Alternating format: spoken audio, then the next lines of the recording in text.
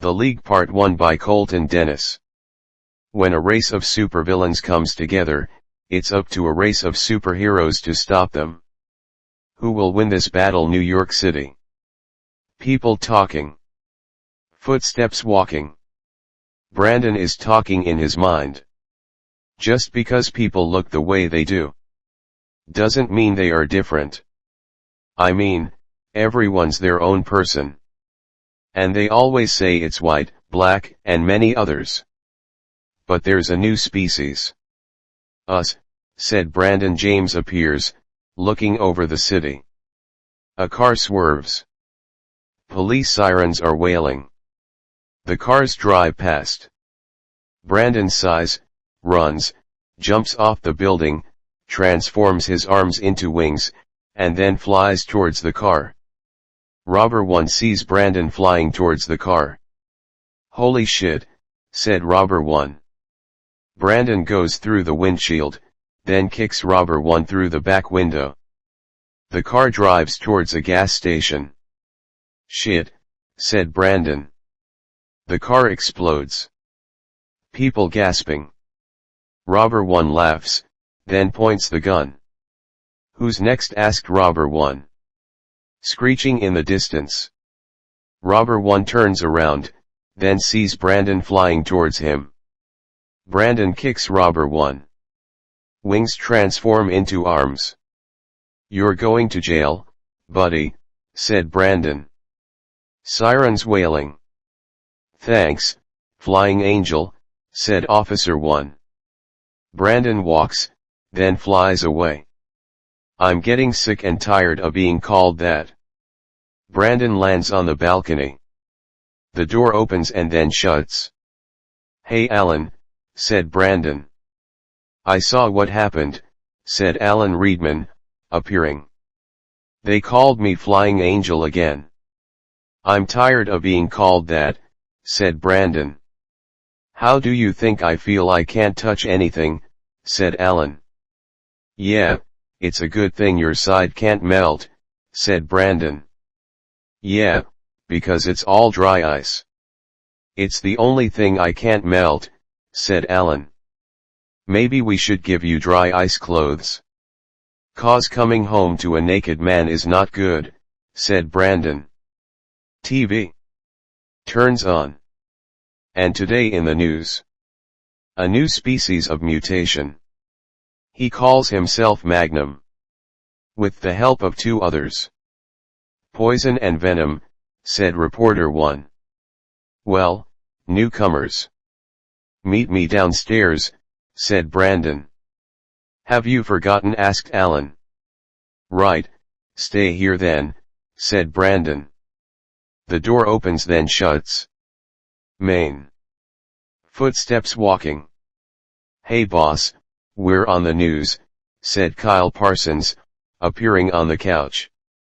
What should we do, boss? Asked Joshua Parsons, appearing next to Kyle. Well, first, don't call me boss. It's Magnum.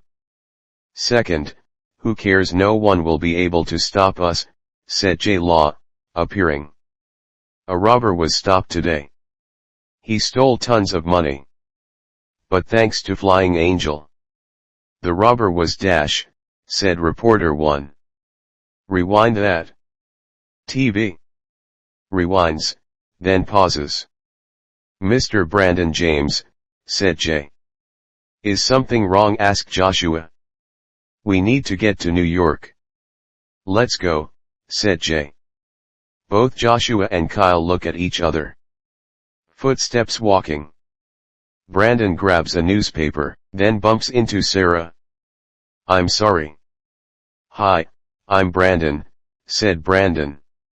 Hi, I'm sorry. You look familiar, said Sarah. I'm Brandon James, also known as. Brandon clears his throat. Flying Angel, said Brandon. Oh my, could we go somewhere? I need to show you something, said Sarah. Sure, we could go to my apartment, said Brandon. Footsteps walking. Elevator dings. Rain Shoemaker appears. Hey, Brandon, ma'am. The elevator goes up. How's Alan? Asked Rain. Fine. Elevator dings. Doors open. Both Brandon and Sarah walk off the elevator. See you, Rain, said Brandon. Who's that? Asked Sarah. Rain Shoemaker. I call him Arms, said Brandon. Why? Asked Sarah. No reason. Keys jingling. Here we are. Oh, I should warn you about my roommate, said Brandon. What? Asked Sarah. Well, he's naked all the time, said Brandon. Why? Asked Sarah. Wait and see, said Brandon, opening the door. Both Brandon and Sarah walk into the apartment. Sarah gasps. I'm sorry, ma'am, said Alan. Why's he naked? Asked Sarah.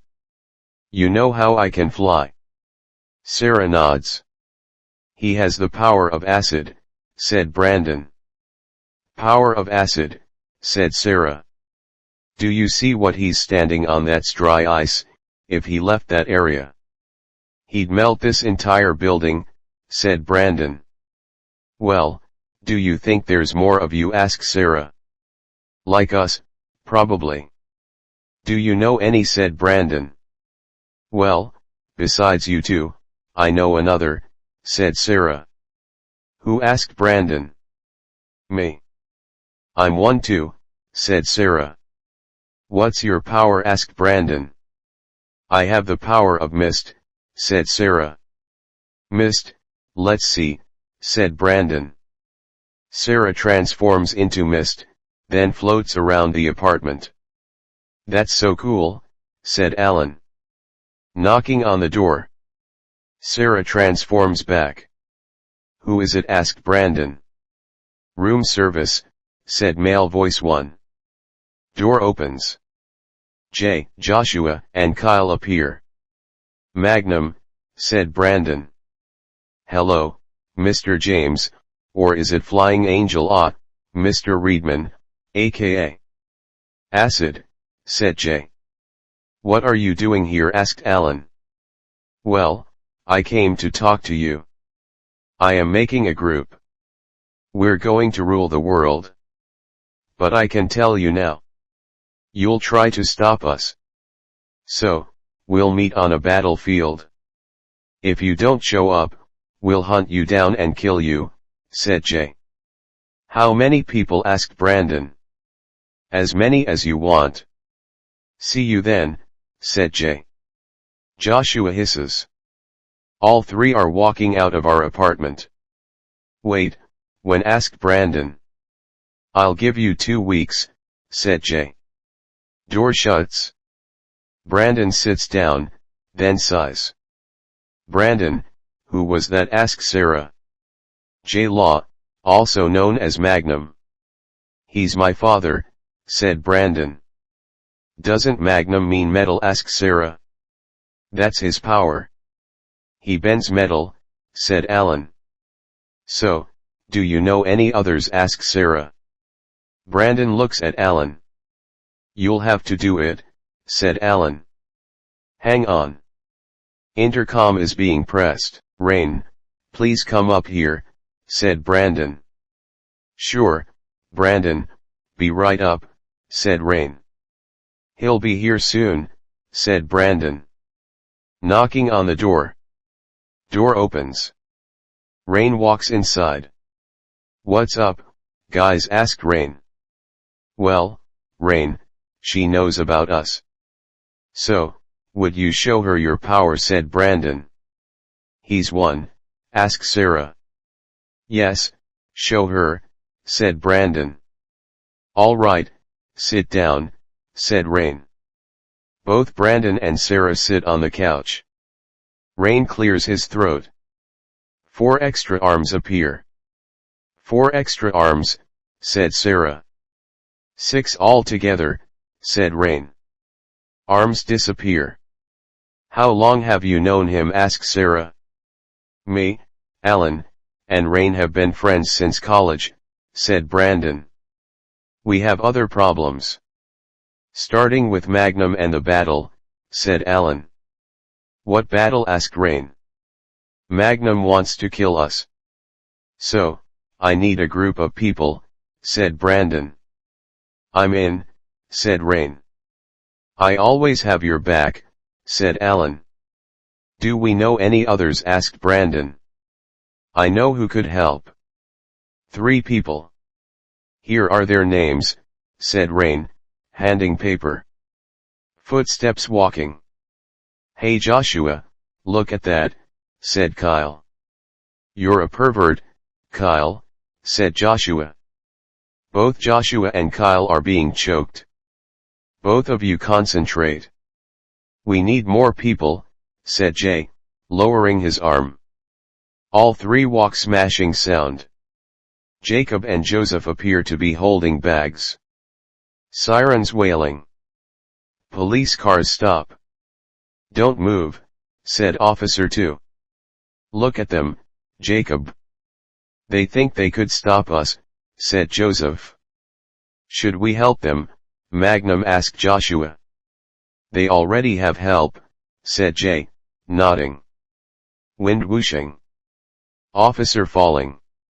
Jose appears next to both Jacob and Joseph. Sorry, I'm late, said Jose. Let's finish this, said Jacob. Police cars are raised, then fall. Cops, run, said Jay. Officers are running away. Who the hell are you? Asked Jose. Well, a feisty one. Let me introduce myself. I'm Jay Law, also known as Magnum. These are my 2 companions, Kyle and Joshua Parsons. You 3, I'd love for you to join us, said Jay. Well, we've seen his power. What's yours? Asked Joseph. Joshua spits at the window. The window slowly dissolves. Kyle blows poison. People coughing. Yeah, we'll join you. Only if it's for destruction, said Jose. Oh, trust me. There will be destruction, said Jay. Magnum, I think we shouldn't, said Joshua. Don't worry, Venom, said Jay. Footsteps walking. The first person is William Wenner, said Brandon. Where is he? Asked Sarah. Right, here. A gun range, let's find him, said Brandon. Door opens. Guns firing. Discs exploding. Crowd clapping. Thank you. Next, I need an assistant, said William Wenner, appearing. I'll do it, said Sarah. Come on up here. Sarah walks towards William. I'm going to shoot this apple off your head, said William, looking at the crowd. Gun fires. The apple falls to the ground, crowd clapping. Hey, William, do it again. I bet you can't, said Sarah. William laughs. Sweetheart, I can do it again, said William. Oh no, said Brandon. William puts another apple on Sarah's head. Sarah looks at Brandon, smiles, and then winks. Brandon puts his hand over his face. Here we go, ladies and gentlemen, said William, raising his gun. Gun fires. Sarah transforms into mist. Apple falls. The bullet schemes the apple before striking the wall. Sarah transforms back. People are staring at Sarah. Sarah grabs the apple, then bites it. Nice try, said Sarah, tossing the apple to William. Both Brandon and Sarah are walking. He could have killed you, said Brandon. Hey, you stopped my bullet. I knew you were a mutant. I thought that was impressive. So, if either of you needs help, call me anytime, said William, handing a card. Thank you, said Brandon. William walks away, then stops. Oh, and call me gunman, said William. So, who's next on the list, asked Sarah. Christopher Bogdan. It says he likes bugs, said Brandon. Bugs, that's gross, said Sarah. Footsteps walking.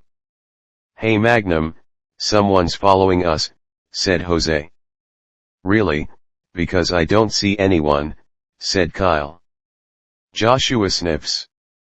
He's right, I smell him, said Joshua. All six are looking around. Kyle falls into Jose. I can't see him, said Joseph. He's a runner like me, said Jose, getting kicked.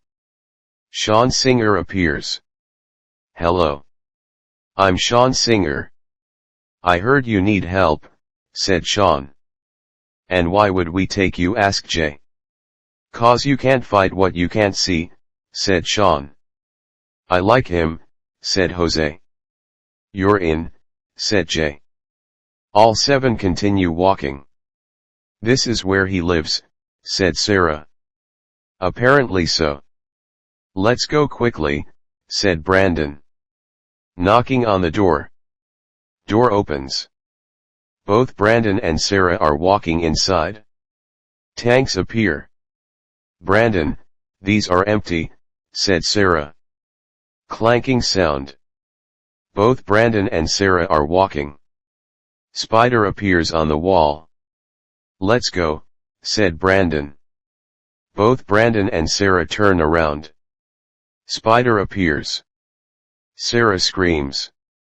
I'm sorry, said Christopher. Did that just talk, asked Sarah. Wait, Christopher Bogdan, asked Brandon. Spider transforms into Christopher Bogdan. Please, call me Buggy. How can I help you, asked Christopher. We need a group to go into battle. Would you help us, asked Brandon. Sure, I'll follow you, said Christopher. Oh, what was in those, asked Sarah. My food, I don't eat human food, said Christopher. Sarah looks at Brandon. Let's go find our last member, said Brandon. Footsteps walking. Joseph looks at the wall. The shadow transforms into a creature. Jacob, look, said Joseph. All seven see the shadow. What, asked Jay. My shadow transformed, said Joseph. Just keep moving, said Jacob. All seven walk. Jay stops. Is something wrong, Magnum, asked Joshua. Someone's here. Chameleon, go, said Jay. Sean blends in. All six are waiting. Sean falls from the alley. Whatever it is, it saw me, said Sean. Let's go, Jacob, said Joseph. Both Jacob and Joseph are walking down the alley. Portal appears. Both fall into the portal, then reappear next to all five of them. I'm tired of this, said Jay, raising his arm. Building shaking. Amanda appears, then gets dragged towards Jay. Let me go, said Amanda Alexistino, appearing. She's doing this, said Jose. She's more powerful than any of you. But not me. What's your name, little lady, asked Jay. Amanda Alexistino, said Amanda. No, your real name, said Jay. Dark Et, I'm sorry, said Amanda. Why, dear, it's your choice to do what you want, said Jay, lowering his arm. All seven walk away. Could I come, asked Amanda. Only if you help send a message. Please follow, said Jay. Footsteps walking. Hey, this guy doesn't have an address, said Brandon. Let me see. James Ryan. Oh, he lives in a cave, said Christopher. Where, asked Sarah. Look to your left, said Christopher. All three see the cave. He lives in there, asks Sarah. Light appears in the cave. Mr. Ryan, said Brandon. All three walk into the cave. Fire appears on the wall, then runs down it. A figure appears. Are you sure? asked Sarah. Yeah, we'll find him, said Christopher. Deep voice. How? asked male voice too. With my instinct, said Christopher. All three stop, then look at each other. The cave gets brighter. All three turn around. James Ryan appears. Please keep moving, we'll find him, said James. Are you Dash? asked Brandon, being interrupted. I'm James Ryan, aka The Flame, said James. Will you Dash? asked Brandon, being interrupted again. Yes, I'll join the battle. Just so you know, I can read your minds, said James. Well, let's head to my apartment. The group's together, said Brandon. Knocking on the door. Door opens. Jay appear. Hello, Rain and Alan. I just wanted to drop by. And send a message, said Jay, laughing. To be continued, The League Part 2 by Colton Dennis. When Jay and his group send a message, Brandon and his group must retaliate. Jay laughing. Rain, run, said Alan. Rain runs towards the door, gets hit, groans, then falls to the floor. Sean appears next to the door. You're not going anywhere, said Sean. Alan puts his hands on his head. Get up, Rain, said Alan. I feel sorry for you, Mr. Reedman. People are dying around you. Jay raises his hand. Rain rises off the floor and then looks at Alan. Goodbye, arms, said Jay, swinging his arm. Rain goes through the window. Window smashes. Rain screams, then smacks against the concrete. Alan growls.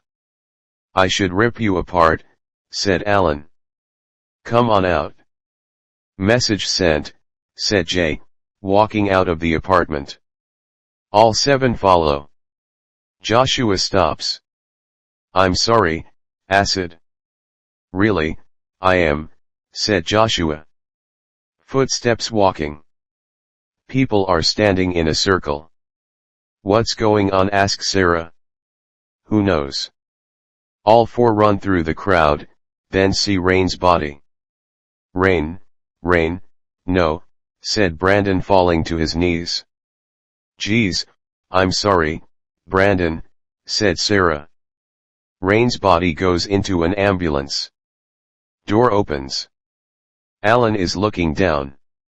Brandon sees Alan on the wood floor. Alan, you're on the floor. Not the dry ice, said Brandon. I can control it now, said Alan. What happened? asked Brandon. It was Jay, said Alan. He's gonna pay for this. We need to get ready, said Brandon. Footsteps walking. Joshua stops. You alright, bro? asked Kyle. I don't want to do this anymore, Magnum. What you did to Arms? That wasn't you, said Joshua. What are you saying, Venom? asked Jay. I'm done. I'm leaving. You do the battle without me, Jay, said Joshua. Well, if that's your decision, we'll move on. Let's go, team, said Jay. All five follow Jay. Kyle looks at Joshua, then follows the group. Joshua walks in a different direction. Alan walks onto the deck. Well, now you don't have to stay inside, said Brandon. We need to talk. Since Rain is gone, we've only got 4 people. We don't stand a chance, said Alan. Alan, we're going into battle. and I'm not going to disappoint Rain. I don't care how many people Jay has. We're going to kill them all, said Brandon. Knocking on the door. Door opens. William appears. Hey, I got your message. Rain's dead. Who did this? Asked William. Jay Law, said Sarah. Magnum, he's still out there, asked William. You know him, asked Sarah. He killed my father. And now, Rain, said William. William, we need your help. We're going into a battle with Jay, said Sarah. I'm there, said William. Both Alan and Brandon walk inside. Hey William, this is my roommate Alan Reedman, said Brandon. William extends his hand. I can't shake hands, said Alan. I won't hurt you, said William. No, but I could hurt you, said Alan, if he touches us. We could die, said Brandon. Well, we have 6 now, said Alan. How many does Jay have? Asked William. 8, said Alan. Knocking on the door. Door opens. Joshua appears. Venom, what are you doing here? Asked Brandon. I came to ask you something. I want to help you. I didn't know Jay was going to do that to Rain. Please, let me help, said Joshua. It could be a trick, said Alan. No, I told Jay I was leaving. And I think he's going to kill me. So, please let me help, said Joshua. I believe you. Come on inside. But I'm keeping an eye on you, said Brandon. Doors open. Magnum, where are we? Asked Kyle. Well, we lost Joshua. But I found someone who could help, said Jay. What's his name? Asked Sean. Mark Ludd. Chewing sound. All 7 stop. Also known as hyena, said Jay. A shadow moves past. Group looking around. Laughing in the distance. I can't see, said Kyle. A chewed carcass appears. Eyes appear in the darkness. Mark's face appears. Who are you? Asked Mark. Kyle cowering. You're Mark Ludd, aka Hyena. And we're looking for one last member. I want you to be it, said Jay. Mark tilts his head. All right, only if my kids could come too, said Mark. Kids, said Jose. Mark whistles. Hyenas appear around Mark. Bring them along. We'll need them, said Jay, walking away. All 7 follow. So, you're saying there's 7 of them now? Asked Sarah. Yes, said Joshua. All right, let's get to the field. I can't wait any longer, said Brandon. All 7 walk into the hallway. Elevator dings. All 7 stop. Doors open. Both hyenas and Mark appear on the elevator. Everybody run, said Alan. All 7 start running. Hyenas are chasing the group. Both Christopher and William run into the apartment. Door shuts. Another elevator dings.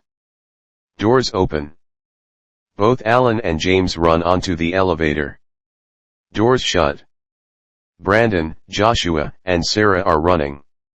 Hyenas growling. Nick Parks appears down the hallway, pulls out an arrow, then aims his bow. Brandon sees Nick. Get down, said Brandon. All 3 lay on the floor. A hyena jumps. The arrow hits the hyena. Arrows are continuously being fired. Hyenas falling. Are you alright? Asked Nick. Yeah, hey, where'd you shoot like that? Asked Sarah. At a gun range. I was taught by William Winner. Oh, my name is Parks. Nick Parks, Or also Arrow, said Nick. Footsteps walking. Door opens. Everyone, this is Nick Parks. Nick, this is our group, said Brandon. Hello, he tells me you're in trouble. I'm here to help, said Nick. Footsteps approaching hyena bodies. My kids, don't worry. Daddy's going to get revenge for you, said Mark. 3 days later. Jay's group appears in the field. Brandon and his group approach. This is where it all ends, son, said Jay. You'll be the one that ends. You're a coward for what you did. Now, to pay back the favor, said Brandon. Kyle sees Joshua. Brother, said Kyle. You brought this upon yourself, brother, said Joshua. Villains, attack, said Jay. Attack! Yelled Brandon. All 15 are running at each other. Jay is standing on a rock. Brandon jumps. Arms transform into wings. Brandon flies towards Jay. Christopher stops. Mark laughing. I'm going to chew on your carcass. Once I kill you, said Mark. If you could catch me, said Christopher, jumping at Mark, transforming into a spider, then landing on him. Mark tries swatting the spider. Spider transforms into Christopher. Christopher kicks Mark. Nick holding his bow. Jose laughs. You can't shoot anything that goes fast, said Jose. Well, it's going to be a challenge, said Nick, raising his bow. Arrows are being fired. Jose runs. Both Alan and James look at each other, then at both Jacob and Joseph. Both Jacob and Joseph laugh. James forms fireballs. Go, said Alan. Fire is being thrown. William walks, then falls. You can't find me, said Sean. Don't worry, I will, said William, being kicked, then groans. Kyle running. Spit hits the ground, then dissolves. Why are you helping them, brother? Asked Kyle. I don't want to go to jail. Plus, I never liked Jay to begin with. Or you, brother, said Joshua. Both Joshua and Kyle are fighting. Sarah sees Amanda. Well, a goth, said Sarah. Well, this goth hates heroes, said Amanda, raising her hands. The tree breaks, then goes towards Sarah. Sarah transforms into mist. The tree goes through Sarah. Any other plans? Asked Sarah. You'd be surprised at what's on the dark side, said Amanda. Sarah transforms back, then tries transforming into mist. Oh no, said Sarah, being hit by a tree. Brandon lands next to Jay. Hello, son, said Jay. You're going to pay for what you did, said Brandon. Join me, and it won't happen again, said Jay. Never, father, you're going down, said Brandon, swinging his fist. Jay moves, then kicks Brandon. Nick falls. Jose stops running. You can't go any faster, can you? Asked Jose. You'll find out, said Nick, grabbing his bow. Jose runs. Nick raises his bow, then breathes slowly. Jose laughing. An arrow is being fired. Jose laughs, sees an arrow in his chest, then slows down. You. Jose falls. You got me, said Jose, gasping his last breath. Kyle falls. You're not going to win, brother, said Joshua. Kyle turns onto his stomach. That's where you're wrong, said Kyle, turning to his back, then breathing poison. Joshua coughs. Kyle kicks Joshua. Joseph swings his fist. Alan moves, then raises his hands. You picked the wrong person to mess with, said Alan. Acid comes from Alan's hands. Joseph gets surrounded by acid. Hey, you didn't kill me, said Joseph. You don't need to. The acid will do it, said Alan. Acid gets closer to Joseph. Alan walks away. Joseph screams. Jacob looks. Alan, let's combine our powers, said James. Both acid and fire go towards Jacob. Jacob burns, then falls. Christopher falls. Mark puts his foot on Christopher's chest. It's time to die, said Mark, showing his teeth. Christopher struggling. Finish me, said Christopher. Mark growls. Don't even think about it, said James. Alan, James, and Nick surround Mark. Do your worst, said Mark. Christopher looks at all three of them. You know, I can fly, right, said Christopher, transforming into a fly. Mark looks. James throws fire. Nick fires an arrow. Arrow catches on fire and then goes into Mark's chest. Mark gasps. Fly. Mark laughs, then coughs up blood. Good one, said Mark, falling. William walking. Gun being raised. Where are you, asked William. Sean appears next to the tree. Just keep looking, said Sean. William turns around. Sean kicks William. William falls, then drops the gun. Sean grabs the gun. Give me my gun back, said William. You want your gun? Sean drops the gun, then stomps onto it. Get a new one, said Sean. William swings his fist. Sean moves, then blends in. You messed with my gun. Twig snaps. But the only thing is.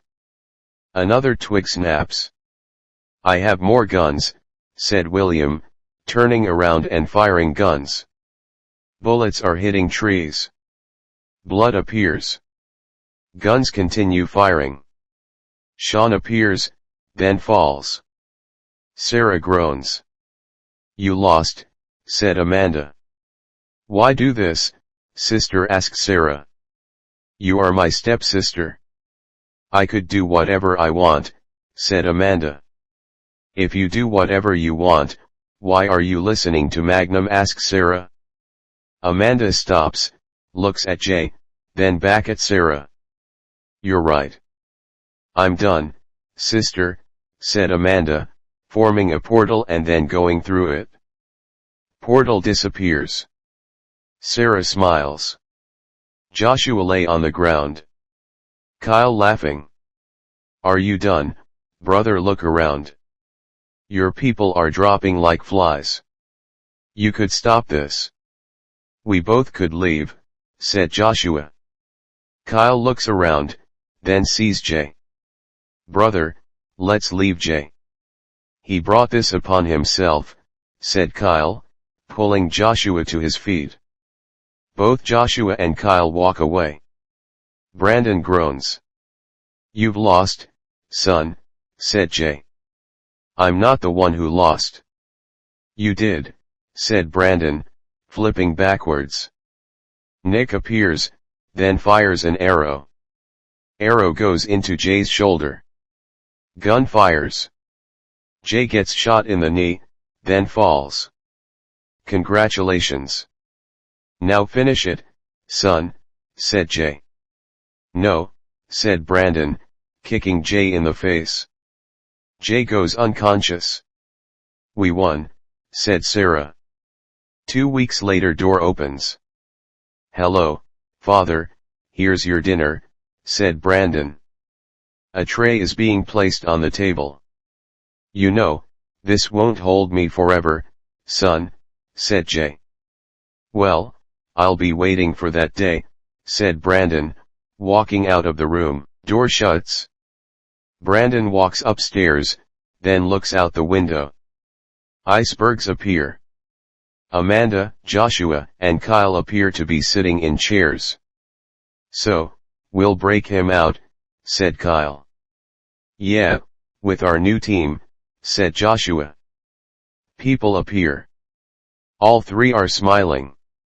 The end. The League 3, Rise of the Stone Army by Colton Dennis. When Jay gets set free, he goes and resurrects an ancient army to help him.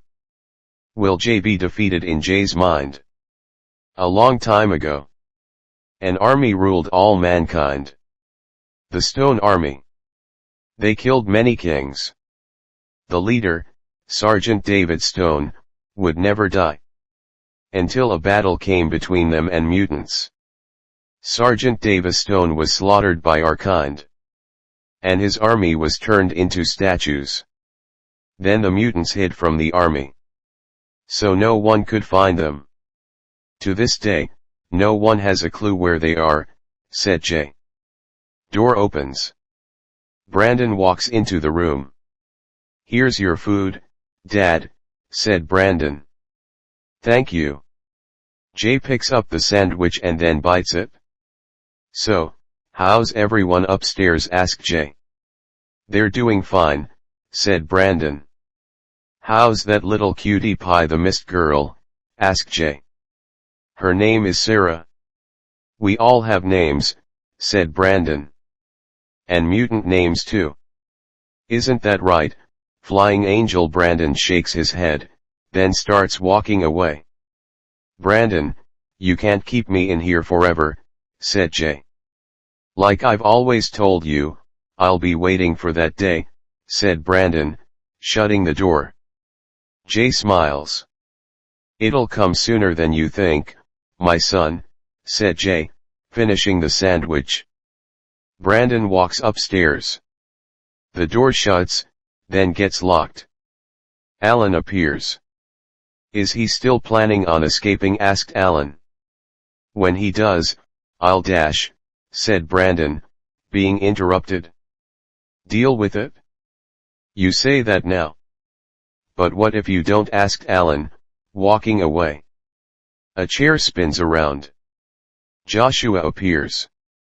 More mutants appear around the table. "That will be the plan," said Joshua. "What about the others?" asked Lucas. "Do whatever's necessary. Kill them, hurt them, etc. But I want Jay undamaged," said Joshua. Mutants smiling. Footsteps walking. Sarah sees Brandon. "Hey, how'd it go with your father?" asked Sarah. "He's fine. He's still trying to leave." "But that won't happen," said Brandon. "I know you seem a little glum," said Sarah. "It's what Alan said." "What if he does escape, and I don't do anything about it?" "What if he's right?" asked Brandon.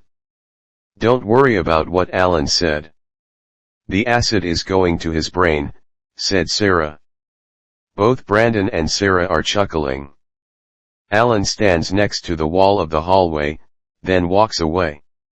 Christopher, James, Nick, and William are watching TV. Alan walks past. "Hey Alan, wanna watch?" asked Nick. "No," said Alan, walking outside. Door slams. "I wonder what's bugging him." "'Cause it ain't me," said Christopher. All four continue to watch TV. Alan walking. Snow falling. Alan sees an iceberg. The iceberg floats and melts. Alan growls, lowers his arm, then kneels. "Ah!" yelled Alan. Water bubbling. Alan stands up, then turns around. The wind blows faster. Alan looks. A tornado appears in the middle of the water. Alan watching. The tornado gets closer. Alan hears laughter. Footsteps walking downstairs. Both Brandon and Sarah are standing behind the couch. "What's this?" asks Sarah. "Die Hard," Ever see it? Said Nick. Nope, said Sarah, walking into the kitchen. Brandon looks around. Where's Alan? Asked Brandon. He went outside. And seemed pretty mad, said James. Christopher, did you bother him again? Asked Sarah. Hey, I learned from the last time, said Christopher. Alan goes through the window. Alan, said Brandon. Evil laughter. Joshua and his group appear. Where's Magnum? I know he's here, said Joshua. You're not getting him. Not at all, said Brandon. Well, we were hoping for this, said Joshua, spitting towards Brandon. Brandon moves. All fighting. Guns firing. Portal appears. Bullets go into the portal.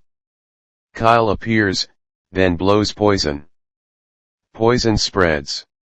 Nick runs upstairs. Blade jumps at the top of the staircase, then growls. Bone blades sticking out of Blade's front wrists. What the hell are you? Asked Nick. Blade swings arms. Nick ducks, then runs into his bedroom. Bow and Quiver appear. Growling behind Nick. Nick gets kicked into his room. Door shuts. Thudding sounds inside the room. Christopher is standing next to the wall. Stephen appears. Let's see what you got, said Christopher. Stephen raises the lighter, lights it, then breathes. Christopher falls. Fire starts. Jay is sitting in his room. Banging on the door. The door turns black, then breaks off. Amanda appears. What a rescue, said Jay. You're not going anywhere, said Brandon. You'll never learn. Will you, son? Asked Jay, grabbing Amanda's arm. Both Amanda and Jay disappear. No, said Brandon. I'll run downstairs. They're all gone, said William. Alan was right, said Brandon. Curtains are on fire. Christopher looks, then runs towards the cellar door. Fire, said Christopher.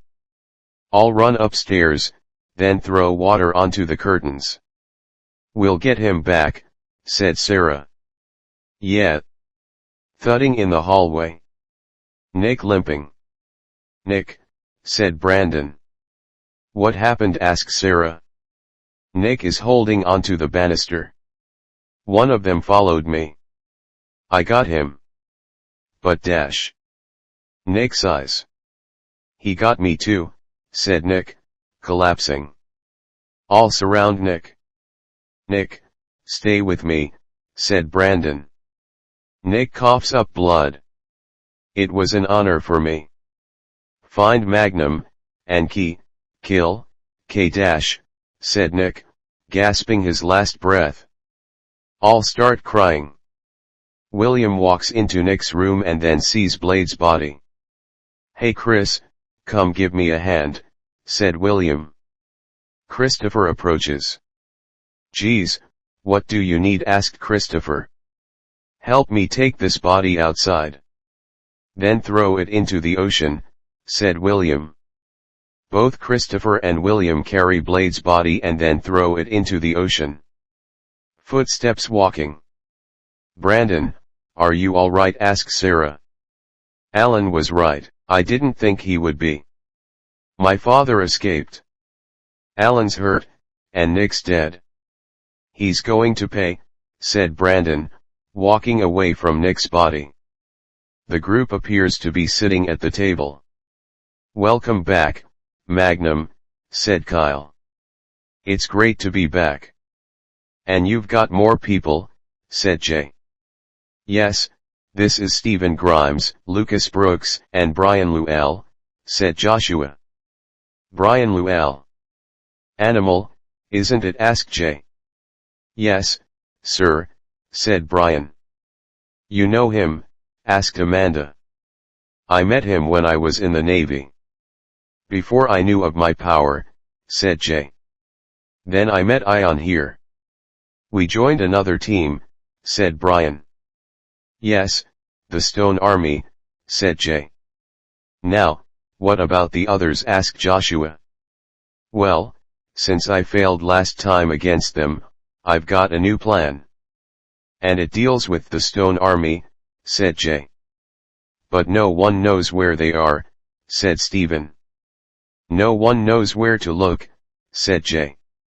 I can't allow that, sir. I didn't plan on getting you out. Then summon them again, said Brian. Same here, said Stephen.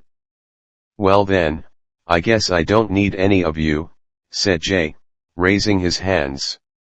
Metal bending then wraps around the group. The group gets pulled towards the wall. Magnum, don't do this, said Joshua. Don't worry, all mutants will be the last to be killed. Only if they don't get in my way, said Jay, walking away. If they're awakened, they won't be stopped, said Stephen. I know, said Jay, shutting the door. Footsteps walking back and forth. What should we do? Asked James. Should we ask Brandon? Asked Sarah. He hasn't left the cellar since, said William. I think we'll need help. Since there's more of them, said Sarah. Alan groans. I know some people, said Alan. Who? Asked Sarah. Old friends, said Alan.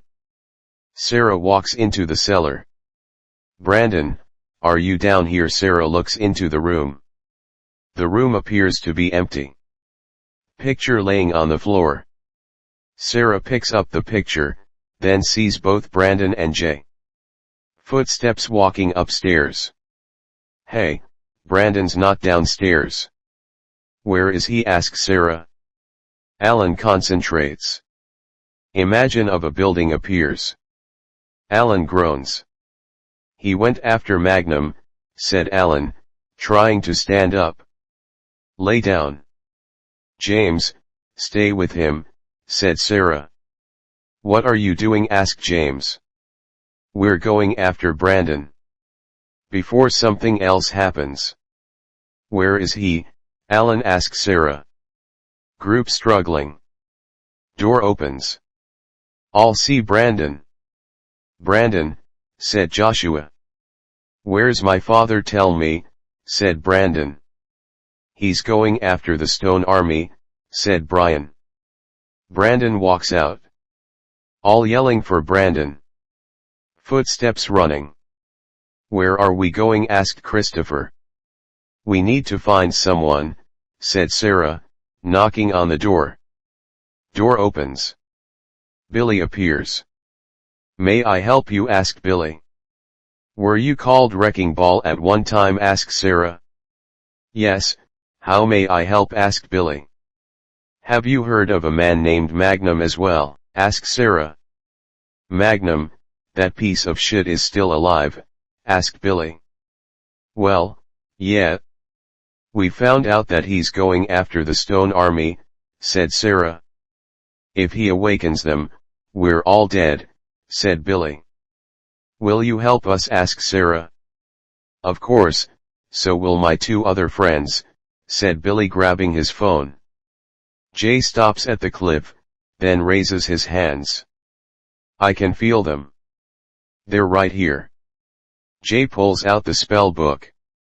Time to rise for me, said Jay, opening the spell book. Latin is being spoken. Ground rumbling. Hole appears. Archers, cloaks, giants, samurais, and swordsmen appear. Jay laughing. Footsteps walking. The group appears to be still attached to the wall. All four walk inside. Help us down, said Joshua.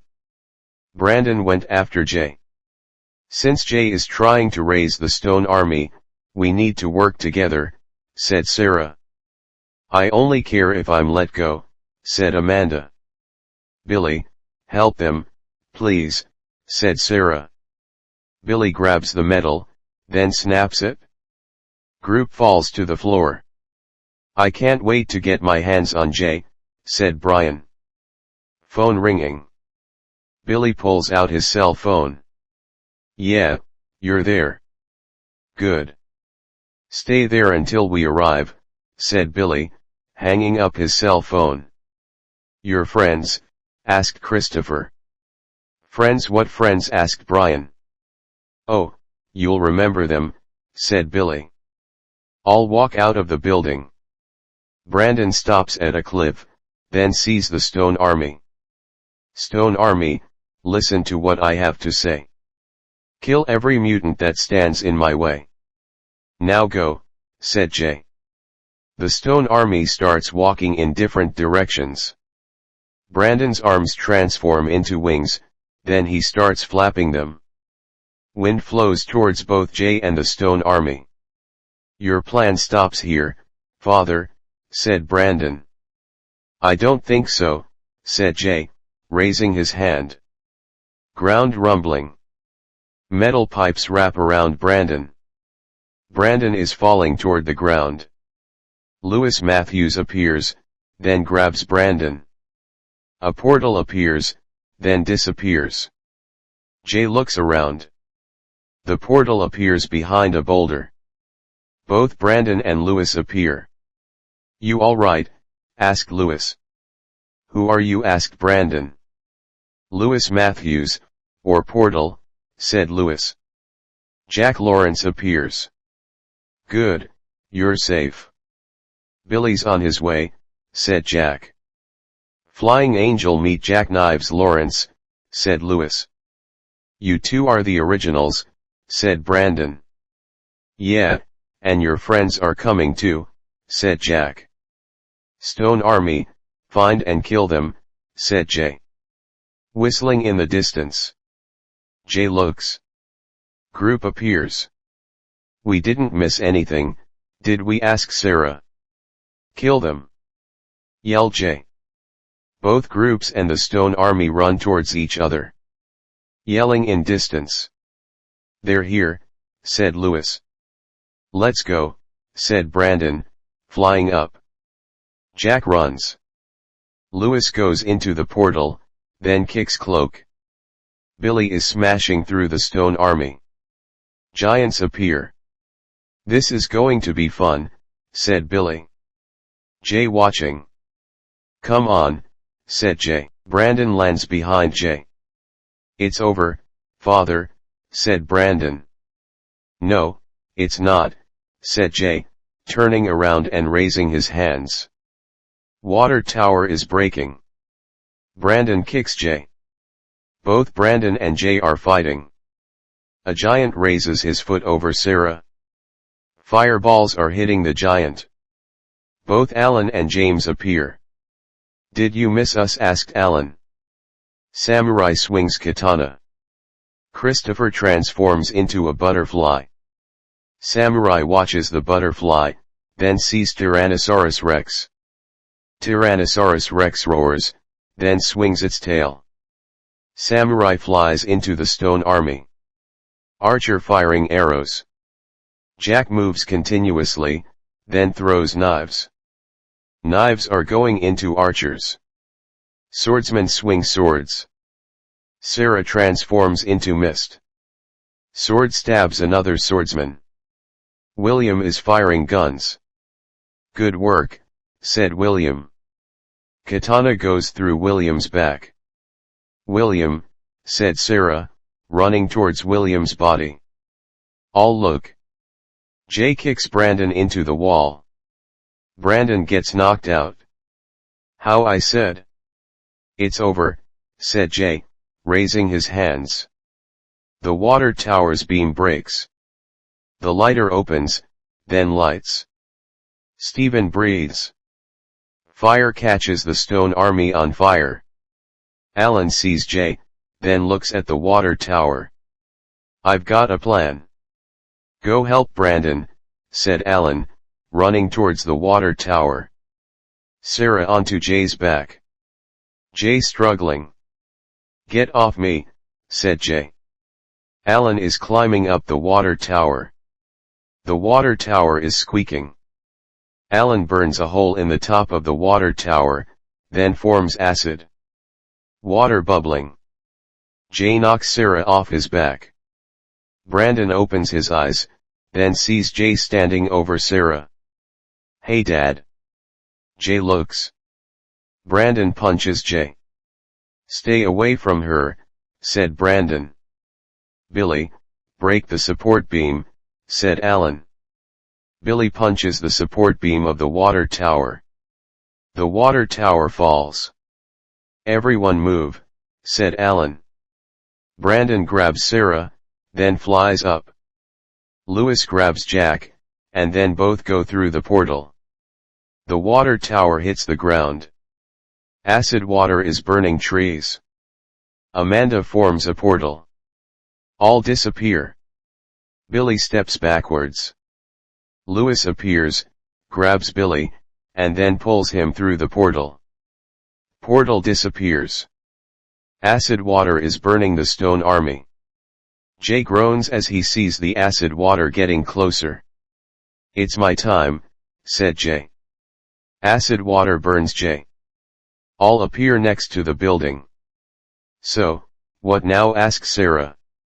"Well, Jay's gone. You're free, as long as you don't do anything stupid," said Brandon. They are all looking at each other. "I think we're done with that." "We want to help," said Joshua. "Welcome to our side," said Brandon. Acid water appears. Jay's hand rises from the acid water and then goes back underneath it. The end. The League, Frostbites Part 1 by Colton Dennis.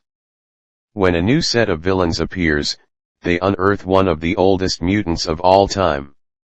Will the League be able to send him back, or will they end up with a little Frostbite Nevada desert? Vulture squawking. Footsteps walking. Group appears. D. Sampson appears wearing a trench coat and hat with Crispin Gabriel, Jim Paul, Amanda Barbara, Dustin Ralph, John Gamaliel, and Ashley Tabitha. D. stops, looks at the ground, and then kicks it. "We dig here." All four grab shovels, then start digging. D is watching, looks up, and then sees the lech. Black Hawk. BRIs. "We can't have any screw UPS, said D. Dustin nods, then jumps up towards the lech. All four continue digging. Jim looks at D. "Are you sure about resurrecting him? He was one of the mutants that caused the Ice Age," asked Jim. "Yes, and he'll be the one who'll destroy the League," said D. Building appears. Footsteps walking. Door opens. Brandon appears. Music playing. Christopher, James, Joshua, and Kyle are playing on Xbox. Brandon is walking through the kitchen. Amanda, Brian, Jack, Lewis, Lucas, and Steven are talking. Brandon walks downstairs. Door opens. Computers appear. Alan, Billy, and Sarah look. "Hey Brandon," said Alan. "Alan, how's our new tech guy doing?" asked Brandon. "Well, I think he's a little tied up," said Billy, laughing. Both Alan and Sarah laugh. Brandon approaches, then smiles.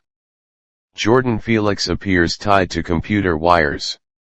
"Ha ha ha ha, this is so funny. Can you please untie me?" asked Jordan. Brandon kneels, then grabs computer wires. "I never saw a mutant like you get like this," said Brandon. "It's a good thing you didn't go to my school. Every day it was like this," said Jordan. "How's the setup going?" asked Brandon. Jordan stands up. "It's going great." Jordan plugs in wires, turns on switches, then walks towards the keyboard. "In about 10 to 15 minutes.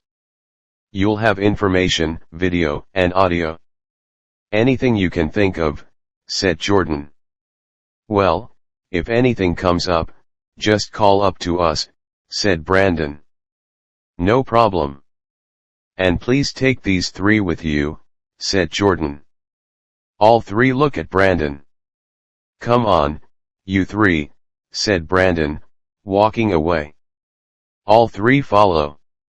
Jordan continues working on computers. Footsteps walking.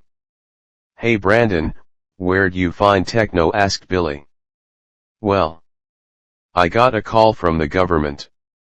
So, I checked it out. I found out he's a hacker. But no one else has his talent, said Brandon. What about another hacker? Asked Billy. Not even close. A hacker may get into information. Jordan hacked the CIA, the IRS, and even the White House.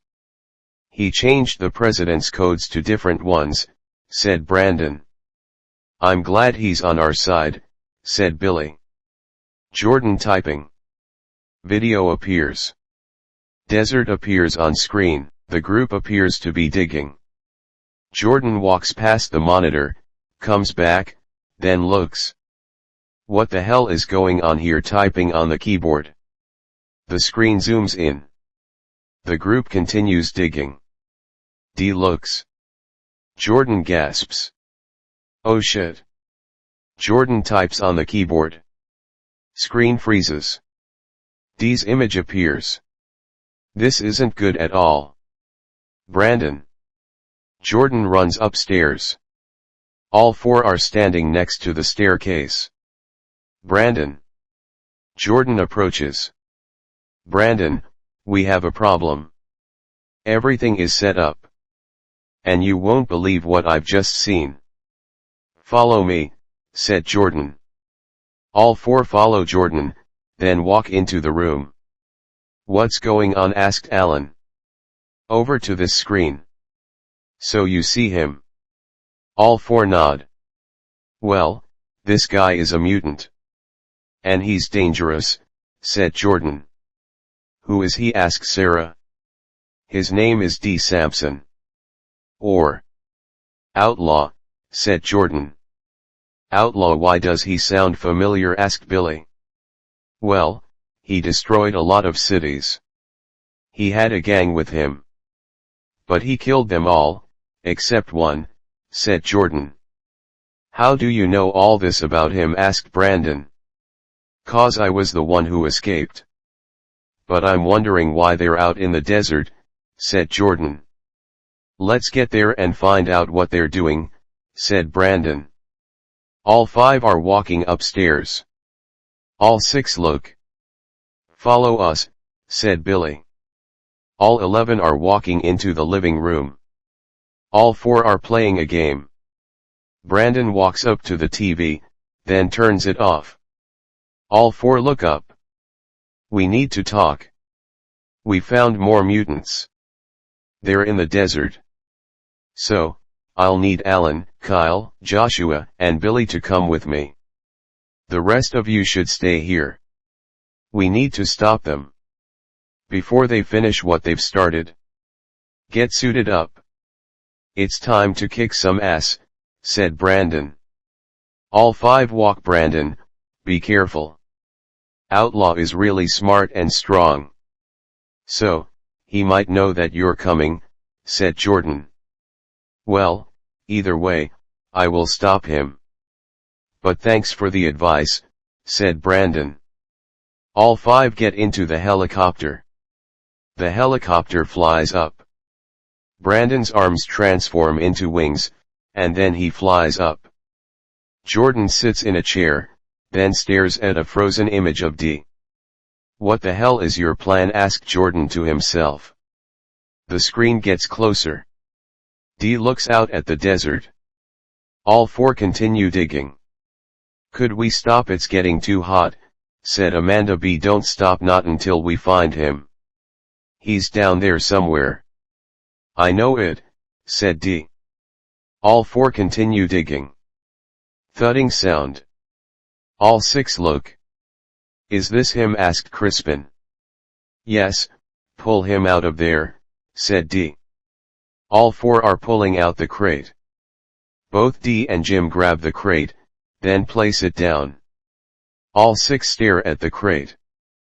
D nods towards Jim. "Go get the truck," said Jim. John runs away. Helicopter lands. Door opens. All four get off the helicopter. Brandon lands. "All right, here's the plan. Kyle and Joshua, take left. Billy and Alan, take right. When I nod, that's when we attack. Whatever they're up to. We need to stop them. Just remember the signal," said Brandon, flying up. Truck driving, then stops. Hatch opens.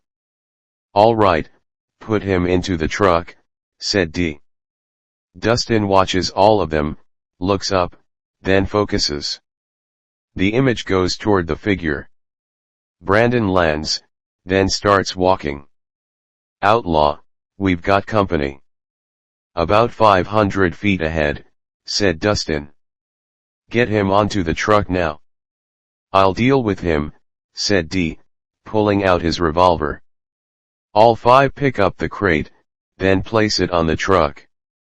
Brandon approaches. D points revolver. Brandon stops, then raises his hands. "How nice people are around here," said Brandon. "What are you doing here?" asked D. "I could ask you the same question, D." "Or should I call you outlaw?" asked Brandon. "Well, someone knows me very well. But I don't know what or who to call you," said D. "I'm Brandon James," said Brandon. "Why do you look familiar?" Maybe I threatened you before," said D. Brandon looks at D. "You sound familiar too," said Brandon. "Well, I'll be the last voice you'll hear," said D, cocking his revolver. "Wait, I just came to help," said Brandon. "Here's the thing, I have enough people with me as it is. But, why is a mutant like you wandering out here alone?" "Because I know what you said is a lie," said D. "Well, you caught me, outlaw. But you should have figured this out." "What kind of migrant wanders out here alone?" asked Brandon, smiling. D puts his finger next to the trigger. Poison spreads around. Brandon runs. Revolver fires. All six look. Dustin focuses, then sees poison around D. "D's in trouble," said Dustin. Jim goes into the ground, then digs towards D. "Who's out here with us?" asked John. Dustin watching. Acid hits the ledge. Dustin falls towards the ground, then groans. All five are looking around. Scorpion appears above them. Billy hits the ground. All five fall, then look at Billy. John stands up, inhales, and then blows out water. Billy goes flying and hits the ground. Venom hits rocks, then dissolves. Rocks fall. All five move.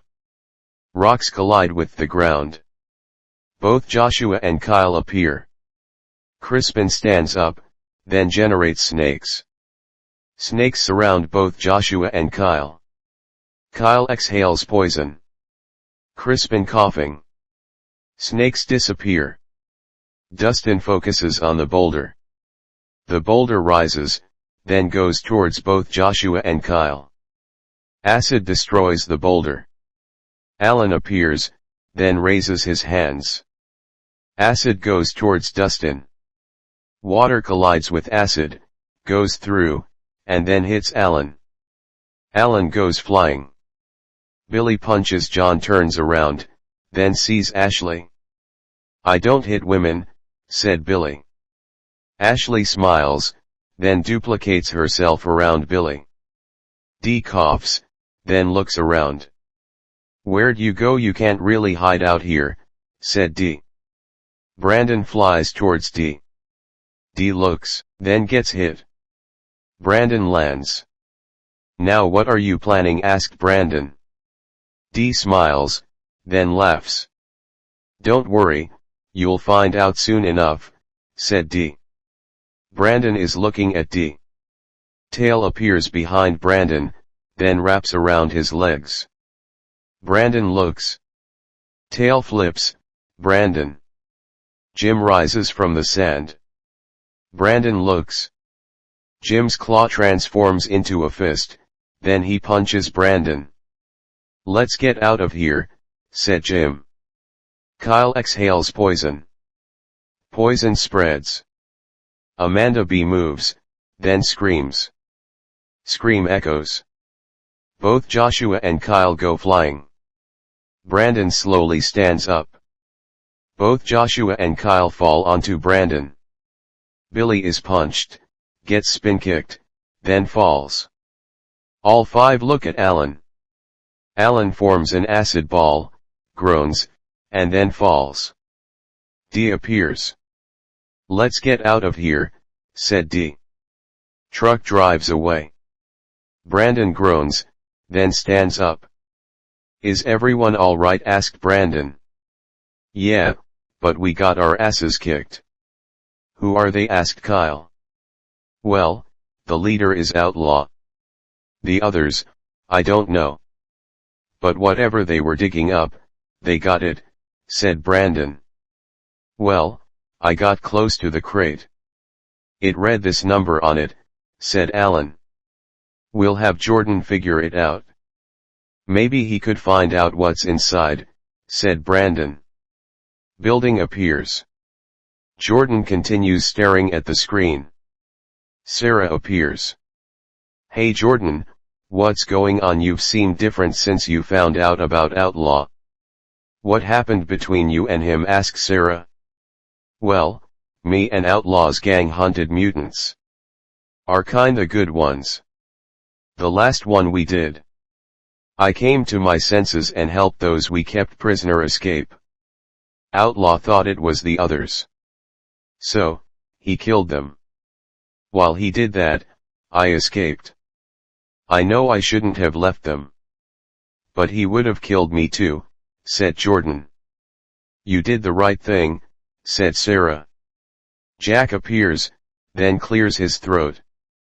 "Brandon and the others are back," said Jack. All three walk. Brandon walks inside. "You're all wondering what happened out there. We got our asses beaten. But luckily, Alan got a glimpse of what they were after. It was a crate. With these numbers on it." "Jordan, can you trace this?" asked Brandon. "It might take a while. Depending on what the code trace," said Jordan. "Get started on this. But we have no other way of tracking them." "Just relax for now," said Brandon. Jordan walks into the room, types numbers, and then continues typing on the keyboard. Computer beeping. "Come on. I hope it's not as bad as I think." Beeping continues, then stops. "Good, let's see." A picture of the crate appears on screen. An 1800-year-old wood crate. "Let's see what's inside you," typing on the keyboard. A picture of David Frost appears. Jordan gasps. "Oh shit," said Jordan. The crate appears, then opens. David Frost appears. There he is, David Frost. The man who created the Ice Age. "And now he's back," said D. "How long will it take for him to wake up?" asked Crispin. "I don't know," said D. David's eyes open, he moves his arms, and then he walks out of the crate. "Oh my," said Amanda B. "Mr. Frost, welcome back," said D. David grabs D by his throat. "Why have I been reawakened?" asked David. "We need your help. There's a group that's trying to stop us. Will you help us destroy them?" asked D. David lets go of D, then looks at the group. "Who are these people I'm supposed to kill?" asked David. "They go by the name the League. There are 15 of them. Can you handle them?" asked D. David looks at D. "I put this earth through ice and snow. What do you think?" asked David. Good, because we'll help you, said D. Just tell me where to find them, asked David. Jordan is typing on his keyboard. Brandon approaches. Hey, did you find anything? Asked Brandon. Well, Outlaw and his gang are hiding here. It's a cabin deep in the woods, said Jordan. Well, we'll go and stop them before they open the crate, said Brandon. Well, we better get there before they open the crate. 'Cause what's inside will kill us all, said Jordan. What's inside the crate? Asked Brandon. Jordan types on the keyboard. This person is inside. And once awakened, goodbye Earth, said Jordan. Who is he? Asked Brandon. He's the oldest migrant. He goes by David Frost, or Frost, said Jordan. Frost like Jack Frost's brother, asked Brandon. You don't get this. This man is the reason there was an ice age, said Jordan. Wait, that Frost. Shit. Thanks for the information. Give me the location of the cabin. I'll get the team ready, said Brandon. Brandon. Wait, I've got a way to contact you. It's not a walkie-talkie. It's a pin. And it works both ways, said Jordan. Thanks, stay here. Some others will help you too, said Brandon, walking upstairs. All 13 are sitting in the living room. Brandon approaches. What's the news? Asked Christopher. I need 2 teams. One will stay here and help Jordan. The other team will help me, said Brandon. I'll help Jordan, said Kyle. Me too, said Amanda S. Christopher, Alan, Lucas, and Jack stand next to both Amanda S. and Kyle. All right, Sarah, James, Joshua, Stephen, Billy, Brian, and Lewis, come with me, said Brandon. All walking around. Jordan approaches Brandon. I said this before. But be careful. Outlaw might be dangerous. But Frost is way more dangerous, said Jordan. Don't worry, this time we kick some asses. Oh, give the pins to my team. I want to stay in contact. If this all goes downhill, just stay away from him.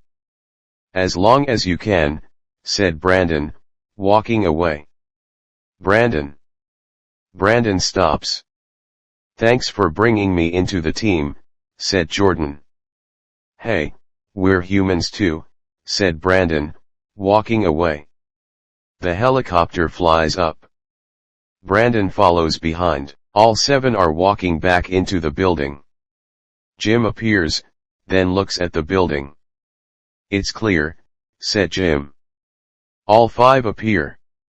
Let's send a message to the league's leader, said David, nodding.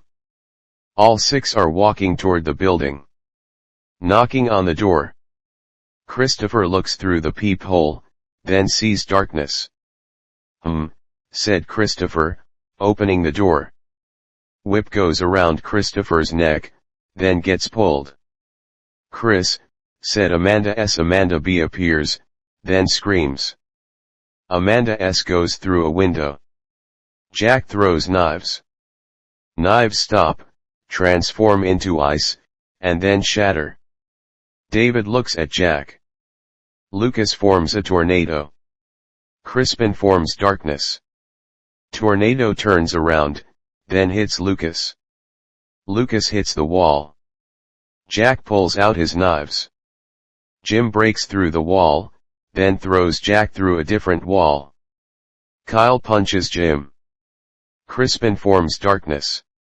Kyle sees the knife, kicks the floorboard, then throws it. The floorboard goes into Crispin's shoulder. Amanda B goes to scream. Kyle kicks the floorboard, then throws it again. A floorboard hits Amanda B's head. Amanda B falls. D points revolver. Kyle exhales poison, walks towards D, and then transforms into ice. Nice try, Poison, said David, nodding. Dee fires a revolver. Ice shatters. A bullet goes through Kyle's heart. Kyle gasps, then falls.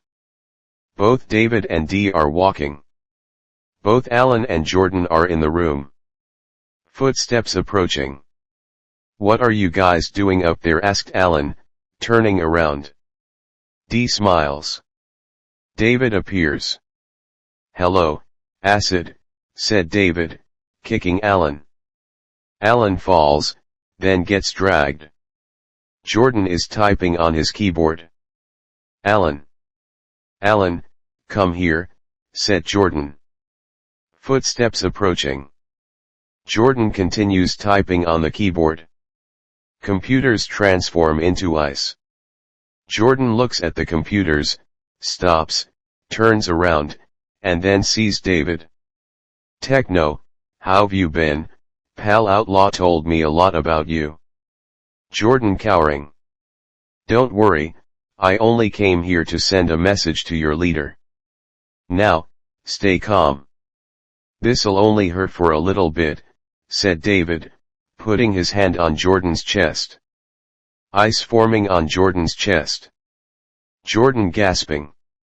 David takes his hand off Jordan's chest. Jordan falls to the floor. Both David and Dee are walking out of the building. All four are carrying Alan. Both the helicopter and Brandon land. Doors open.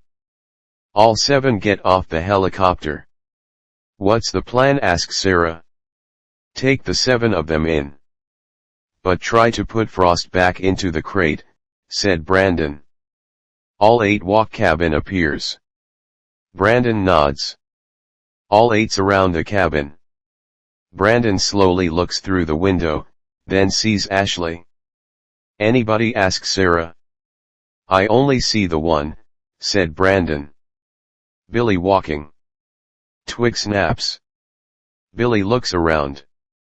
Who's out there? asked Billy. Branches wrap around Billy.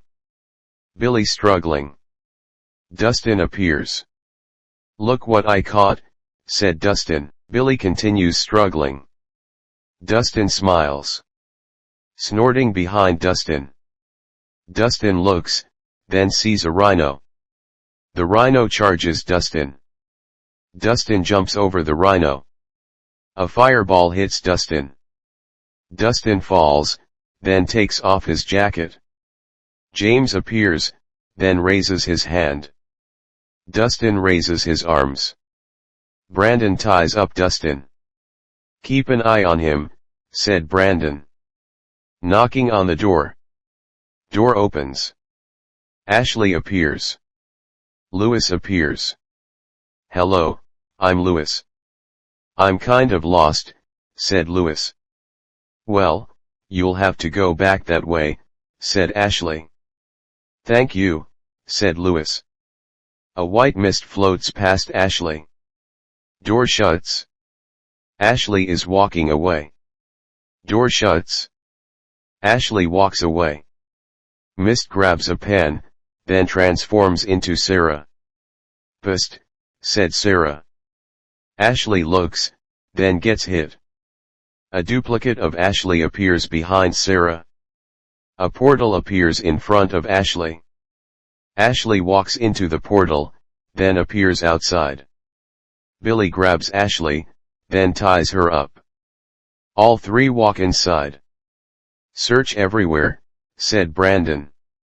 Billy, Joshua, and Sarah reappear. They're not here, said Joshua. All four are walking outside. Brandon approaches both Ashley and Dustin. Where's Frost and the others? asked Brandon. Go to hell, said Dustin. They won't say anything, said Sarah. Break their hands, then they'll talk, said Joshua. We don't do that anymore, said Stephen. You want to know where they are?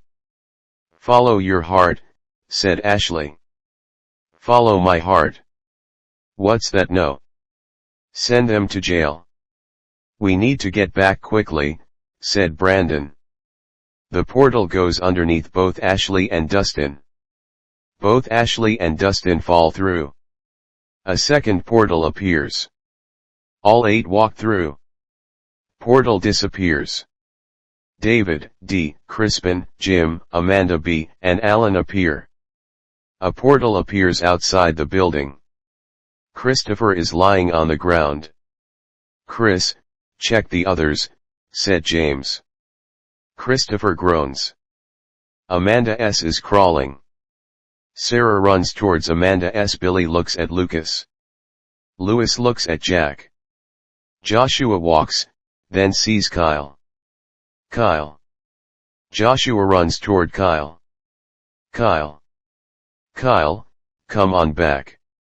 Kyle, no. Kyle, come back, said Joshua, crying. All 12 are looking. Brandon walks downstairs, sees computers, then Jordan on the floor. Jordan. Brandon feels a pulse. Geez, it's weak. Hang on. I ain't losing you. Brandon runs towards the stairs. Help. Jordan needs help, said Brandon. Billy, Brandon, and Steven are carrying Jordan. What happened? Asked Sarah. I think it's some frostbite. Put him down on the table, said Brandon. Will he survive? Asked Sarah. I'll make sure of it, said Brandon. Joshua stands up, grabs Kyle's arms, picks him up, and then carries him outside. Brandon does CPR on Jordan. Hey Brandon, where's Alan? Asked Billy. Shit, has anyone seen Alan? Damn it, Frost has crossed the line. Sarah, stay with them. Brandon walks outside. Billy, Jack, and Louis follow. I need you to form a portal, Louis. I'm going back, said Brandon. So are we, said Billy. All right, just do what I say at all times, said Brandon. Portal appears. All 4 walk into the portal. Joshua digging. Cabin appears. Alan shakes the chain. You can't escape, said Jim. I will burn a hole in your body, said Alan. I would love to see you try, said Jim. Scorpion, Frost wants us, said D. A portal appears outside. All 4 appear outside the cabin. There's Alan. If I sneak in, I could unlock that chain, said Jack. Yeah, we'll do a distraction, said Brandon. All 3 walk, then throw pebbles at the window. I don't think it's working, said Louis. Billy grabs a rock, then throws it. Window smashes. All 4 look. Jack slowly opens the window, crawls through, sees Alan, and then unlocks the chain. Jack, look out, said Alan. Alan punches Crispin. Hurry outside, said Jack. Frost appears. Both Alan and Jack move. Ice hits the wall. Amanda B, John, and Jim are fighting Billy, Brandon, and Louis.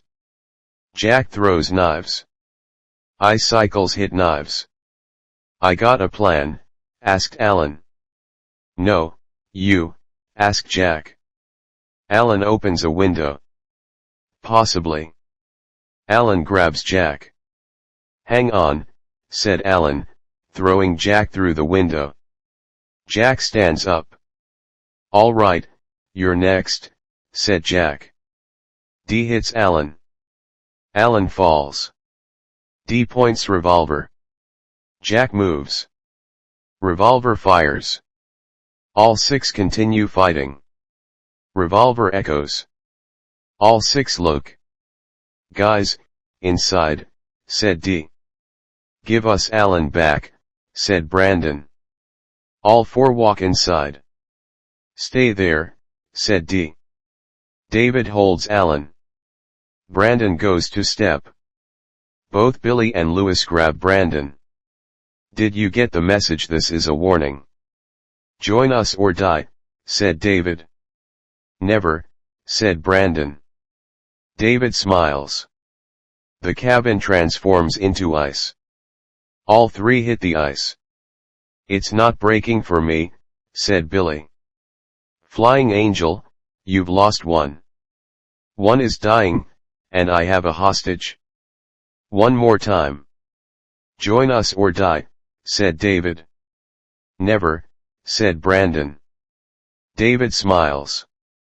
Alan gasps, then slowly transforms into ice. All three are screaming. David nods toward D. D pulls out two whips, then swings them. Whips wrap around the ice statue of Alan. D pulls whips. The ice statue of Alan splits in half. Brandon screams. Crispin forms darkness. All six disappear. Jack appears. "Guys, this cabin is all ice." "Where's Alan?" asked Jack. Brandon is looking at Alan's torso. Joshua puts Kyle's body into a hole. Portal appears. All four appear. Joshua looks up. "Where's Alan?" asked Joshua. "He's dead. Frost killed him. We're going to have to tell them. But I guarantee you this. Frost just crossed the line. And I will kill him myself," said Brandon, looking at all four of them. To be continued, The League, Frost Bites Part 2 by Colton Dennis. The League must find Frost and the others. But they end up in a dangerous position. And run into new recruits that help out. All seven surround Jordan. Jordan gasping. All five walk into the building. All seven look. Sarah approaches. "I don't think Jordan's going to make it," said Sarah. Brandon walks towards Jordan, then stops. "Hang in there, Jordan." Brandon looks at all 11 of them. This is what has been going on. Frost has risen. He made the first move. He almost killed you all. Kyle was killed, and he will be missed. Gave Jordan some kind of weird virus or something. Me, Jack, Lewis, and Billy went to stop him. He kidnapped Alan. But, we failed. They escaped from our grasp. Now we will find each of them and kill them all, said Brandon. Wait, we should just capture them, said Sarah. No, after what they did. Not one of them deserves to live. So, get ready to move out. We start at sunrise, said Brandon. Why do they deserve to die? Brandon asks Sarah. Brandon looks at Sarah. Because they killed Kyle. He needs to be avenged, said Brandon. Yes, by capturing them. Not killing them, said Sarah. You don't understand what I'm saying. Kyle's dead, and Jordan's barely hanging in there. And Alan. Brandon's voice cracks. Alan's dead. There, I said it. My best friend died because of him. That's why they need to die, said Brandon, looking at Sarah. All 10 are looking at Brandon. Brandon walks away. Door slams. All 9 walk away. Sarah continues looking upstairs, then walks outside the building. Where's she going? Asked Christopher. She just needs time, said Amanda S. Brandon is sitting on the bed, then looks at a picture of Alan. Knocking on the door. Door opens.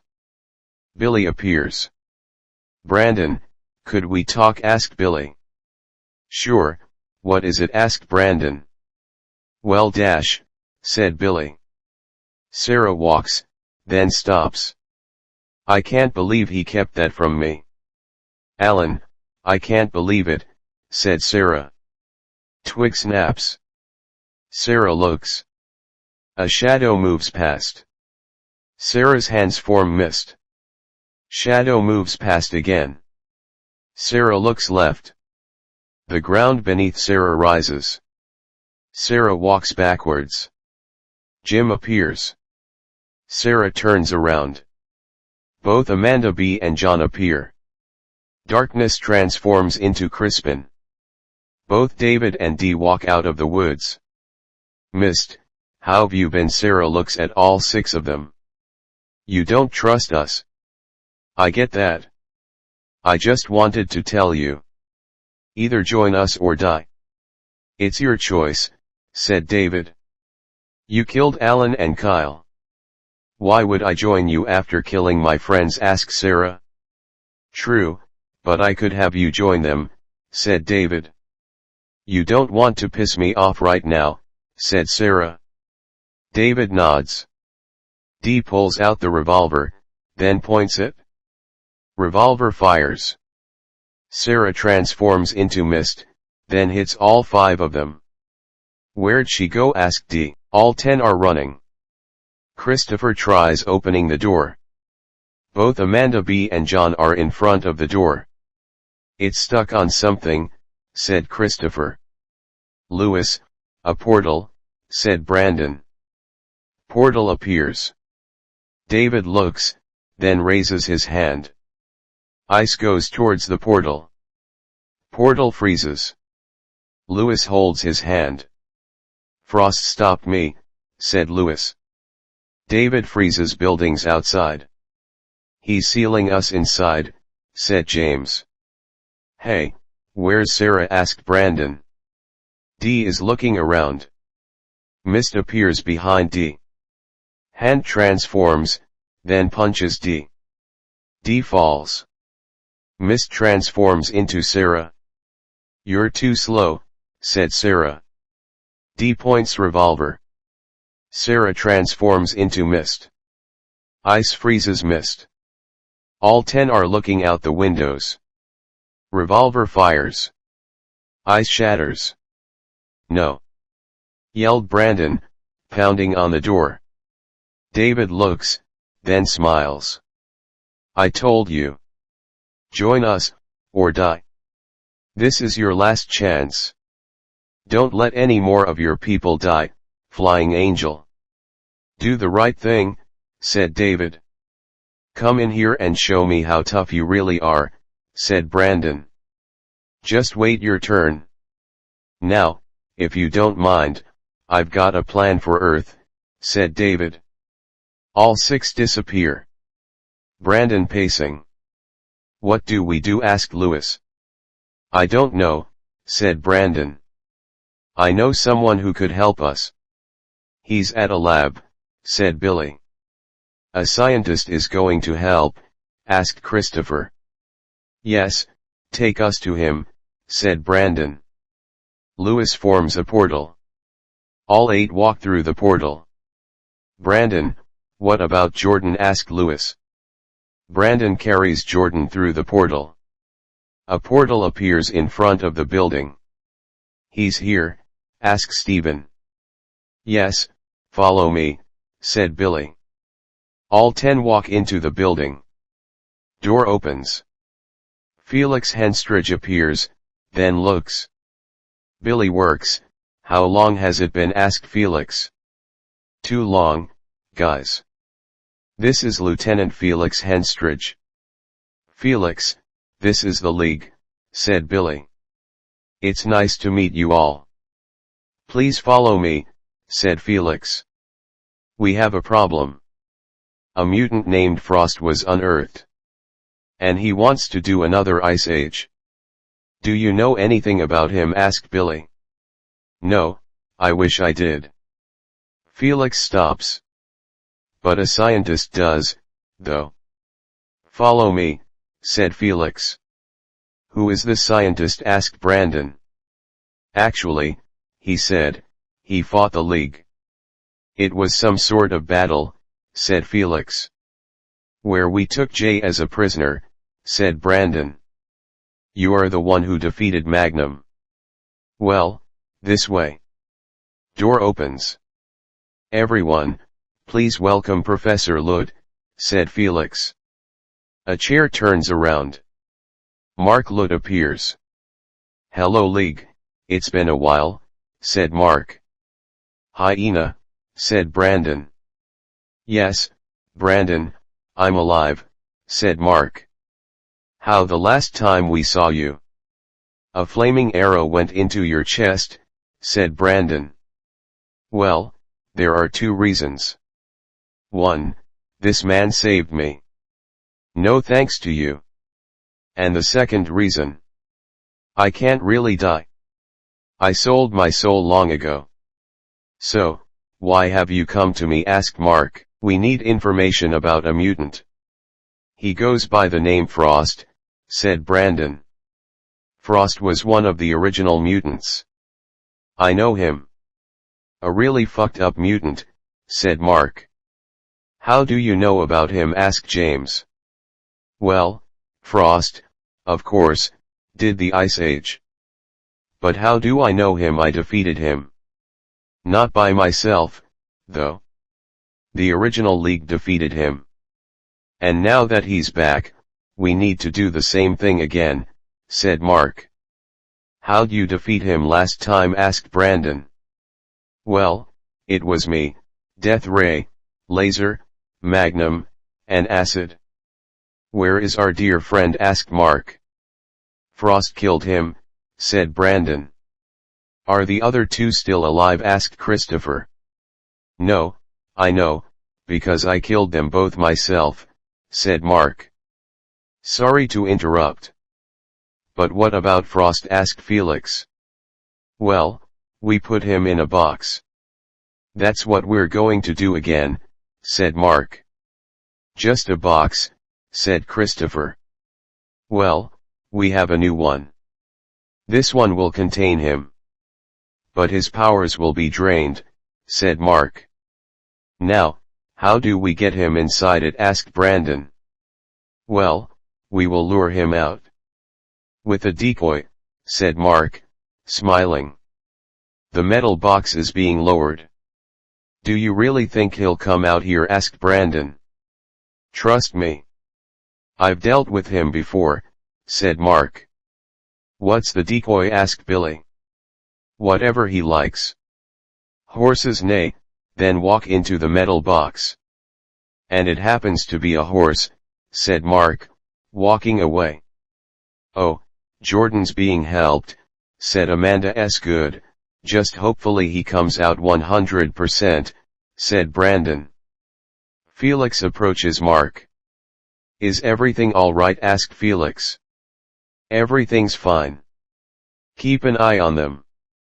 I'm going to take some with me. Some are staying here. Once we capture him, his power is going to be ours, Felix," said Mark. "Just keep your team in sight," said Felix. "After Techno wakes up, have him get these people's information. Because if this doesn't work, these ones will," said Mark. "I'll get right on it," said Felix, walking away. Brandon approaches Mark. "Listen, Mark, whatever happened back then?" "I'm sorry." "You were with Magnum Dash," said Brandon, being interrupted. "Hey, I get it. You think I'm the same way. I wouldn't trust myself, either. But once we capture Frost, I hope you'll trust me," said Mark. "I hope so too," said Brandon. Felix approaches. "Jordan is done with his procedure," said Felix. "Well, we should get going then," said Mark. Go where?" asked Brandon. "Well, Brandon, a team will be going to find Frost. Another will stay here with Lieutenant Henstridge." "I'm going with you," said Mark. "I'll go with you." "Choose the team," said Brandon.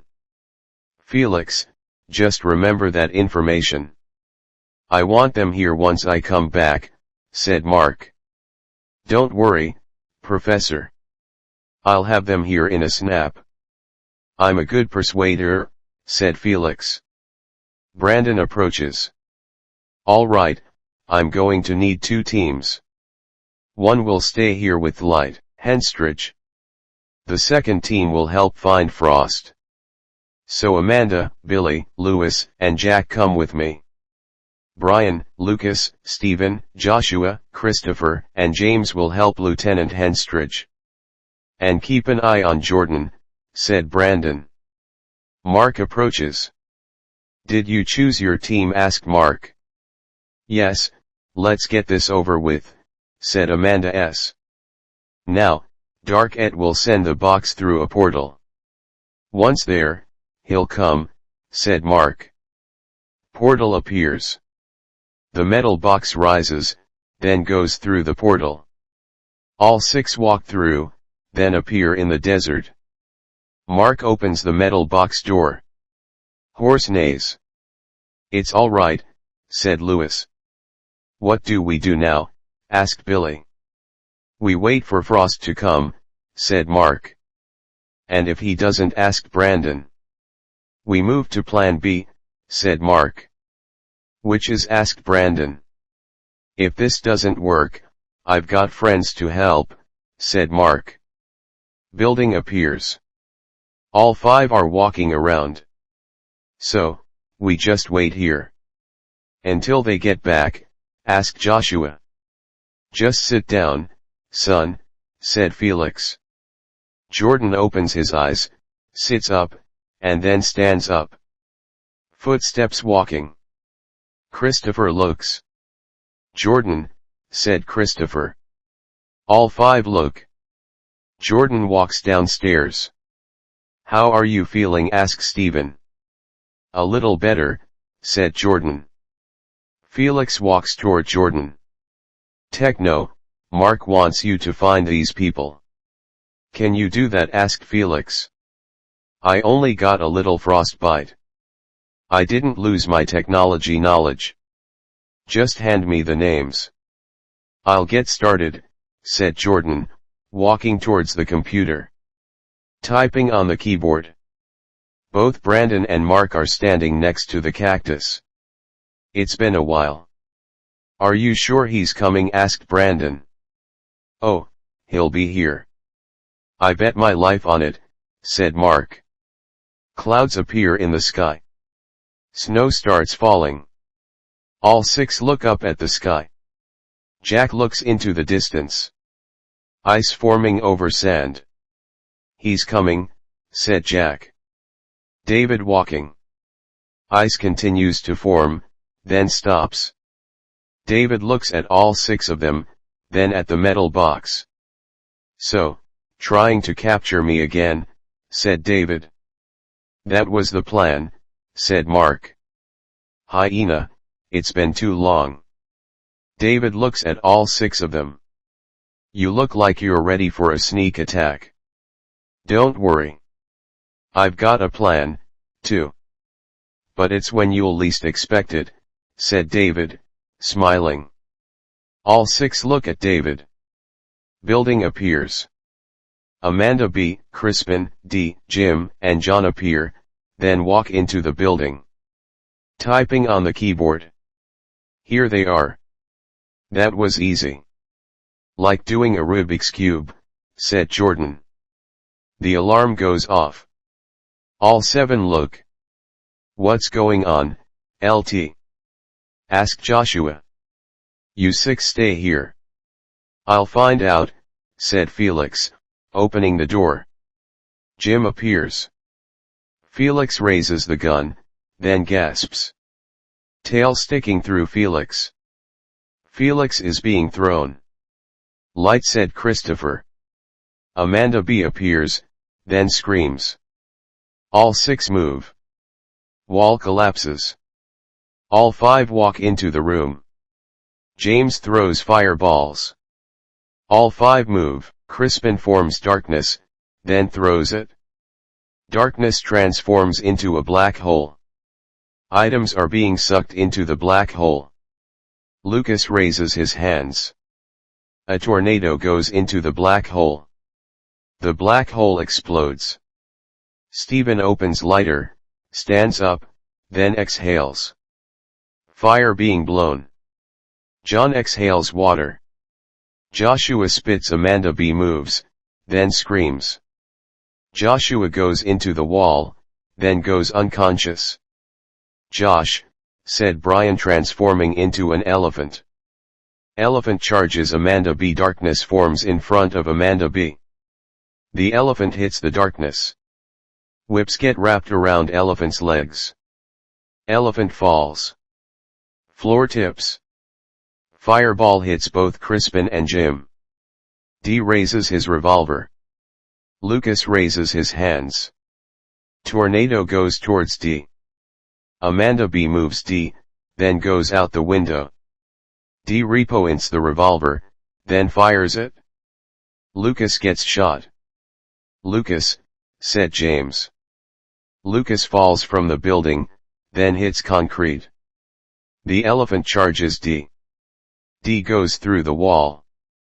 The elephant transforms into Brian. Claw goes through Brian's back, then snaps his spin. Brian falls. Jim stuck a claw into Brian's chest. Let's see you transform now, said Jim. Brian gasping. Jordan looks, grabs a pipe, and then swings it. Pipe hits Jim in the back of his head. Jim falls onto Brian. Crispin grabs Jordan by his throat. You don't have any powers, said Crispin. Joshua appears.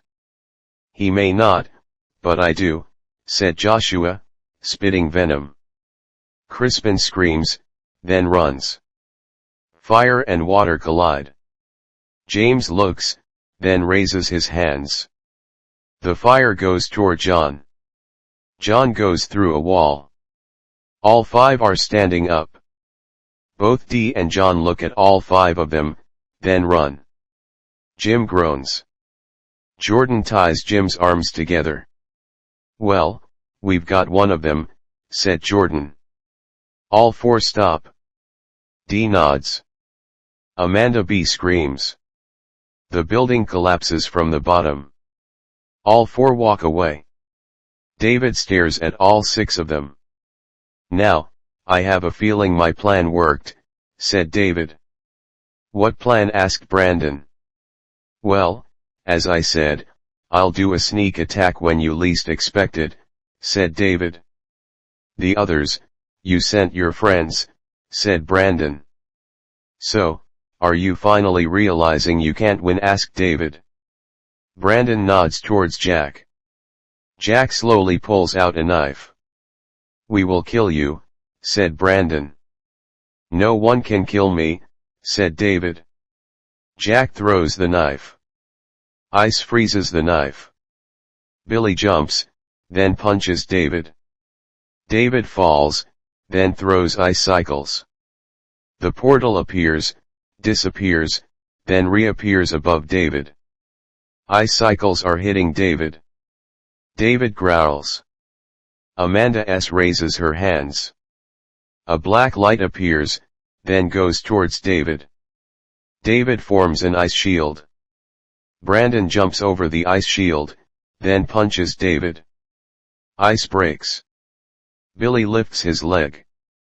David forms an ice shield, then dissolves. Ice disappears. Clouds deteriorate.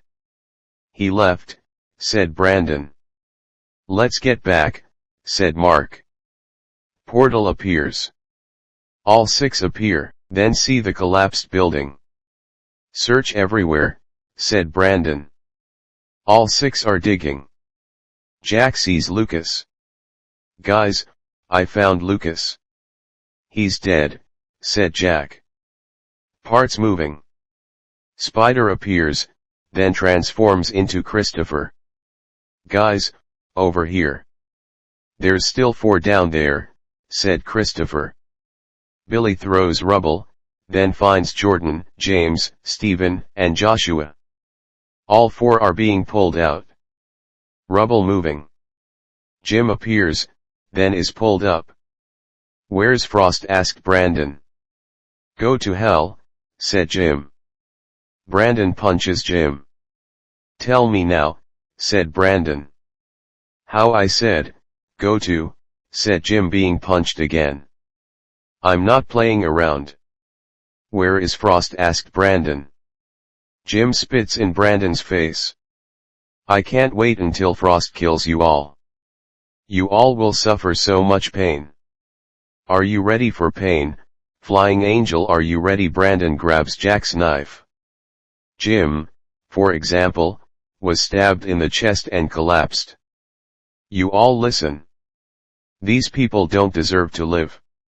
We're going to find Frost and kill him. And strike first before they do, said Brandon. But we don't know where he is, said Christopher. Jordan places his pack down, opens it, and then pulls out the tracking device. Well, before Frost gave me frostbite, he didn't know the lab was filled with trackers. Whoever stepped into the lab has them, said Jordan. See, this is why I brought you here, said Brandon. Where's Frost? Asked Joshua. Tracker beeping. He's way north, said Jordan. Iceland.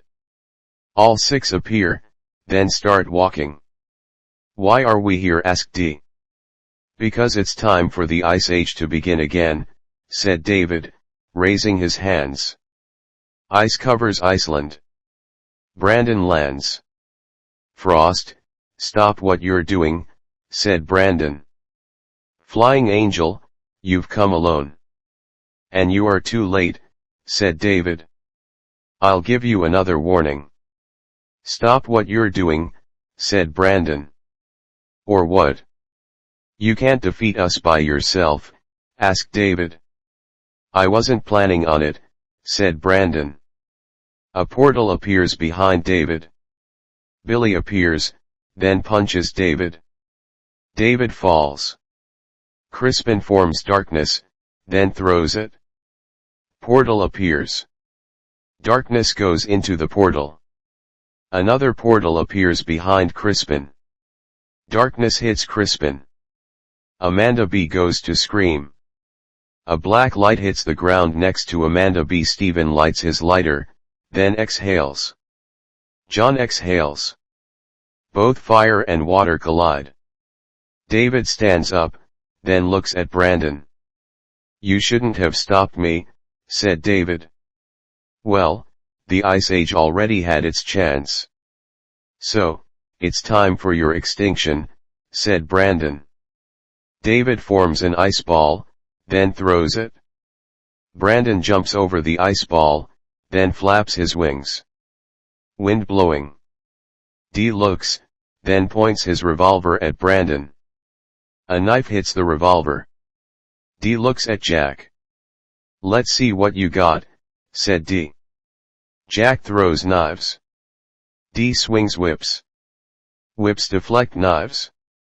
A black light hits the ground. Amanda B moves, then screams. Amanda S falls to the ground. Fly lands on Amanda B. Amanda B swats Fly. Fly transforms into Christopher. Christopher trips Amanda B, then steps onto her chest. Yeah, I like you on the bottom. But you're a screamer, said Christopher, smiling. Amanda B smiles, then screams. Christopher goes flying. Amanda B stands up. Mark grabs Amanda B by her throat and then growls. I just wanted to know. Who killed Felix? Asked Mark. Jim did, said Amanda B. Mark growls, then lets Amanda B go. You're welcome, said Mark, walking away. Amanda B goes to scream. Joshua spits. Venom goes into Amanda B's mouth. Amanda B's throat gets burned through, then she falls. Crispin forms darkness, then throws it. The ground slowly sinks. A black hole appears. All 14 fall. We need to leave, said Brandon. Amanda B's body goes into the black hole. Lewis, make a portal, said Billy. Portal appears. Billy, Jack, and Mark go through the portal. John exhales water. Lewis falls closer to the black hole.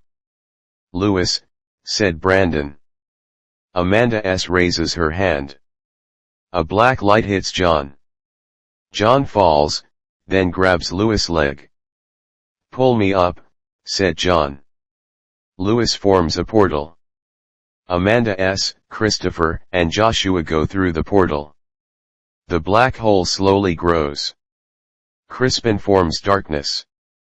A fireball hits Crispin. D points revolver. Brandon kicks the revolver. Ice goes toward Stephen. Stephen moves, then opens lighter. David grabs Stephen's arm, then laughs. Stephen's arm transforms into ice. Lewis looks. A portal forms underneath Stephen. Stephen goes through the portal. No, said David. Crispin groans. Fire hits Crispin. Crispin goes into the ice and then goes unconscious. Whip goes around James's neck. Fire burns Whip. James looks at D. 1-on-1, said D. Brandon runs toward Lewis. Brandon, stop, said Lewis. Both D and James are fighting. David forms ice, then throws it. James looks, then moves. D transforms into ice. Let's see how you like it, said James. Fire destroys the ice statue of D. Ice collides with fire. Brandon, you'll have to leave. I won't be able to get out of here, said Lewis. We still have time, said Brandon. The black hole grows bigger. John slowly loses grip. Help me, said John, losing his grip and then goes into the black hole. Brandon grabs Lewis' arm. The black hole grows bigger. Lewis falls. I got you, said Brandon. David grabs Brandon, then throws him. Lewis grabs ground. David grabs Brandon by the throat, then lifts him up. I have won, said David. Brandon is slowly transforming into ice. Lewis raises his hand. A portal appears underneath David. David falls. A portal forms over a black hole. David falls into the black hole. Brandon pulls Lewis away. David grabs Lewis' leg. Let go, said Brandon. James runs over, portal appears. James runs through the portal. Brandon, hold my arm. Just hold it. Brandon grabs Lewis' arm.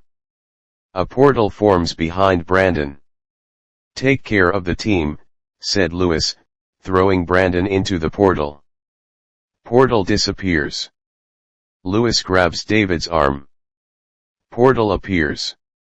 Both David and Lewis go through the portal. A portal reappears above the black hole. No, said David, being torn apart. Brandon appears in front of the group. Where's Lewis? Asked Jack. He saved me, said Brandon. He saved us all. So, I guess it's over, said Billy. No, there will be more people. And we will have them help us. Or we'll kill them all, said Brandon. The end. The League 6, Elements of Surprise by Colton Dennis. After defeating David Frost, the League meets older mutants, who came to take over the Earth, but the older mutants are in for a surprise. Once running into the League. At the dawn of time, there were 4 mutants that began everything. Each one contained a certain power. Fire, water, wind, and earth. The 4 tried to take over the world. But one man took them to the limit. All 4 were defeated. Until now, said male voice 1. So, I guess it's over, asked Billy. No, there will be more mutants. And we will either have them help us or we'll kill them all, said Brandon, walking away. Jordan is typing on his keyboard.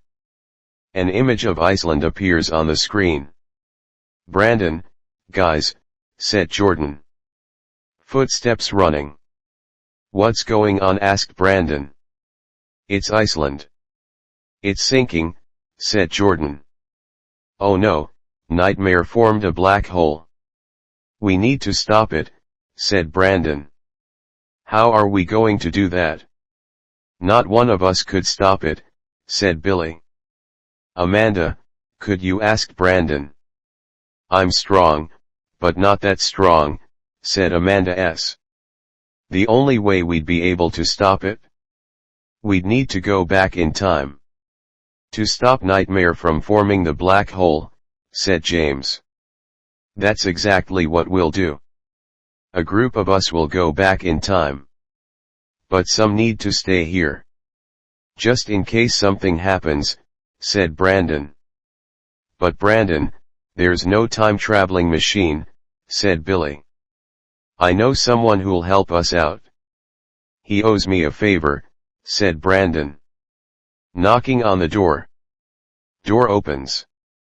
Cameron Barnard appears. May I help you? Asked Cameron. Hello Cameron, it's been a while, said Brandon. Flying Angel, come inside. What can I do for you? Asked Cameron. We need your help. We need to go back in time and stop something that happened, said Brandon. You know I hate messing with time. Especially when my father tells me, said Cameron. If we don't go back, we're all going to die. There's a black hole in Iceland. We need to go back and stop Nightmare from making it, said Brandon. Well, I don't want to be sucked into a black hole. Let's go back in time, said Cameron. Lab appears. Everybody, this is Cameron Barnard. He's going to help us go back. Now who wants to come? Asked Brandon. I am, said Billy. Me too, said Jack. Actually, Brandon, I could only take one person back, said Cameron. Fine, it'll be me.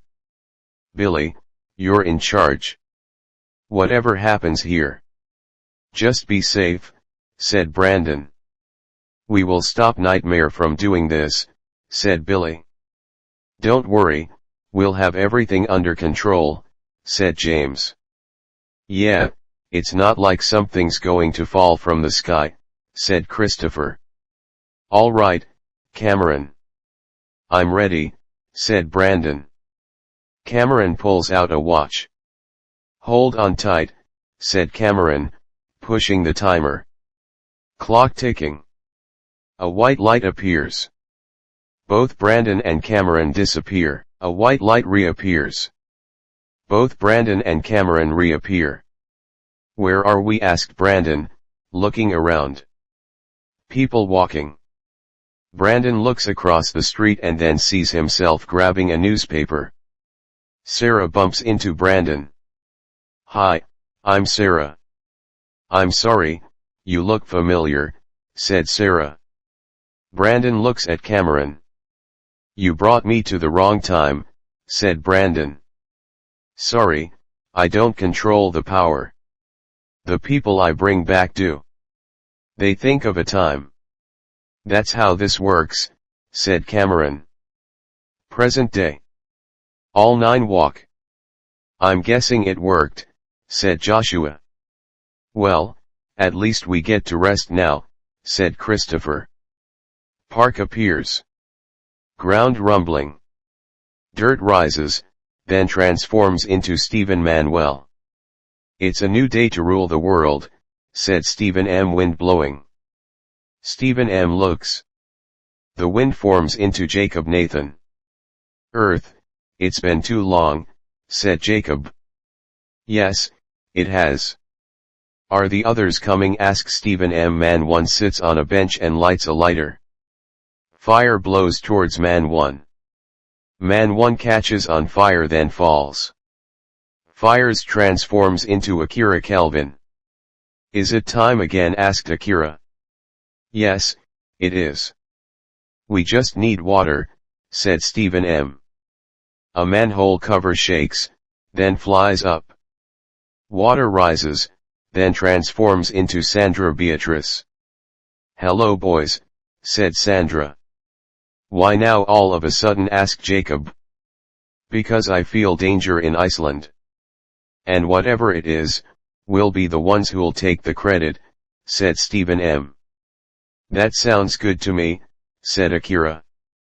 "Then let's get started," said Stephen M. "Jordan is typing on his keyboard." "Any bad things happening?" asked Billy.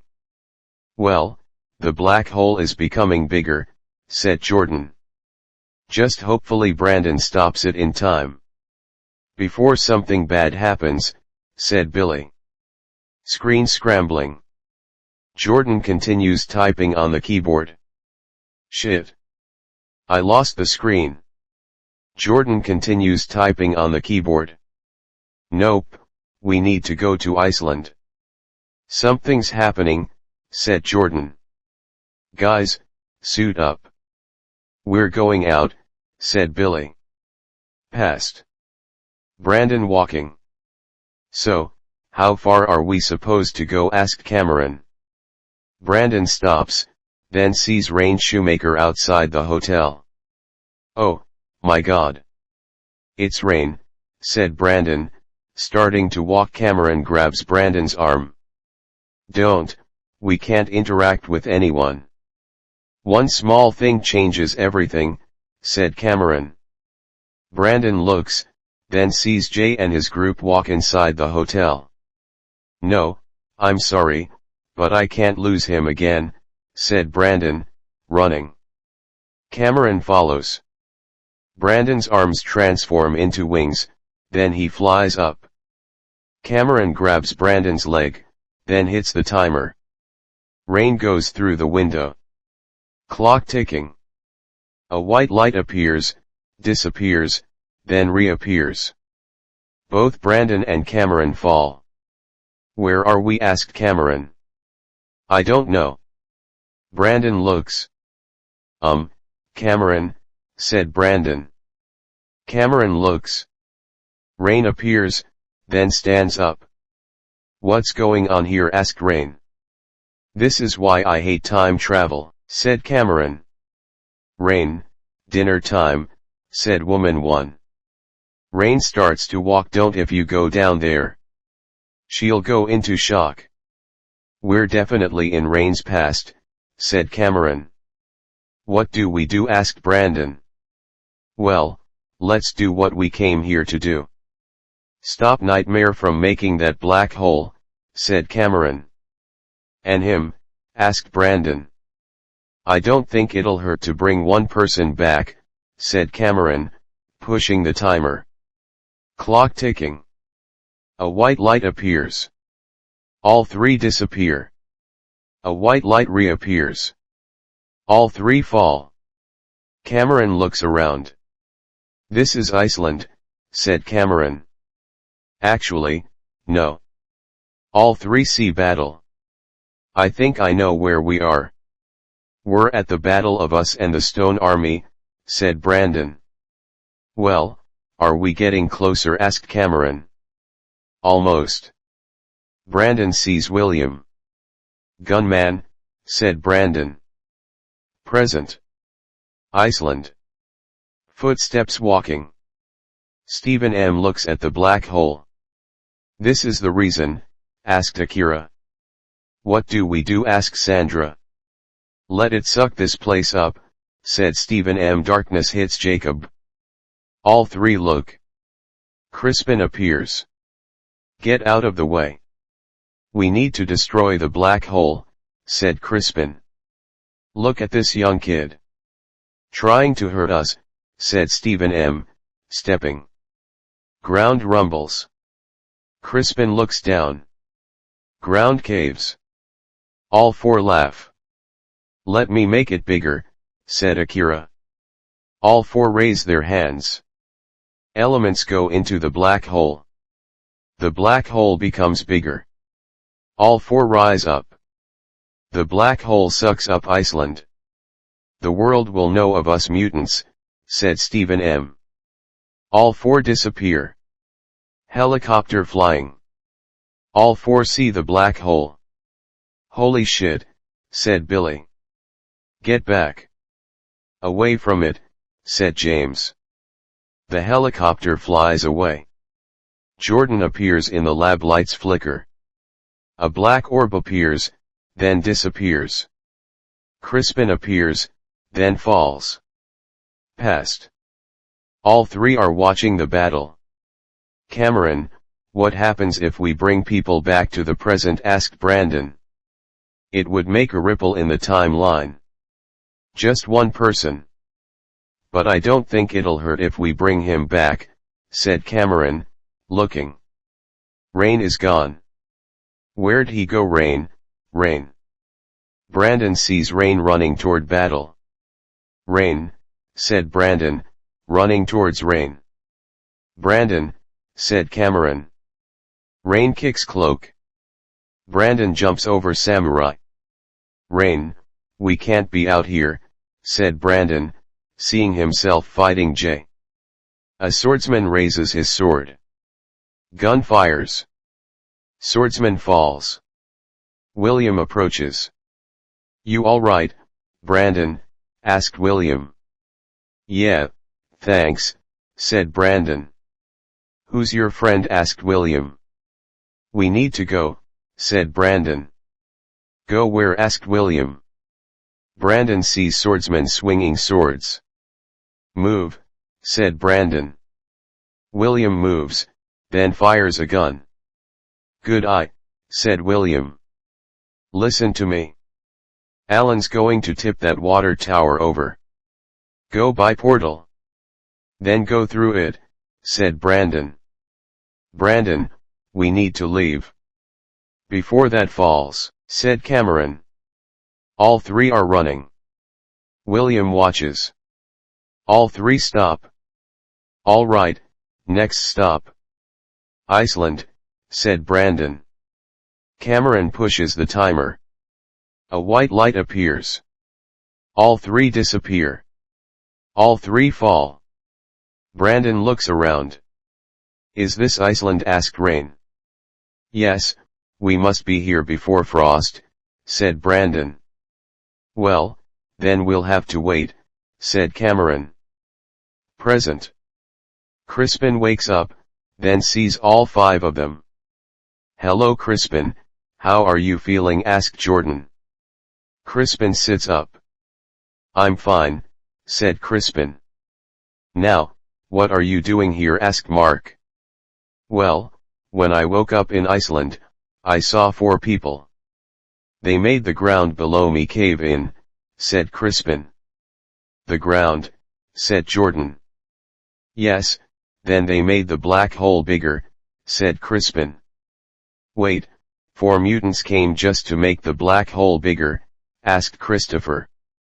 Yes, I think they were stronger than Frost, said Crispin. Wait, stronger than Frost. 4 mutants. The screen becomes scrambled. Well, if I'm getting these facts right, it's the elements, said Jordan. Elements, what elements? Asked Amanda S. You know, the 4 main elements. Fire, water, wind, and earth, said Jordan. But why would they want to destroy the world? Aren't they the ones who created it? Asked Christopher. Only if they wanted credit for the black hole, said Jordan. Helicopter lands. Doors open. All 4 walk. Door opens. Hey, Iceland's gone, said Billy. All 4 see Crispin. What's he doing here? Asked Joshua. He's helping us. We found out why the screen was scrambling. The 4 elements are here to destroy the world, said Jordan. The 4 elements. Are you sure about that? Asked Joshua. Yes, and we need to stop them, said Jordan. Ground rumbles. All 4 appear. This is where the powers are coming from, said Steve M. Jordan is typing on his keyboard. House shaking. All 10 fall. What the hell is that? Asked Mark. Billy walks upstairs. All four walk inside the building. Billy walks downstairs slowly. "What's going on?" asked Jack. "They're here," said Billy. Door shuts. Banging on the door. Billy leans against the door. "That won't hold much longer," said Joshua. "Amanda, transport us out of here," said Jordan. A black orb appears around all 10 of them. All 10 disappear. The door breaks down. All 4 walk inside the lab. "They're gone." "Find them," said Steve M. Past. All 3 are waiting. A black orb appears. All 6 appear. "Here we go," said Brandon. Battle begins. "What do we do?" asked Rain. "Stop Crispin from forming the black hole," said Brandon. All 3 are watching. Crispin forms darkness. Brandon runs, then tackles Crispin. Crispin is being dragged. "How'd you get over here?" asked Crispin. "We need to stop you. You form a black hole." "That sucks Iceland into it," said Brandon. Rain ties Crispin's arms together. "There, now everything will be fine," said Brandon. "Let's just hope you're right," said Cameron. Brandon looks, then sees William and Rain fighting. "Let's get back to the present," said Brandon. Cameron pushes the timer. Clock ticking. A white light appears. All 3 disappear. Present. A white light appears. All 3 fall, then stand up. "I don't think this is our present," said Cameron. "Yeah, why's everything destroyed?" asked Rain. Brandon looks, then sees a statue of Jay. "No, how's this possible? He died in that battle," said Brandon. "Wait, I'm going through the history. Jay survived the battle and killed Frost," said Cameron. "Shit, we definitely fucked up our timeline," said Brandon. Rain looks. Rachel Teresa appears. "Guys," said Rain. Both Brandon and Cameron look. "Who are you?" asked Rachel. "This is definitely messed up," said Brandon. A jeep approaches, then stops. Doors open. Billy, William, Joshua, and Lewis appear. "Guys, what's going on?" asked Brandon. "Who are you 3 and why are you out here?" asked Billy. "What are you talking about? Where's the others?" "James, Jack, and Christopher," asked Brandon. "The flame, knives, and buggy died." "Now, who are you?" asked Billy. "It's me, Brandon James," said Brandon. "Flying Angel, you're alive," said Billy. "Yes, what happened here?" asked Brandon. "Magnum and his army destroyed everything. Most mutants are dead. We're the only survivors," said William. "Cameron, what do we do?" asked Brandon. Thumping in the distance. All 8 look. Giant appears. "Run," said Billy. All 8 are running. Giant steps onto Jeep. "Brandon, what's that?" asked Rain. "It's one of the Stone Army members," said Brandon. Giant swings arm. All 8 move. Ground breaks. All 3 run down an alley. "What do we do?" asked Rain. "We have to go back and change everything again," said Brandon. Cameron pushes the timer. A white light appears. Lewis appears. All 4 disappear. Past. A white light appears. All 4 fall. "We're back at the beginning," said Cameron. "Yeah, Rain, you need to wait in my apartment," said Brandon. "Sure, no problem," said Rain, starting to walk. "Rain, be careful," said Brandon. "That was smart. But now we have him with us," said Cameron. "Well, let's get to the future and drop him off," then it'll change back, said Brandon. That's good. Window smashes. Rain falls, then hits the concrete. Let's go, said Cameron, pushing the timer. Clock ticking. A white light appears. All three disappear. Iceland. A white light appears. All three fall. Wait, why are we here? Asked Brandon. Don't worry, everything's fine. We just need to stop Nightmare. Then everything will be fine, said Cameron. Present. A black light appears. All 10 fall. What are we going to do? Asked Christopher. I don't know, said Billy. Ground rumbling. All 10 look at the water. Guys, the black hole's getting bigger, said Jordan. Well, we can't really do anything, said Jack. Crispin looks at Billy. I've got an idea. Amanda, can you form a portal over that? I'll destroy it, said Crispin. Can't you form a portal? Asked Amanda S. I can't do two things at once, said Crispin. Water rises, then goes towards the dock. They're coming, said Billy. Amanda S. forms a portal. Crispin forms darkness. Darkness goes into the portal. A portal appears over the black hole. Darkness goes into the portal. Fireballs hit Jack. All 7 look. All 4 appear. You 2 continue. We'll handle these 4, said Billy. Steve M forms a green light. Christopher transforms into a flying ant, then flies towards Stephen M. Sandra exhales. Stephen G goes into the banister. Billy jumps, then hits the dock. Tremor goes towards Sandra. Sandra falls. Jacob raises water. Water crashes onto the dock. Darkness stops. Both Akira and James throw fireballs. Fireballs colliding.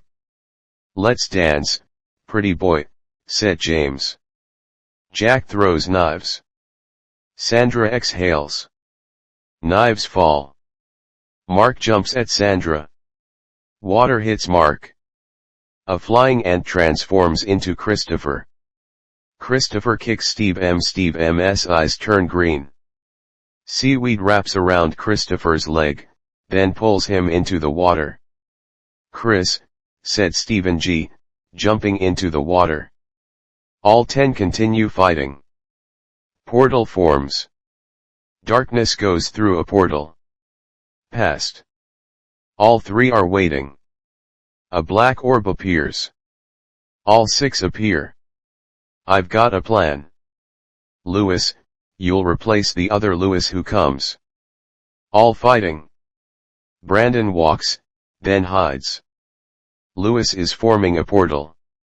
Brandon grabs a branch, hits Lewis, and then drags him. Go, said Cameron.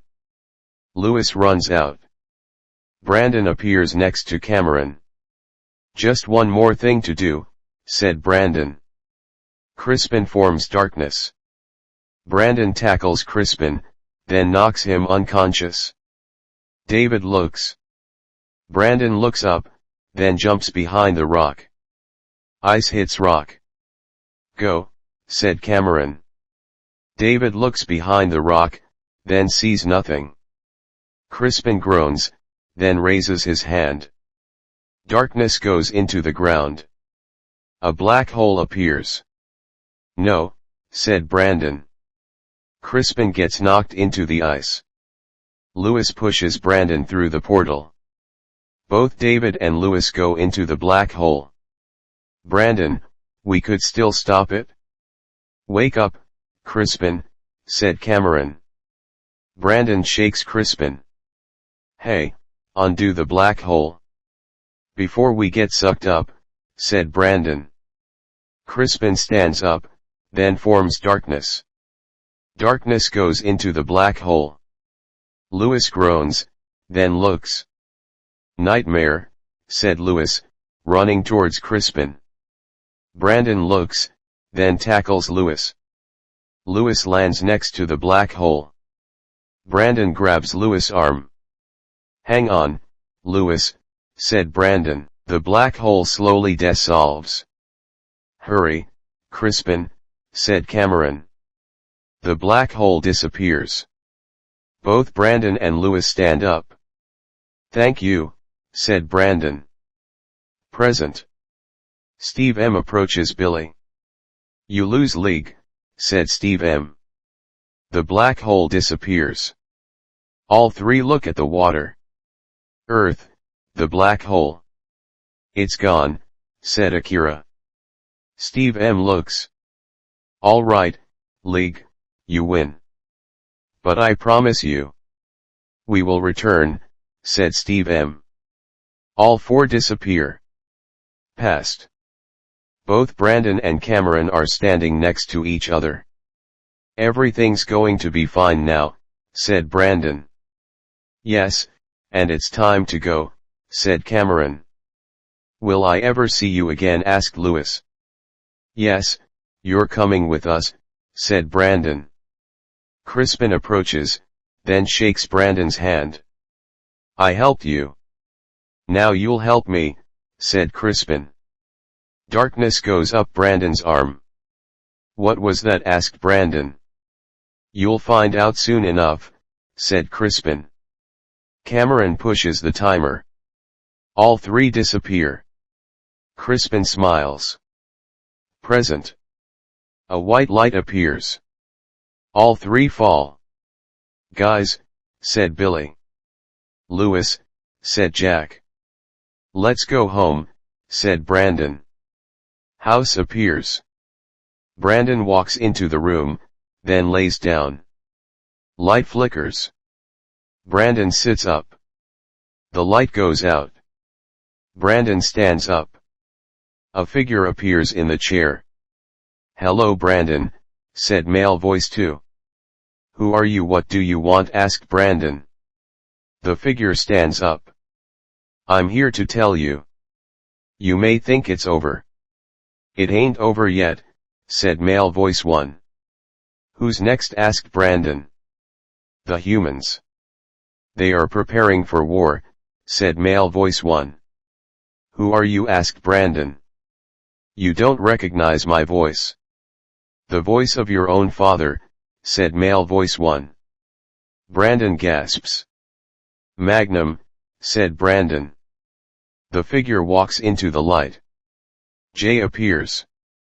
"Hello son. Now, you need to get ready. The humans aren't going to take it easy on you. It's time to make a choice. Mutants or humans? Bring the humans down. Let my death bring the mutants together. Because humans won't hesitate. It'll be the battle of the ages." "The battle of extinction," said Jay, laughing. The end. The League 7, Extinction by Colton Dennis.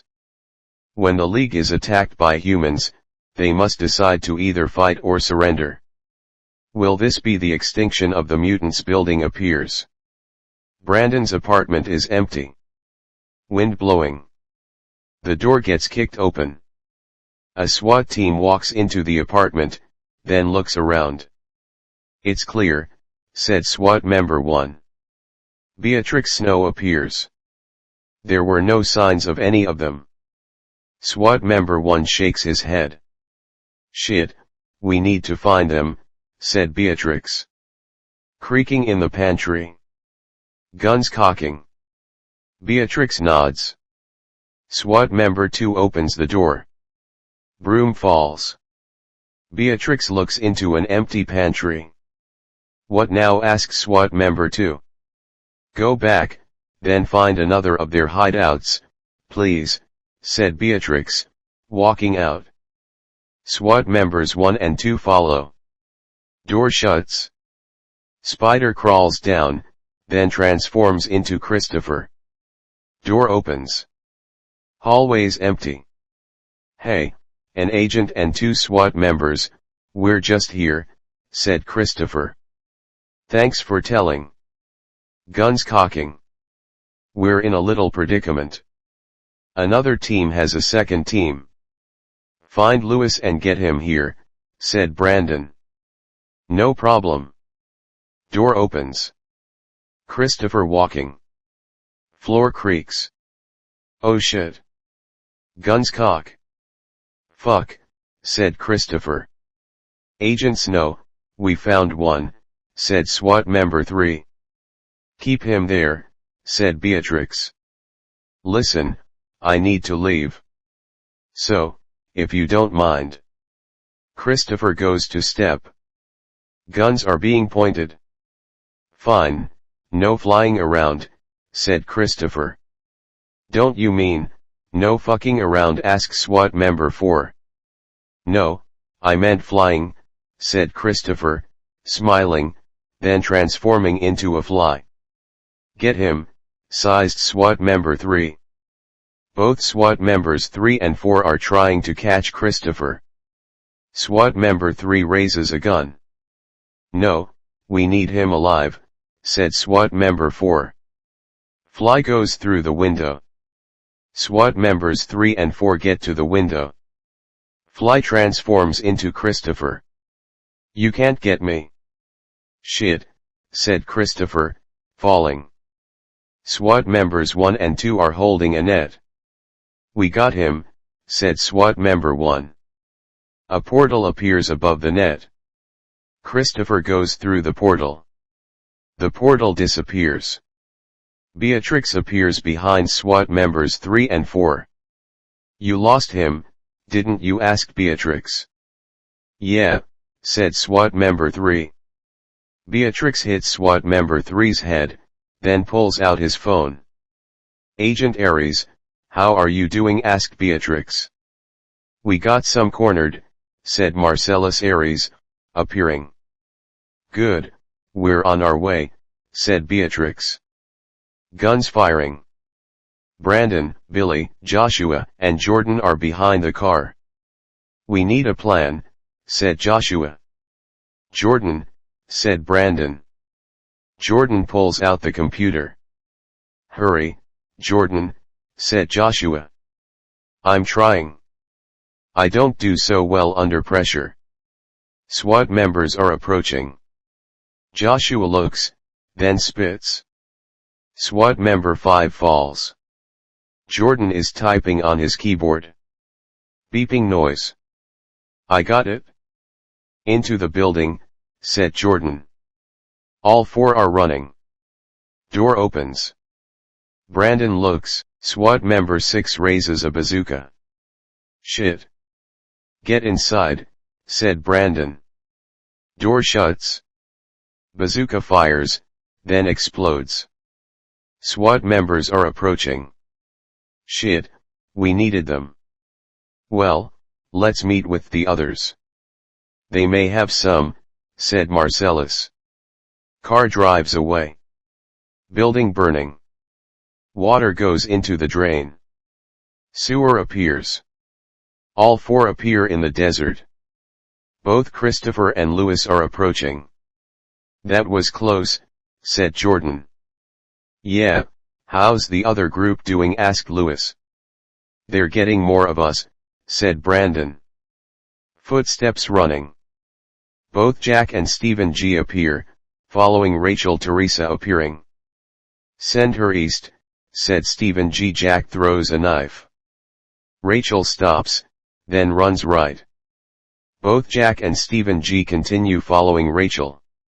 Amanda and James, she's coming your way, said Jack.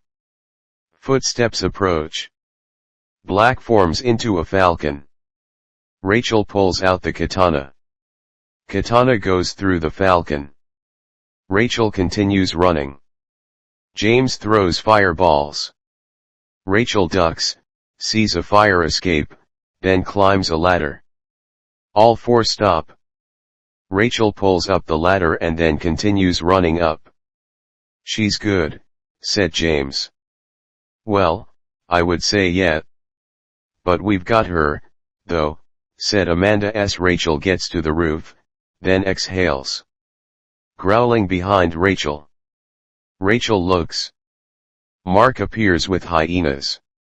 Your move, Missy, said Mark. Rachel raises the katana.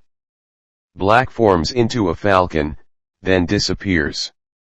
All four appear next to both hyenas and Mark. Rachel turns around. James appears. You can kill me. But I won't go down without a fight, said Rachel. We're not going to hurt you. We just need your help, said Jack. With what? Asked Rachel. With humans. They're hunting us. We need mutants to come together. To convince them. We aren't a threat, said Jack. Rachel lowers the katana. All right. I'm Rachel Teresa. Or you can call me Adam, said Rachel. Footsteps walking. How much further to the house? Asked Billy. We can't go to the house. They'll find us there, said Brandon. Then where? Asked Joshua. We may have to stay down here, said Brandon.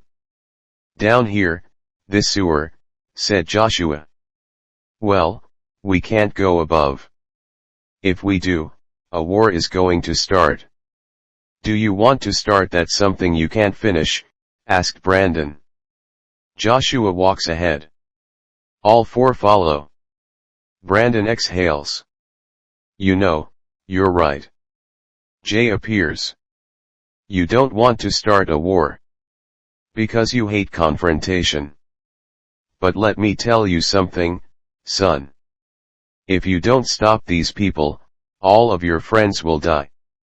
Just like your friend, Cameron. Or, as you called him, Time, said Jay. Stop talking to me like I don't remember. They took him out of nowhere, said Brandon. Just remember, Brandon. Everything you do affects your friends. Maybe you should listen to them once in a while, said Jay, disappearing. Brandon, are you coming? Asked Billy. Yeah, said Brandon. Door opens. Any info yet? Asked Marcellus. Not yet, sir, said SWAT member 3. Agent Aries got a hit. A cabin in the woods. People say they saw them when Frost was alive, said Beatrix. All right, Marcel and Calvin, round up your team, said Marcellus. Yes, sir, said Marcel. Guns cocking. Both Calvin and Marcel walk into weaponry. Gentlemen, lady. We're going out, said Calvin. Let's kill some mutants, said Marcel. Footsteps walking. A manhole cover appears, then moves. All five climb out. Where are the others? Asked Jordan. They'll be here, said Brandon. Rumbling in distance. I think we should move, said Lewis. The truck horn blares. All four move. Billy stays still. Billy, said Christopher. Truck gets closer. Billy punches the truck. The truck rises, then falls. That was amazing, said Jordan. Man 1 falls out of the truck, then starts running. A portal appears in front of Man 1. Man 1 runs through the portal, then falls in front of all 6 of them. What do you want? Asked Man 1. You work for those agents. I know, because I could smell them, said Joshua. What's in the truck? Asked Brandon. Nothing, they said. It will help them, said Man 1. Brandon grabs Man 1. Show us, said Brandon. All 7 are walking toward the trailer. Doors open. Chemicals appear. What the hell is this? Asked Joshua. Jordan is looking at chemicals. What are these for? Asked Brandon. I don't know. I swear. I'm just the truck driver, said Man 1. You know, he's lying. Just kill him, said Jay. Shut up, said Brandon. No one said anything, said Billy. No. Never mind. What's this for? Asked Brandon. I swear, I don't dash, said Man 1, getting his neck snapped. What did you do that for? Asked Lewis. He was irritating me, said Brandon. Brandon, these chemicals are dangerous. He, B, RN, he, AR, and KR. What are the element names I just mentioned? Asked Jordan. He is helium. B is baron. RN is radon. He is neon. AR is argon, and KR is latin, said Billy. They're going to make sure no one survives, said Jordan. Well, we have one of their trucks. I say we sneak inside, said Joshua. Yeah, then stop what they're planning, said Brandon. But the truck's engine, said Christopher. I got that. Just push the engine back inside. The engine goes back into the truck. There, just like fixing a dent, said Billy. No, a dent's harder to fix, said Christopher. Walkie-talkie static. Brandon, we have a new member, said Jack. Good, said Brandon. We're heading to the cabin, said Jack. No, don't, said Brandon. The walkie-talkie goes static. Brandon, all right. Let's keep moving, said Jack. Walkie-talkie static. Brandon hits the walkie-talkie. Shit, the others are going to the cabin, said Brandon. Let's go, said Lewis. Jay appears. Let them go. You'll be able to get inside, said Jay. Go to hell, said Brandon. You all right, Brandon? Asked Christopher. Fine, said Brandon, getting into the truck. Truck drives away. Footsteps walking. Cabin appears. Home, sweet home, said Stephen G. All six are walking toward the cabin. The door opens and then shuts. Where's the others? Asked James. I lost contact. But I think they'll be here soon, said Jack. I'll be on watch. I have a bad feeling, said Mark, opening the door, then whistles. Hyenas run outside. So, you all go around finding mutants? Asked Rachel. Yeah, said Jack. Mark walking. Bushes shaking. Mark stops, then whistles. Hyenas look. Go, said Mark. Hyenas run through bushes. Rusting sound. Whining sound. Mark whistles. Hyenas are dragging out a fox's carcass. Mark grabs the fox's carcass, then laughs. Twig snaps. Both Mark and hyenas looking around. A hyena whines, then falls. Both hyenas and Mark are running towards the cabin. Hyenas falling. Mark stops, gasps, pulls out a dart, then runs again. Amanda S. looks out the window, then sees Mark running. Mark's in trouble, said Amanda S. Door opens. All five run outside. Mark, said Jack. Get inside, said Mark. Stephen G. groans, then falls. James forms fireballs. Jack gasps, then falls. Amanda S. raises her hand. The Black Falcon's claw goes towards the forest, then pulls out Marcus Foley. No, help, said Marcus. Rachel punches Marcus unconscious. Amanda S. gasps, then falls. All three run inside the cabin. We need to go, said Rachel. Through the woods. A path leads to town, said Mark. All three are running into the woods. Both Beatrix and Marcellus appear. Well, we got three of them, said Beatrix. Calvin, bring a team with me. We'll get the others. You start the experiments, said Marcellus. 5 people walk into the woods. Amanda S. Jack L. and Stephen G. get carried, then thrown into a truck. Footsteps walking. Why are we going into town? Asked Rachel. To find the others, said James. We should fight. Isn't that why you recruited me? Asked Rachel. No, we need them to listen to us. And Brandon will do it, said James. Mark sniffs. They're coming, said Mark. Let's keep moving, said James. We should kill them. It'll be easy, said Rachel. No, said James. Gun fires. James falls. Mark growls, jumps at Kenneth, and then bites his throat. Gun fires. Mark growls. Carrie swings the gun. Rachel moves, then pulls out the katana.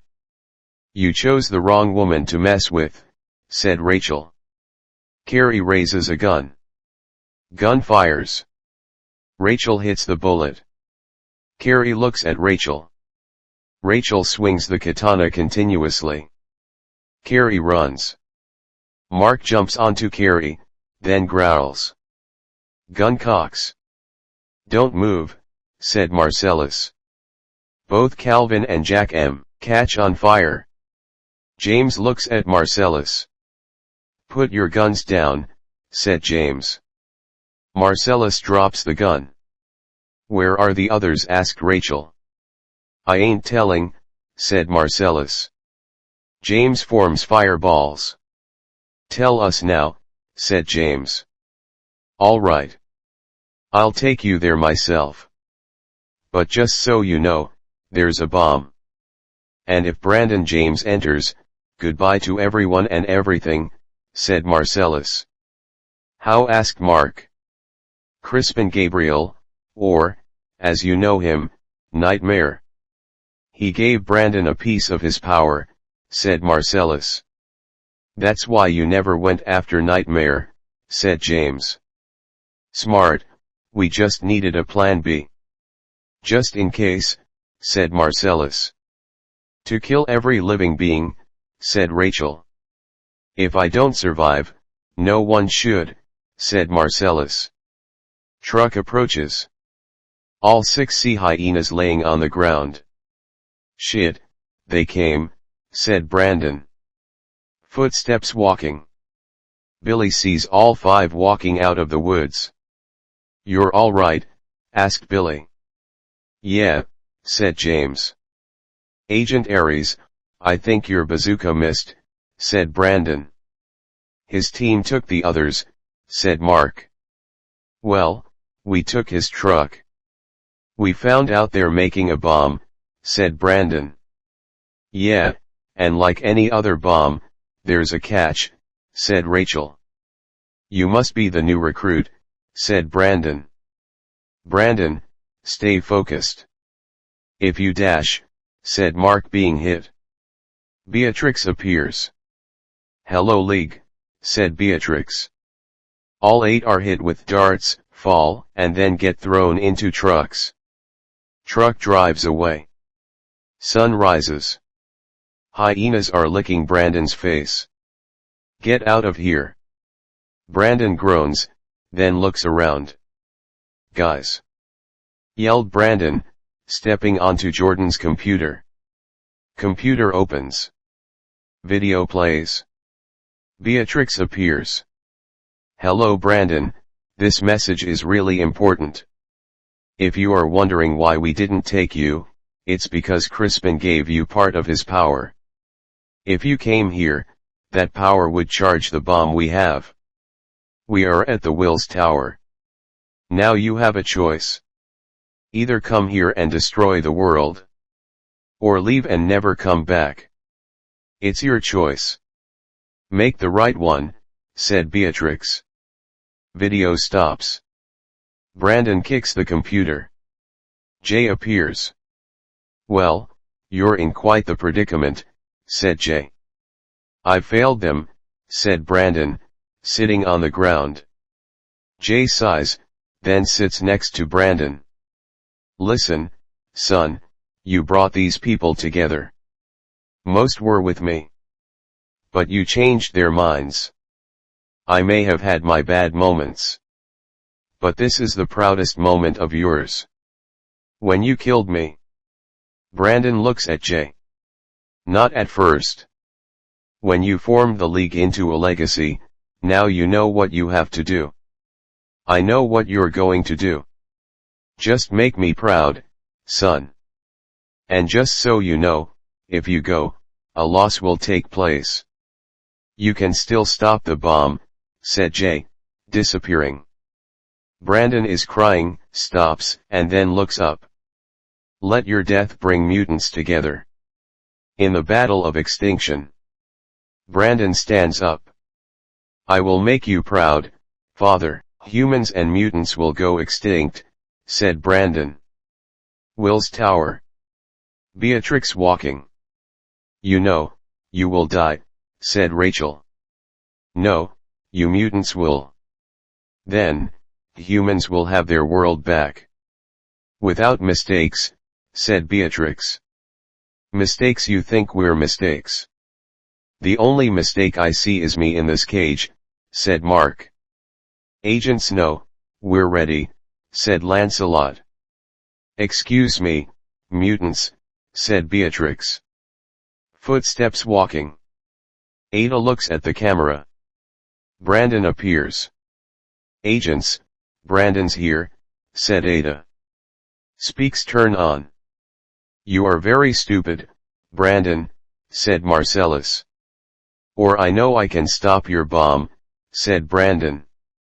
You can't enter this building, or we all die, said Beatrix. Who said anything about going inside? Asked Brandon. Well, just so you know, you're surrounded, said Marcellus. Guns cocking. Yeah, I guess I'll just turn around. Since you have guns and my friends.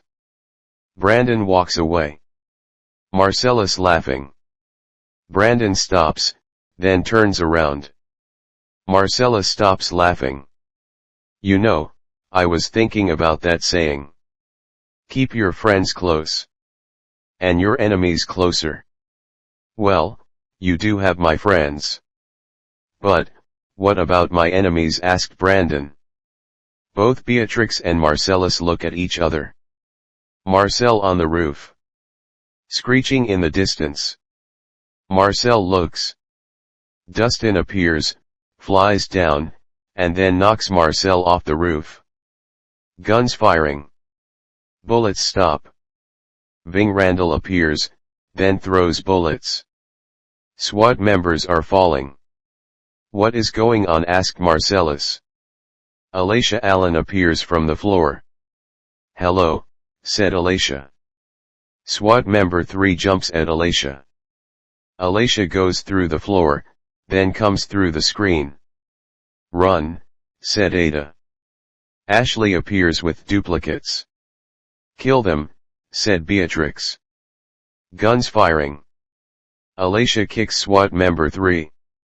SWAT member 3 falls into the button. Cells open. All 10 are going to the fight. Both Beatrix and Marcellus are running. Get to the bomb, then activate it, said Marcellus. Door opens. Sizzling sound. Beatrix goes to the keypad. Dirt rises, then forms into Stephen M. Hello, honey, said Stephen M. Beatrix looks. Wind blowing. Jacob appears. Trying to kill us, asked Jacob. Marcellus runs outside. You did this, said Marcellus. Actually, you did. Both Dustin and Ving appear next to Brandon. I told you. Mutants will reign forever. As long as you deactivate the bomb, said Brandon. Hell no, mutants need to be destroyed, said Marcellus. Have you met the original mutants? Asked Brandon. Both Akira and Sandra appear. You dare destroy our home? Asked Akira. Well, water, you see what we do, said Sandra, holding water. No, mutants should die, said Marcellus. Beatrix, Jacob, and Stephen M. appear. We shut it off, said Stephen M. No, said Marcellus, pulling out the gun, then firing it. Brandon gets shot, then falls. Ving punches Marcellus. Dustin kneels next to Brandon, rumbling in distance.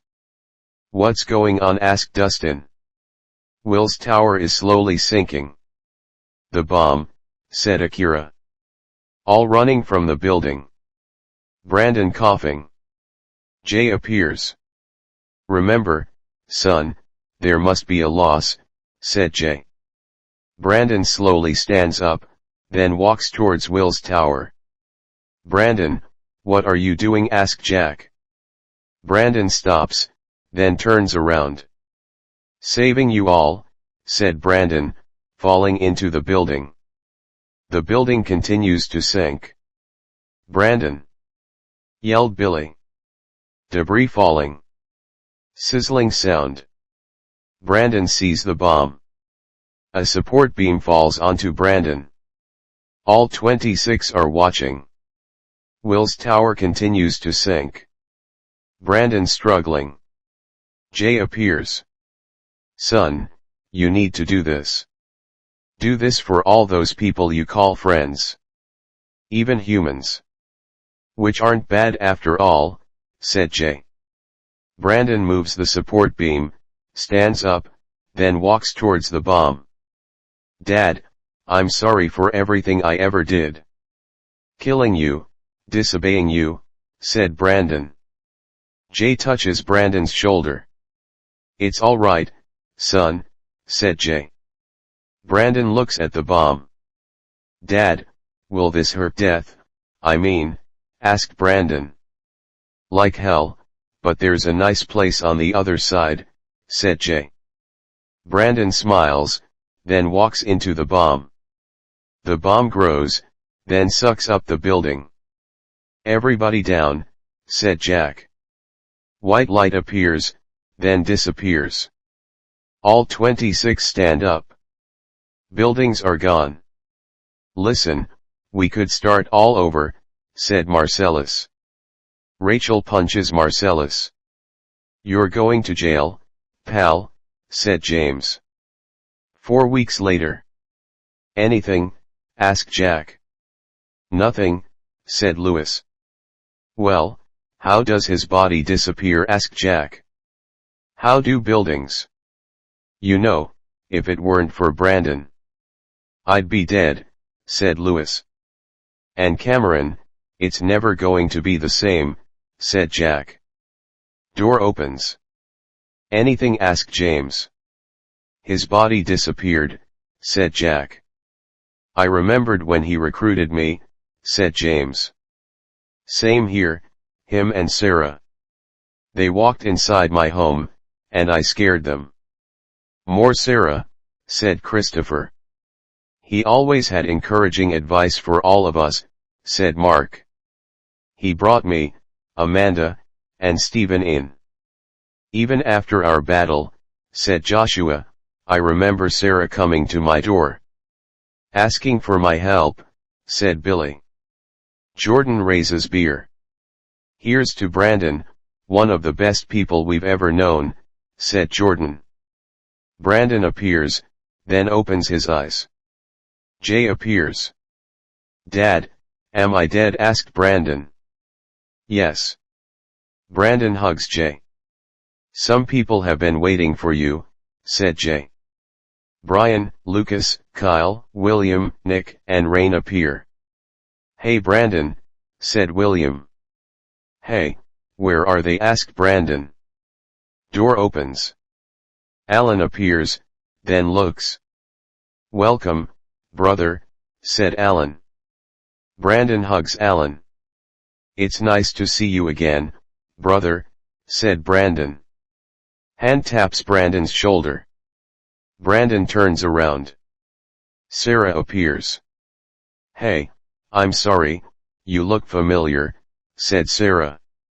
I'm Brandon James, or known as Flying Angel, said Brandon, laughing, hugs Sarah, then kisses her. Welcome home, Angel, said Jay, hugging Brandon. The end. The Legate, Awakening by Colton Dennis. Years after the loss of their leader, 3 dangerous mutants rise and then try to rule the world. Now it's up to the League to reunite and save the world. Footsteps walking upstairs. SWAT member 1 stops, looks around the corner, then nods. SWAT members run down the hallway, then stop. SWAT member 1 walks towards the door, grabs the door handle, then tries opening it. It's locked. Knock it down, whispered SWAT member 1. SWAT member 2 approaches, holding a rammer, then swings it. The door breaks open. SWAT members run into the room. Nothing's in here, sir, said SWAT member 3. SWAT member 1 walks inside. They're here somewhere, said SWAT member 1. SWAT member 4 is walking down the hallway. A dark shadow moves. SWAT member 4 points the gun. Guys, whispered SWAT member 4, turning around. The dark shadow moved again. SWAT member 4 exhales, cocks a gun, then walks down the hallway. Smashing sound. SWAT member 4 trembles, then continues walking. A figure appears behind SWAT member 1. SWAT member 4 turns the corner size, then turns around. SWAT member 1 appears, then grabs the gun. Careful, find anything, asks SWAT member 1. No, I thought I saw something, said SWAT member 4. All right. SWAT member 1 whistles. SWAT members line up. I don't think they're here. We'll tell the sergeant we found nothing, said SWAT member 1. SWAT members walk away. SWAT member 1 looks down the hallway, then follows. The hallway appears, then becomes darker. The dark shadow rises.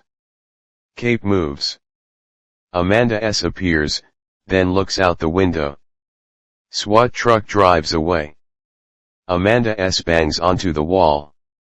The ceiling tile moves. Joshua lands on the floor. That was close, said Joshua. As close as any of us could get, said Amanda S. Let's just hope none of our old friends were captured, said Joshua. Who cares? They don't care for us anymore, said Amanda S. Why'd you say that? Asked Joshua. If they'd care, we'd never split up in the first place, said Amanda S. They did that to keep us alive. All of us. You might want to be alone. But I'm all you got, said Joshua, walking away. Footsteps running.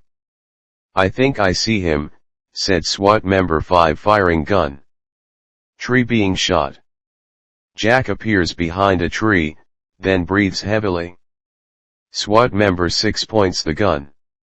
SWAT members 5 and 6 are walking towards the tree. Jack breathes heavily.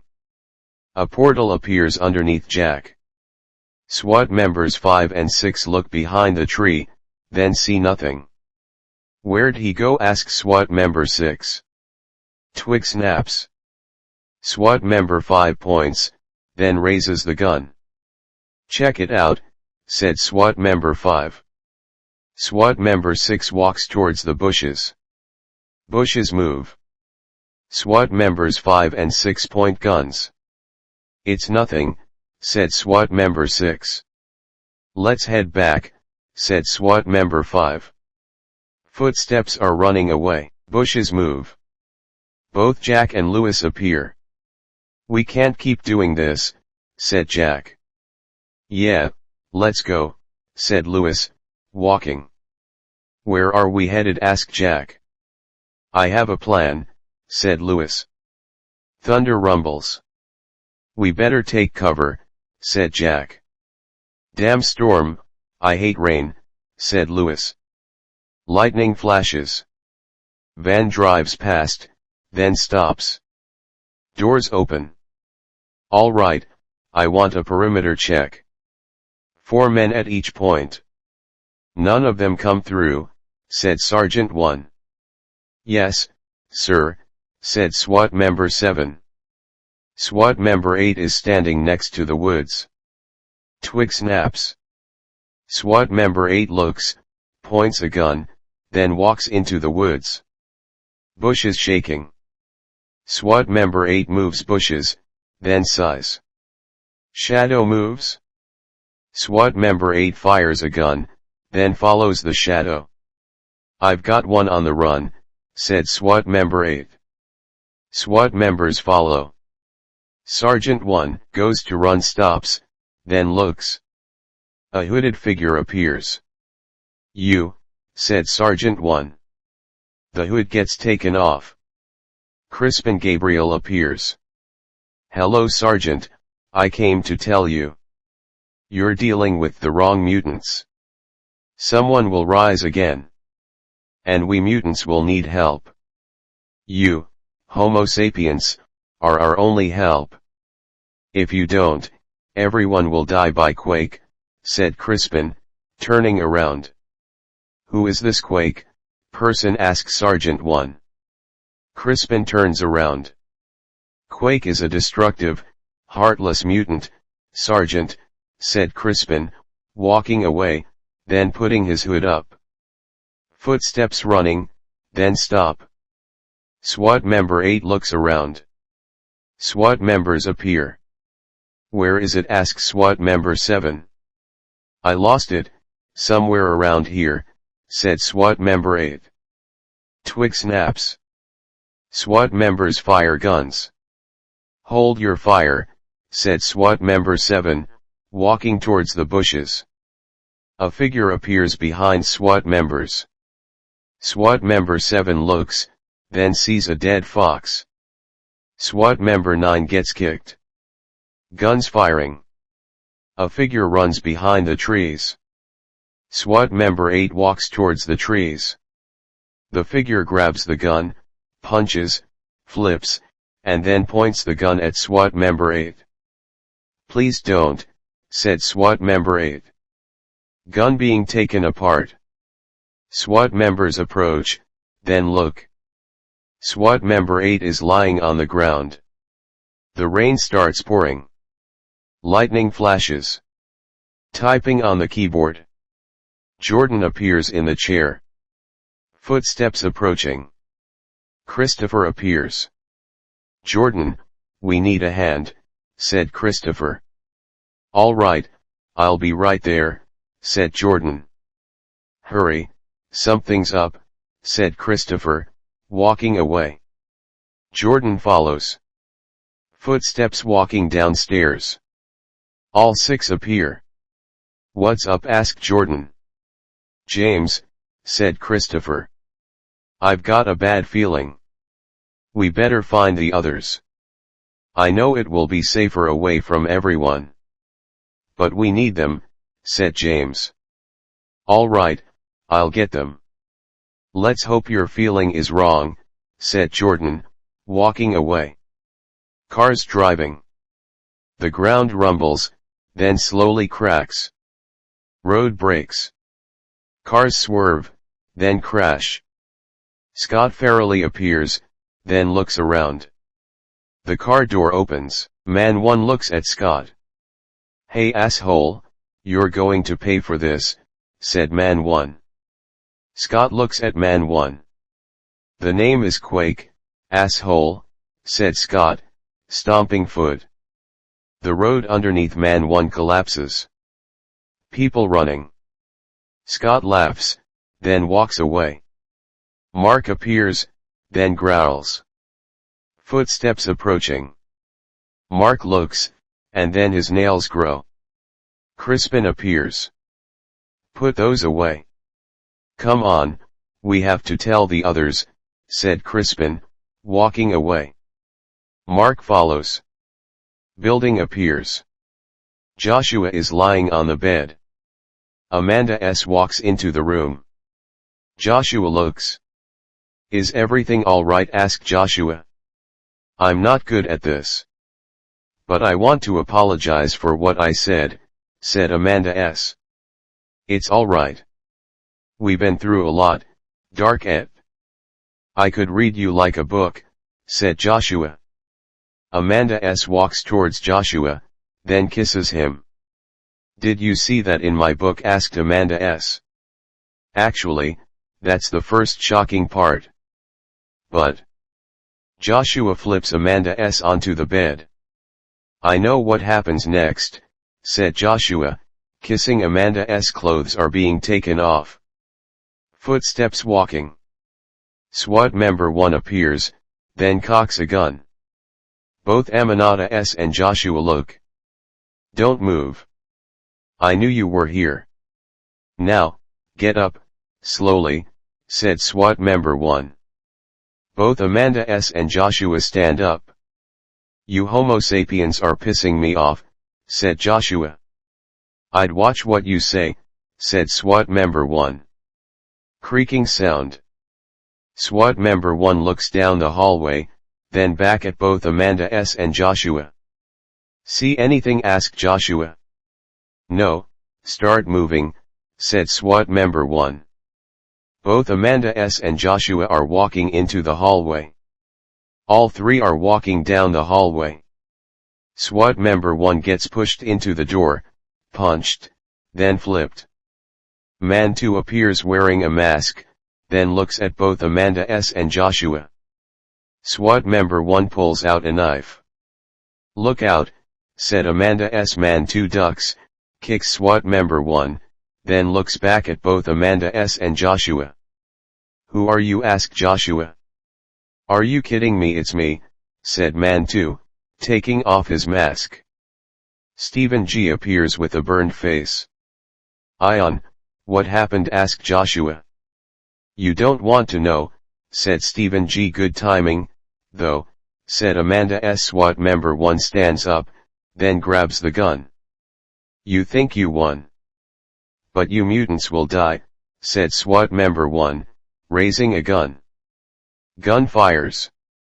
A black force field appears. Bullet ricochets. The black force field disappears. Stephen blows fire.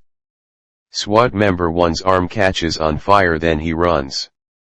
I never knew you could do that, said Joshua. I couldn't, not until I swallowed my lighter, said Stephen G. You didn't explode, said Amanda S. Apparently not. Let's go. The League needs us, said Stephen G. I thought it wasn't safe, asked Joshua. It's not, but we have no choice, said Stephen G., putting on his mask. No choice, why not? Asked Amanda S. Someone is rising. Worse than Frost was. That's why we're reuniting, said Stephen G. Who's this mutant? Asked Amanda S. Scott Farrelly, or also Quake, said Stephen G. Quake, Joshua. Yes, let's get going. The others are waiting, said Stephen G. Others, asked Amanda S. Footsteps running. Both Jack and Lewis stop, then look back. I think we lost him, said Jack. Yeah, but if we didn't, let's keep moving, said Lewis. Jack nods. Both Jack and Stephen run. Twig snaps. Jack pulls out his knives. Freeze, said SWAT member 5. Shit, said Lewis. Lower your weapons now, said SWAT member 5. Jack drops his knives on the ground. There, said Jack.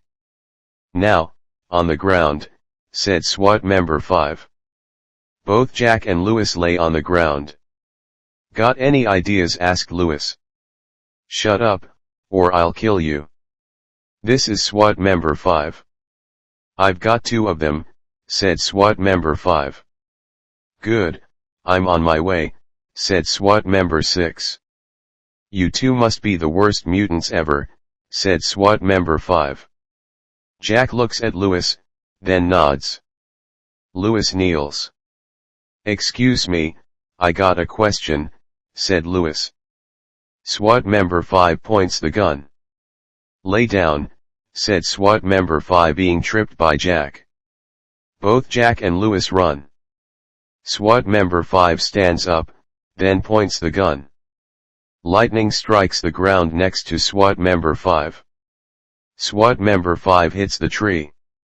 Both Jack and Lewis look. Electricity fades. Phineas Dempsey appears. Thunder rumbles. A cloud flies towards Phineas, then deteriorates. Leah Mountbatten appears. Sister, this is our world now, said Phineas. Yes, Phineas. And all will bow to thunder and lightning, said Leah Mountbatten. We have another problem, said Jack. Let's go, said Lewis. Both Jack and Lewis run. Leah Mountbatten sees both Jack and Lewis running. We have ears listening, said Leah Mountbatten. Phineas looks. We'll deal with them soon enough, said Phineas. SWAT member 6 appears, then cocks a gun. Don't move you two, said SWAT member 6. Both Leah Mountbatten and Phineas look. Put that down. SWAT member 6 continues pointing the gun. Very well. Leah, said Phineas, stepping backwards. What's she dash? Asked SWAT member 6. Leah Mountbatten claps her hands. SWAT member 6 goes flying into a tree branch, then gasps. Homo sapiens, said Leah Mountbatten. SWAT member 5 groans, then looks up. Phineas smiling. Good morning, you're in for a little shock, said Phineas, continuing to smile. Footsteps running. Both Jack and Lewis stop. We need to keep moving, said Lewis. I can't believe it. That was thunder and lightning, said Jack. Yeah, I saw them too, said Lewis. Hopefully, they don't follow us. Because if they do, we'll be in more trouble, said Jack. Yeah, let's get moving, said Lewis. Jordan is looking out the window. Alicia approaching. You all right? Asked Alicia. It's weird. It's raining. But no lightning or thunder, said Jordan. We have those kinds usually, said Alicia. I'm hoping the others are alive and well, said Jordan. You really care about them, said Alicia. They're the only thing I have left, said Jordan. What about your family? Asked Alicia. My family resented me. Especially for being a mutant, said Jordan. So, what happened? Asked Alicia. I was leaving to start my life. I left my driveway. The house exploded. My family was inside. I found out that my father never turned off the stove. Then he lit his lighter, said Jordan. Sorry, Jordan, said Alicia. Yeah, after a while. Brandon found me. Asked about the league. He told me he needed me. So that's why I'm worried. I don't want to find them dead, said Jordan. They're alive. I know they are, said Alicia, smiling. Jordan smiles, too. Knocking on door. All 8 look. Door opens. Both Crispin and Mark appear, then walk inside. Any news? Asked Christopher. Yeah, Quake's risen, said Mark. He's early, ain't he? Asked Ashley. Quake doesn't wait. He rises when he wants to. So, the plan? Asked Billy. Find Quake, then send him back where he belongs, said Jordan. Nothing will be able to destroy him. He's like Billy on steroids, said Mark. Mark's right. We need something better, said Crispin. I've got no idea, said Jordan. You'll think of something, said Alicia. Door opens. All 10 look. Amanda S., Joshua, and Stephen G. appear.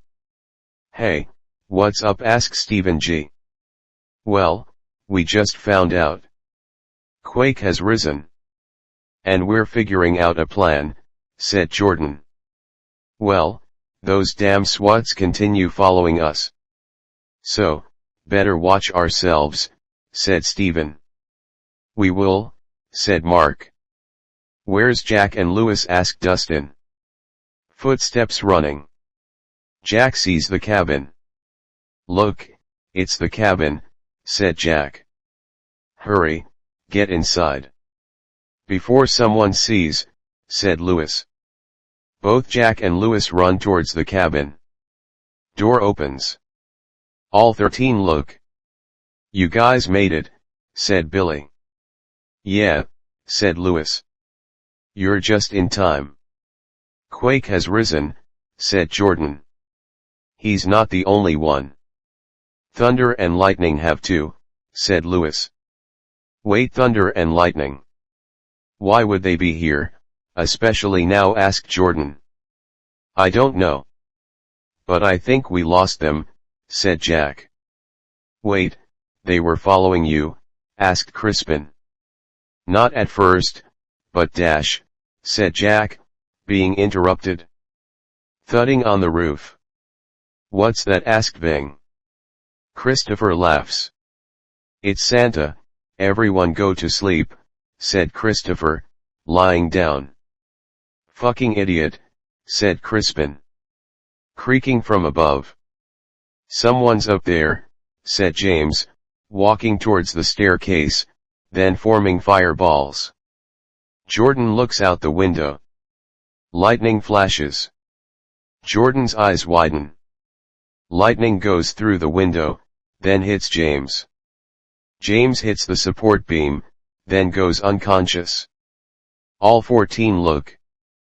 Phineas appears on the lawn. Shocking, right? asked Phineas. Dustin jumps at Phineas. Thunder rumbles. Dustin goes into a tree. Mark growls, then his nails grow. Leah Madge lands next to Phineas. League, attack, said Mark. All 13 jump at both Leah Madge and Phineas. Lightning hits Christopher. Christopher lands next to Dustin, then groans. The wind picks up. All 13 are struggling. Phineas throws lightning. Lightning goes toward Billy. A portal appears. Lightning goes through the portal. A portal appears behind Phineas. Lightning hits Phineas. Phineas groans. Thanks, said Billy. Nice trick, said Phineas, throwing lightning. Both Billy and Lewis move. The cabin wall gets destroyed. Jordan looks up. A support beam falls. Techno, said Mark, moving Jordan. The cabin roof collapses. Both Jordan and Mark groan. Christopher groans. Dustin, you all right? asked Christopher. Yeah, who's your friend? asked Dustin. Christopher looks. Rachel Teresa appears. Need help? asked Rachel, pulling out the katana. Lightning hits a tree. We need to leave, said Jordan. Lewis, plan E, now, said Mark. Lewis nods. A portal appears. Both Jordan and Mark jump through. Amanda, plan E, said Lewis. Amanda S. nods. Crispin, destruction, please, said Amanda S. Crispin stands up, then forms a black orb. A black orb hits the ground. Both Leah Madge and Phineas fall. All 15 disappear. Rachel jumps, then swings the katana. Another portal appears. Rachel goes through the portal. Both Leah Madge and Phineas groan, then stand up. They're stronger than I thought, said Phineas. Wood moves. James groans. Leah Madge walks towards James. Let's kill him, said Leah Madge. Who are you? asked James. I've got a better idea, said Phineas. A portal appears. All 15 fall. Is everyone all right? asked Jordan. Yeah, said all 14. Rachel stands up. Who are you? asked Jordan. I'm Rachel Teresa. I'm a bounty hunter. After any mutants who destroy the world, said Rachel. A bounty hunter, said Amanda S. You go after mutants, said Billy. Yes, said Rachel. Why would they send a human bounty hunter? asked Christopher. Well, the SWAT's after us. It kind of makes sense, said Jordan. The SWAT didn't hire me. I work alone, said Rachel. Then why come to the fight? asked Jordan. Like I said, I go after mutants who try to destroy the world. Plus, the SWAT's after me too, said Rachel. Why are they after you? asked Jordan. They say I'm dangerous, said Rachel. Jordan smiles. You're a mutant, said Jordan. All 13 look at Rachel. You're one, said Jack. Yes, said Rachel. Oh, I don't want to interrupt. But where's James? asked Ashley. All 15 are looking around. Footsteps walking. So, you're saying us 3 are a team? asked James. Yes, and we were trying to find these ones. They want us dead. You're going to help, said Phineas. James is looking at Phineas, then Leah Madge. Well, if you say so, I'm in, said James. Good, said Phineas. Ground rumbling. All 3 form balls. Ground caves in. All 3 fall, groan, and then see Scott. Who are you? asked Scott. All 3 stand up. I'm Phineas or Lightning. These are Thunder and Flame. We're going to destroy the world, said Phineas. Scott laughs. You 3, that's funny, said Scott. You're Quake. Yeah, I've heard you were going to rise, said Phineas. I have. But what gives you the right to take over the world when I'm going to, said Scott. Well, it looks like we came to an impasse. We're not backing down, said Phineas. Neither am I, said Scott. Wait, we all want the same thing. We could work together, said James. That's not a bad idea, said Phineas. Scott laughs. Me, working with you. Quake works alone, said Scott, walking away. Then how are you going to stop the League? They are stronger than we thought. We work together. The League and the world will be ours, said Phineas. Scott stops, then turns around. That's a good idea. I'm in, said Scott. Footsteps walking. Ving stops, then looks around. Ving, are you all right? asked Stephen G. I just got this bad feeling, said Ving. Come on, said Stephen G. Jordan approaches Rachel. Where are you taking us? asked Jordan. A safe place, said Rachel. Which is? asked Jordan. My home, said Rachel, stopping. Why'd we stop? asked Crispin. We're here, said Rachel. I'll see a field. You brought us to a field, said Christopher. Why are we here? asked Jordan. This is my home, said Rachel. Oh yeah, they won't find us here, said Mark. Is that a joke? asked Jordan. Hang on, said Rachel, whistling. Whistling echoes, then stops. Ground shaking. A building rises from the ground. All 14 look up. Holy shit, said Billy. Now, if you all follow me, said Rachel. All 14 are walking into the building. Rachel whistles. The building sinks into the ground. Rachel walks ahead. All 14 continue to follow. "No wonder you're hard to find," said Jordan. "Well, I had to find a place to hide. And this is the best place." The dining room appears. "Please sit down and relax." "You're all safe," said Rachel, putting down katana.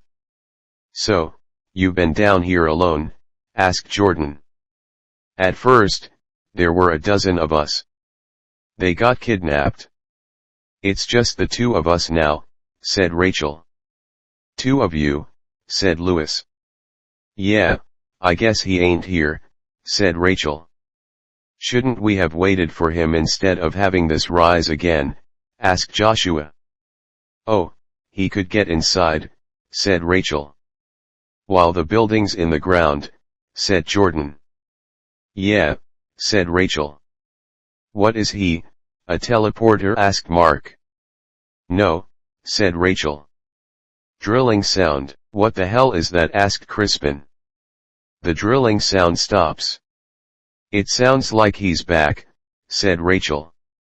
"Who's back?" asked Jordan. Footsteps approaching. All 15 look at the doorway. Job O'Connell appears. "Rachel, you brought guests," said Job. "Yes, I did." "Everyone, this is Job O'Connell," said Rachel. "So, you're a mutant too?" asked Jordan. "Yes, I'm guessing you are too," said Job. "I'm Jordan, or Techno.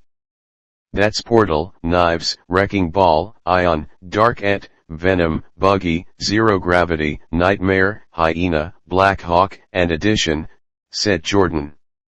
"Nice names, they all call me Drillbit," said Job. "All right, enough with the introductions.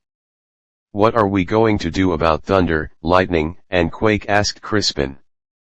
"Wait, Quake has risen too?" asked Rachel. "Yeah, what do you know about him?" asked Jordan. Rachel looks at Job, then nods. Job walks away. "They say Quake's a legend. He's as old as David Frost."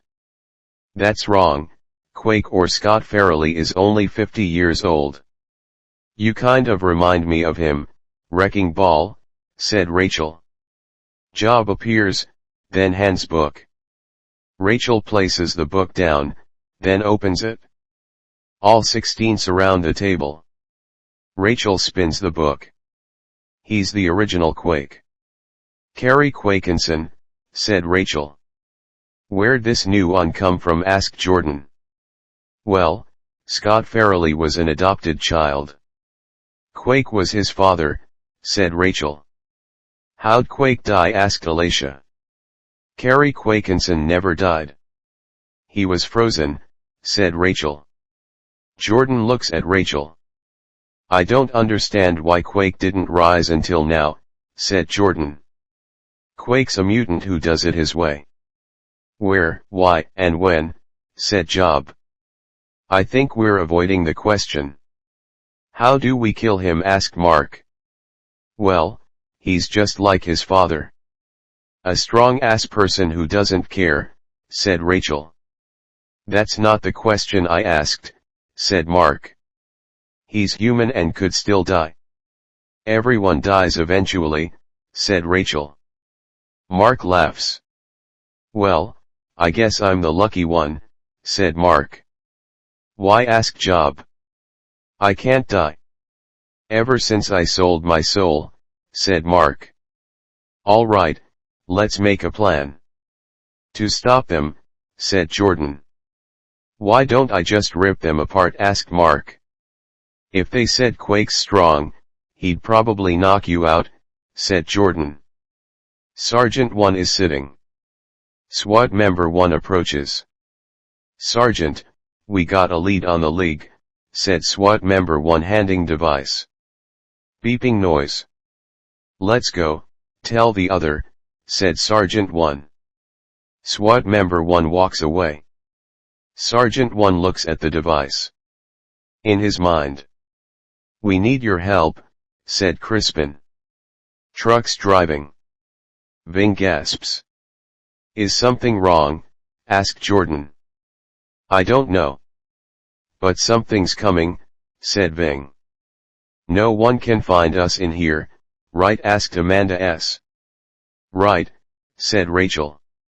Well, Ving can always tell if there's something wrong. And if something is coming, we need a plan, said Jordan. Truck drives past. All four look. Those people are wearing the same clothes as the ones we killed, said Leah Match. They were after the League. I wonder where they're going so fast, asked Phineas. Maybe we should find out, said James. James, Leah Match, and Phineas start walking. I ain't playing any games with them, said Scott. If you want the world, you must destroy the League, said Phineas. And they're wherever those guys are going, said Leah Match. They won't be that way, said Scott, walking in the other direction. I knew he'd back away. He's not powerful enough to take over the world. Or find the people you need dead, said Phineas. Scott stops, then turns around. You're saying, I'm dumb and weak, said Scott. Hey, he just realized what I said, said Phineas. Scott growls, then stomps. Ground caves. All three are hovering over the hole. I think you pissed him off, said Leah Match. Scott claps his hands. Both James and Leah Match fall to the ground. Phineas throws electricity. Scott gets hit, then falls.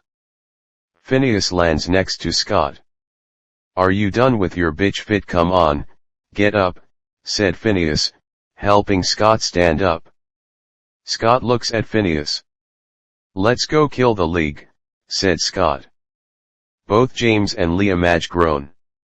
Are you two all right? Asked Phineas. Fine, said Leah Match. James, asked Phineas. James looks at Scott. If you do that to me again, I'll fry you, said James, walking ahead. I'm starting to like this guy. Let's get moving, said Phineas. Trucks stop. Doors open. Sergeant 1 looks. SWAT member 1 approaches. Orders, sir, asks SWAT member 1. I want this area searched. It says they're here, said Sergeant 1. Yes, sir, said SWAT member 1. Guns cocking. SWAT members are walking around the field. Ving looks up. Someone's above us, said Ving. Hopefully no one finds us, said Jordan. But what's the plan if they do? Asked Billy. Plan E, said Lewis. That'll be the backup plan. We have to fight our way out first, said Jordan. It won't be our first time, said Mark. Let's just hope they don't find us, said Jordan. All 15 are nodding. Footsteps walking. SWAT member 4 trips. Are you all right? Asked SWAT member 3. I tripped over something, said SWAT member 4. SWAT members 3 and 4 are digging, then get to the roof. Is that a roof? Asked SWAT member 3. Sergeant, said SWAT member 4. Sergeant 1 approaches. What the hell is that? Asked Sergeant 1. A roof, sir, said SWAT member 4. Destroy it, said Sergeant 1. SWAT members are grabbing axes. Roof breaking. All 16 look up. They found a way in, said Rachel, pulling out the katana. Remember, fight, not kill, said Jordan. As long as they don't shoot at us, said Job. Blades appear from Job's head and wrists. Holy shit, said Ashley. No wonder they call you drill bit, said Christopher. Oh, these aren't why. It's what I can do, said Job. Thumping from above. They're inside now, said Rachel. Amanda, the lights, said Jordan. Amanda's eyes turn black. The lights go out. Let's see if they can see in the dark, said Mark. Everybody hide, said Jordan. All 6 are running. You few stay here. This won't take long, said Sergeant 1, jumping inside. SWAT members are walking. Lights shining down the hallway. The dining room appears. I don't see anything, sir, said SWAT member 4. They're here, I know it, said Sergeant 1. Beeping sound. A shadow moves. Gun fires. Shit, said SWAT member 2. What's going on, asked Sergeant 1. Someone moved in here, said SWAT member 2. Be careful next time. We're underground. We don't need to have a cave-in, said Sergeant 1. The shadow moves again. Sir, over here, said SWAT member 1, shining light. Job is running toward the window. We got him, said Sergeant 1. Job jumps, spins, goes through the window, then digs through dirt. Sir, said SWAT member 1. I know, said Sergeant 1. SWAT members walk around the field. All 4 appear. What are they doing, asked Leah Match. I think they've found something, said Phineas. Are we just going to sit back, asked Scott. If you want to, you could, Quake, said James, walking ahead. Like I said, I'm starting to like this guy, said Phineas. All 3 follow. Footsteps approaching. SWAT members look, then see Scott. Who's this, asked SWAT member 7. Tell me where the league is. Or fall to Quake, said Scott. Quake, what kind of name is that, asked SWAT member 7. Scott smiles, then claps his hands. SWAT member 7 goes into a tree, then hits the ground. SWAT members raise guns. Wind blows. SWAT members fall, then drop guns. Leah Madge appears. SWAT member 8 goes to grab a gun. Phineas steps onto the gun. I'd run if I were you, said Phineas. SWAT member 8 runs. Phineas throws electricity. Truck explodes. SWAT member 8's body falls. Gun cocks. SWAT member 9 pointed a gun. Don't move, said SWAT member 9. You're packing a lot of heat, said Phineas. Thanks, said SWAT member 9. I wasn't talking to you. It was for him, said Phineas. SWAT member 9 turns around. James appears to be holding fireballs. You know what they say. Play with fire, you'll get burned, said James, throwing fireballs. SWAT member 9 catches on fire, screams, then goes through the hole. Sergeant 1 looks up. Continue searching. I'll be back, said Sergeant 1. SWAT members continue looking around. All 4 jump into hole. A little light, please, said Phineas. James holds up his hand. Fire brightens up the room. Footsteps approaching. Sergeant 1 appears, then sees SWAT member 9's burnt body. Holy shit, what would do this, asks Sergeant 1. Footsteps approaching. Sergeant 1 looks up. Phineas appears. You, I know you, said Phineas. James, Leah Madge, and Scott appear. Who are you, asks Sergeant 1. Well, I'm Lightning. My sister Thunder, the Flame, and Quake, said Phineas. Oh, my God. Crispin was right, said Sergeant 1. Where's the league, asked Scott. I don't know, said Sergeant 1. Scott grabs Sergeant 1 by the throat. Then you are useless, said Scott. A portal appears. Scott goes through the portal, then appears in the dining room. Billy appears. Scott growls, then runs at Billy. Where'd he go? Asked Phineas. Growling behind all three of them. All three look. Mark jumps at Phineas.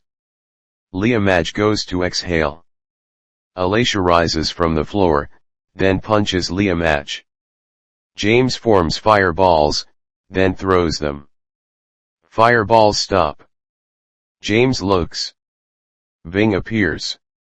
Who the hell are you? Asked James. It's me, James, Ving, said Ving. You are a League member. Die, said James, throwing a fireball. A portal appears.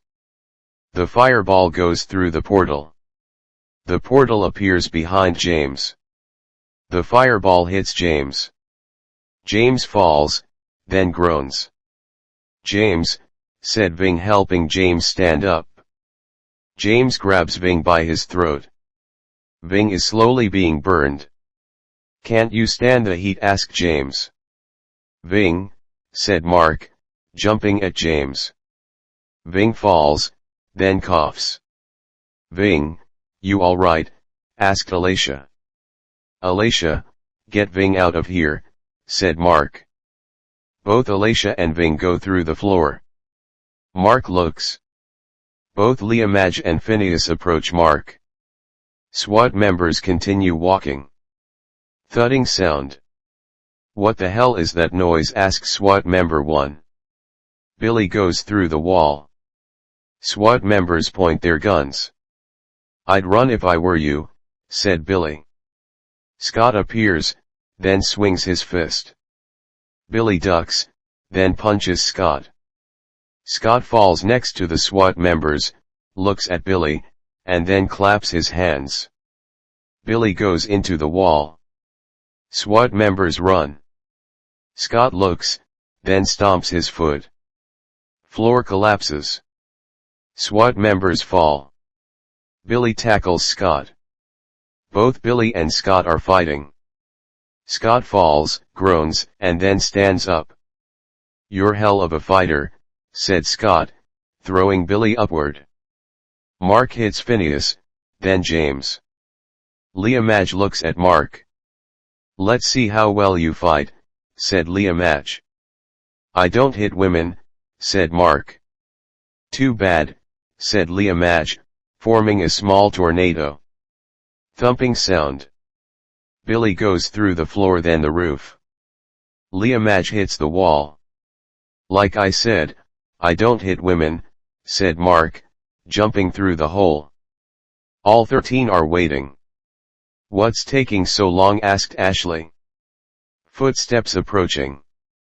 Both Billy and Mark appear. What took you so long? Asked Jordan. Quake, lightning, thunder, and the flame, said Mark. James is alive. Where is he? Asked Jordan. With them, said Mark. Wait, what? Said Christopher. James is working with them now. Who do you think did that to Ving? Asked Mark. Shit, we're going to be in deeper shit now, said Jordan. Well, let's find a place to hide. Since that one's gone, said Ashley. Ground shaking. What's that? Asked Stephen G.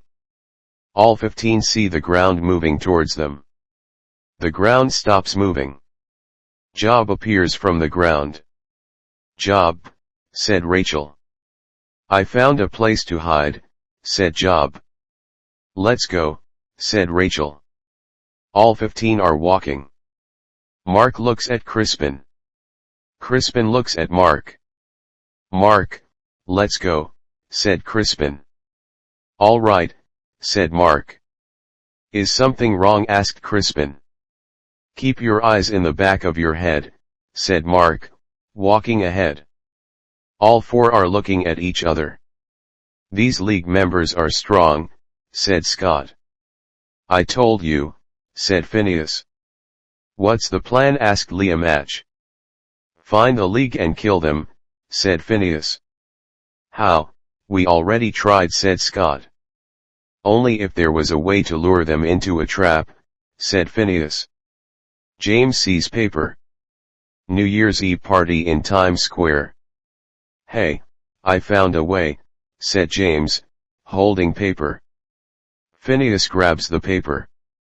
James, you're a damn genius, said Phineas. You're starting to be a good person to me, said Scott. We have some work to do. So, let's get started, said Phineas. All four are walking away. Sergeant 1 appears, runs, then trips. Talking from a distance. Sergeant 1 sees both Crispin and Mark. Mark walks ahead.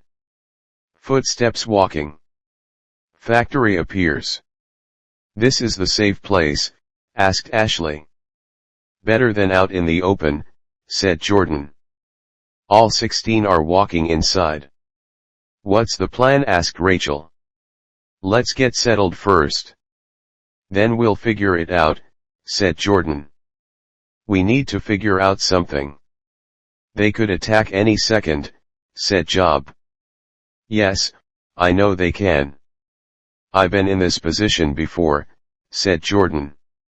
Really, you've had the military after you, asked Job. Not just mutants, Homo sapiens too. Mark smiling. Why are you smiling? Asked Jordan. You'll find out in a few seconds. Right, Sergeant, yelled Mark.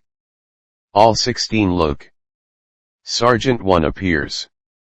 You knew he was there, asked Crispin. I said, to have eyes in the back of your head. Plus, I smelled him coming miles away, said Mark. Why are you here? Asked Jordan. Well, I'm here for some help. And you are the only ones I could trust, said Sergeant 1. So, after your team tried killing us, you want us to help you? Asked Jordan. I know what we did was wrong. But someone gave me hope for you, said Sergeant 1. Well, Sergeant, we're trying to find where quake, thunder, and lightning are, said Jordan. Well, you're in luck. I overheard where they're going, said Sergeant 1. Where? Asked Mark. New York, tomorrow night. Times Square, said Sergeant 1. Tomorrow night, why? Asked Joshua. The New Year's rocking eve. Perfect plan. Hundreds, maybe thousands of people, said Jordan. Oh great, said Billy. We can't evacuate it, said Alicia. By the time we get there will be too many people and no time, said Jordan. Well, it looks like we're going to Times Square, said Mark. A portal appears. All 17 go through the portal, then appear in Times Square. A sign appears for New Year's rocking eve. A lot of people are already here, said Amanda S. All right, tomorrow night. We need to be ready for them, said Jordan. Where to? Asked Dustin. Find an apartment, said Jordan. Door opens. All 17 walk into the apartment. What's the plan? Asked Rachel. Get some rest. Especially for tomorrow, said Jordan. All 15 are sleeping. Jordan is standing on the balcony. Alicia approaches. Hey, do you want some company? Asked Alicia. Sure, said Jordan. Alicia hands glass of wine. So tomorrow will either end the world or be the end of Quake, said Alicia. Well, I'm not planning on not dying tomorrow. But something's got to give, said Jordan. We'll win, I know we will, said Alicia. Yeah, said Jordan, taking a drink. Alicia looks at Jordan and then kisses him. Jordan looks at Alicia. Sorry, said Alicia. No, it's all right, said Jordan, kissing Alicia. Both Alicia and Jordan go into the bedroom. Door shuts. Both Crispin and Mark are smiling. Footsteps walking, then stop. James, Leah Madge, Phineas, and Scott appear. Times Square. At midnight tonight. New York becomes a sinkhole, said Scott. The world will be ours, said Phineas. And not even the League will stop us, said Leah Madge, looking at James. Let's torch it now, said James. Truck driving. James throws a fireball. Truck explodes. Why'd you do that? People will know now, said Scott. Shut up, said James, walking away. I know I keep saying it. I really like this guy, said Phineas, following James. Leah Madge follows. Scott looks at the truck. Same with me, said Scott, following behind. Fire crackling. Smoke rises. Sun rises. Sirens wailing. Talking on TV. Hello, I'm Penny Cooper. I'm here by the highway.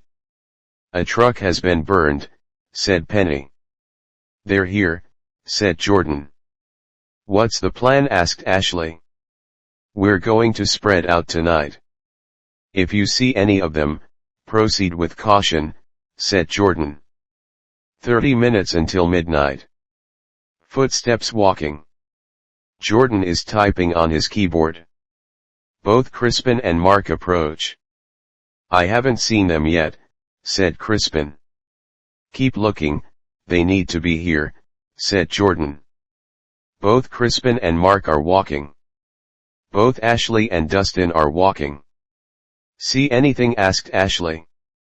No, I need a better view, said Dustin. Ashley sees a fire escape. There, said Ashley, pointing. Dustin looks then jumps up. Ashley, go find the others. I could see everything, said Dustin. All right, be careful up there, said Ashley walking away. Dustin is looking around. Ashley walks, then turns around. James appears. Wow, you're really hot, said James. Ashley stares at James, then catches on fire. Screaming in the distance. Dustin looks. Ashley! Yelled Dustin. James flies away. Dustin follows James. All 15 get to Ashley. Shit. Go help Dustin, said Jordan. Lewis, now, said Mark, running. A portal appears. Mark goes through the portal. James is flying, then sees the portal. Mark jumps at James. James flies up. Mark grabs James' leg. Get off me, said James. Mark's nails grow, then go into James' side. James groans. Both James and Mark go through trees, then into the ground. Dustin lands next to trees. Mark, said Dustin. A fireball goes toward Dustin. Dustin moves. I'm getting tired of you League members, said James. Dustin looks at James. Mark tackles James, then growls. I never liked you, said Mark. Feelings are mutual, said James. Mark jumps at James. James throws fire. Fire hits Mark. Mark falls, then lands into a tree. James looks at Dustin. You bastard. You turned on the League. Killing Ashley and now Mark, said Dustin. Well, they were both bitches anyway, said James. Dustin growls, then jumps at James. James throws fire. Dustin catches on fire then screams. Fire stops. Dustin laying on the ground. James kneels, then turns Dustin over. Dustin gasping. You We'll die, said Dustin, continuing to gasp. James stands up. The flames of hell can't stop me, said James. Dustin gasps for his last breath. James smiles, then gets hit with a shovel. Mark looks at Dustin, turns towards James, and then swings the shovel. Jordan is looking around. We need to find the others, said Jordan. We will, said Alicia. Ball lights. Look, it's almost time, said Jack. 10, 9, 8, 7, 6, 5, 4, 3, 2 dash, said people. Lightning strikes the ball. Ball explodes. People screaming. Oh no, said Jordan. Thunder rumbles. The rain starts pouring. Both Leah Madge and Phineas appear on stage.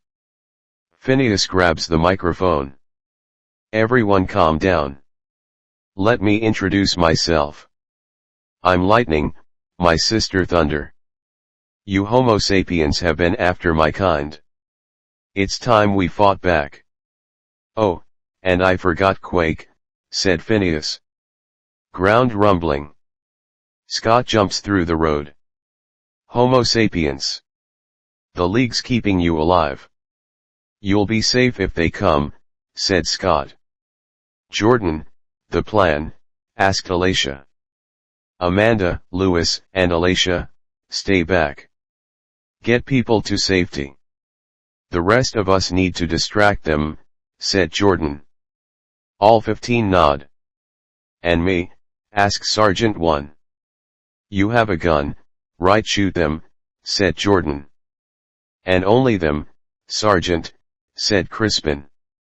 Sergeant 1 nods. I'll get their attention, said Jack. All right, guys, we need to win, said Jordan. All 15 nod.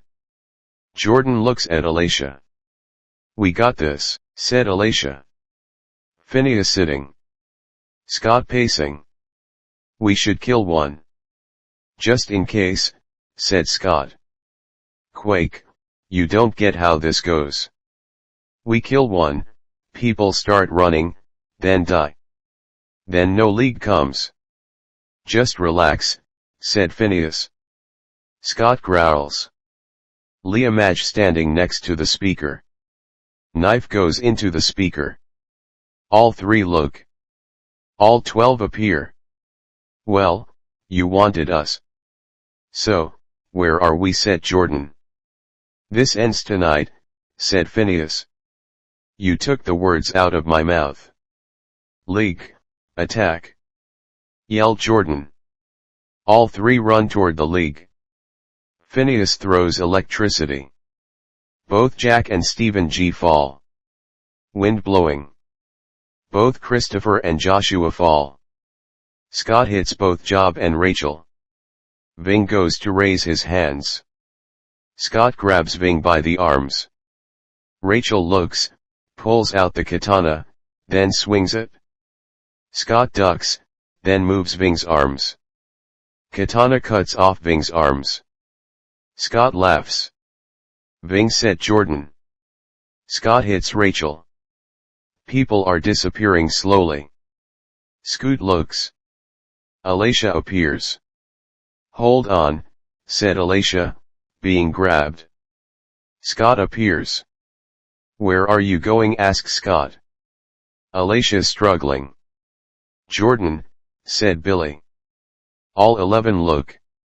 Let her go, said Jordan. Accept defeat, then I will, said Scott. Jordan goes to step. Scott tightens his grip. Gun fires. Scott gets shot in the arm, then lets go of Alicia. Alicia goes into the road, then reappears next to the group. Scott looks. Sergeant 1 points his gun. It's time to die, said Sergeant 1. Electricity hits Sergeant 1. Sergeant 1 falls. Both Leah Madge and Phineas approach Scott. You should just surrender, said Scott. "We'll never surrender," said Jordan. Scott runs at League. Billy runs at Scott. Both Billy and Scott are fighting. Both Liamaj and Phineas from their powers. Wind blowing. All 12 look around. A tornado forms, then disappears. Jacob appears. A manhole cover rises. Sandra appears. Stephen G hacks, then blows fire. Akira appears. Stephen M rises from the road. Thunder and lightning. "It's time to come back," said Akira. "No, we need to kill them." "They're the problem," said Phineas. "No, you and she are. Without them, we'd all be dead," said Akira. "You'll have to kill me first," said Phineas, being hit with a shovel. Mark appears. Liamaj looks. "You're going to hit me too?" asked Liamaj. "Like I said, I don't hit women," said Mark. "But I do." Liamaj turns around. Sandra punches Liamaj. "Bitch," said Sandra. "League, you must stop Quake quickly," said Jacob. "Before he destroys the world," said Stephen M. "We must get them back." "Before they wake up," said Sandra. All 6 disappear. Billy falls. "Billy, you alright?" asked Jordan. "I'm fine, you guys get out of here." "Get Ving to safety," said Billy. "Are you sure?" asked Jordan. "I'll be fine, go," said Billy. All 15 run. Scott steps. "Your friends are leaving you?" asked Scott. "I'm the only one that could stop you," said Billy, running at Scott. Scott stomps. Tremor goes towards Billy. Billy goes through Tremor, then lands in front of Scott. Scott's eyes widen. "How'd you do that?" asked Scott. "I told you. I'm the one that's going to stop you," said Billy, punching the road. Road caves. Both Billy and Scott fall into the sewer. Scott punches Billy, then pins him against the wall. "You won't kill me," said Scott. "I know, but something else will," said Billy. Rumbling in the distance. Both Billy and Scott look. Water rushes through the sewer, then hits both Billy and Scott. 2 days later. Mark approaches. "Anything?" asked Crispin. "Nothing, I think the water took him," said Mark. "Doesn't the sewer go to the ocean?" asked Alicia. "Yeah, but I couldn't find anything," said Mark.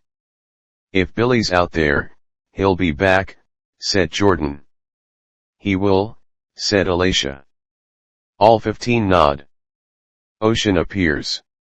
Water splashes. Billy appears. Footsteps walking. Billy groans, then appears chained. "Help," said Billy. "No one could help you," said James. "James," said Billy. "I'm not James anymore." "Please call me Inferno," said James. The end. The League 9, Raging Inferno by Colton Dennis. The League gets a surprise visit from an old teammate. A new threat comes and tries to destroy the world. Will the League be able to overcome the new threat and the old teammate? Lightning flashes. Sebastian O'Neill appears to be walking. Thunder crackles. "Whoa, that sounds close," said Sebastian. Lightning appears in the distance. Sebastian walks over, then sees both Liamaj and Phineas. "We must find the League," said Phineas. Twig snaps. Sebastian runs, then looks behind him. Lightning is being thrown. Sebastian falls. A lightning bolt hits gas tanks. Explosion in distance. Liamaj appears.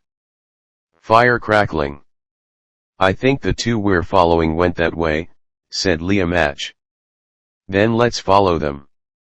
The faster we kill the League, we'll rule the world, said Phineas. Both Liamaj and Phineas are walking away. A fire cracks, then slowly dies down. Sebastian appears, then looks down. Fire appears on Sebastian's hand. Sebastian smiles. So, lightning and thunder have risen. Maybe I'll follow, said Sebastian, following behind. Mark hits James with a shovel. Sebastian watches, then walks out. James groans. Sebastian taps James, then smiles. A month later. Billy gets punched, then groans. I'm surprised you're still in this. Now, where's the League? Asked James. Billy spits blood. Up your ass, said Billy, being punched. You have balls, said James. Yeah, something you lost a while ago, said Billy. James grabs Billy by his throat. I'd watch what you say, said James. Billy's throat slowly burns, then he gasps. The door slams shut. James looks. Sebastian appears. What the hell are you doing? Asked Sebastian. James lets go of Billy. He wasn't talking, said James. You know, I saved you because I knew what you could do. You are smarter than him. Sorry, I'm Sebastian O'Neill, or Absorb, said Sebastian. Billy works, said Billy. Yeah, Wrecking Ball, I know you, said Sebastian. Why am I a prisoner? Asked Billy. Well, I don't need you running away. Plus, I want the League destroyed, said Sebastian. You'll fail, just like the rest of them, said Billy. Well, there's one thing I have. That they didn't, said Sebastian. Yeah, what's that? Asked Billy.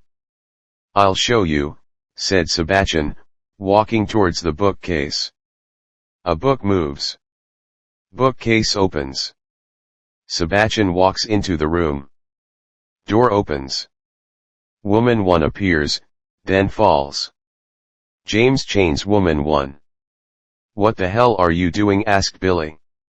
I'm showing you why they call me Absorb, said Sebastian, walking towards Woman 1, then ripping her shirt. Don't hurt her, said Billy. Watch and learn, said James. Sebastian looks at Woman 1, then places his hand on her chest. A yellow light appears. Woman 1 screams, then turns into dust. Oh my God, said Billy. Sebastian looks at Billy, then punches the brick wall. Hole appears. This is my power. For now, said Sebastian. Fuck, said Billy. Typing on the keyboard. Alicia appears to be lying in bed, then sees Jordan. Hey, you alright? Asked Alicia. Yeah, just trying to find anything, said Jordan. Alicia walks towards Jordan. Don't worry, we'll find Billy, said Alicia, rubbing Jordan's back. I know, said Jordan. Come on, back to bed, said Alicia. Jordan picks up Alicia, kisses her, and then places her on the bed. Both Alicia and Jordan are taking off each other's clothes. Christopher is sitting on the couch, watching TV. Rachel walks into the room. Hey, said Rachel. Hello, said Christopher. May I, asked Rachel. Christopher moves a tank onto the table. Rachel sits down. What happened to the fish? Asked Rachel. I ate them. Plus, it's my home, said Christopher. You sleep in that? How? Asked Rachel. Easy, I just crawl inside like this, said Christopher, crawling into the tank. Job walks into the room. Christopher looks. Dash, said Rachel, being interrupted. I don't want to know, said Job, walking into the kitchen. Crispin appears to be reading the newspaper. Hello, Drillbit, said Crispin. Crispin, said Job sitting down. So, you said a while ago, you had others with you and Rachel, said Crispin. Yeah, why do you bring it up, asked Job. Because I may know who took them, said Crispin. Really, who, asked Job. Follow me, you need to see this, said Crispin. Both Crispin and Job are walking upstairs. The door opens and then shuts. The light turns on. Pictures of Sebastian appear. Who is this, asked Job. His name is Sebastian O'Neill. He goes by the name of Sorb, said Crispin. And why do you say he stole them, asked Job. He's been kidnapping mutants for a long time, said Crispin. Does Mark know about him, asked Job. Yeah, because me and Mark have worked with him. Without knowing it, said Crispin. I don't understand. How didn't you know, asked Job. He hides in the shadows. Absorb wanted Frost to rise. He did. Same with Quake. This guy is the reason I switched sides, said Crispin. Why do they call him Absorb, asked Job. He could take the power of mutants. Then use them himself, said Crispin. He sounds dangerous, said Job. Because he is, said Mark. I didn't see you come in, said Crispin. He was just about to tell me. Job was interrupted. I know, I heard a lot of things, said Mark. How do you fit into this with him, asked Job. Well, I actually met his younger version. Almost killed me, said Mark. I thought you couldn't die, asked Job. Well, what he does is, after he sucks out your power, your body turns to dust, said Mark. Jack stands next to the wall, then walks away. Mark looks at the door. Is something wrong, asked Crispin. Someone was listening, said Mark. Jack walks into the room, then grabs a suitcase. Suitcase opens. Jack pulls out knives, then places them in holsters. All three walk into the room. Going somewhere, asked Job. I overheard you, said Jack. And you're planning to find him, said Crispin. Better me finding him than the other way, said Jack, grabbing his bag.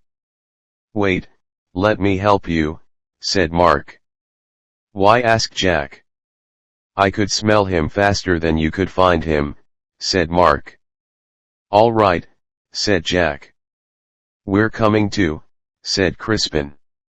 No, if all four of us are gone, they'll know something's up. Two gone, not so much, said Mark. All right, just be careful, said Crispin. Always am. Now we need to sneak out, said Mark. Don't worry, Chris could handle that, said Crispin. All six watching TV. Both Crispin and Job walk into the room. Hey Chris, Crispin says you can't fit into that tank, said Job. I've already shown you before, said Christopher. Prove me wrong again, said Crispin. All right, hand me the tank, said Christopher. Both Jack and Mark are walking out the door. Alicia walks towards the window, then sees both Jack and Mark running. Hey, Jack and Mark are going somewhere.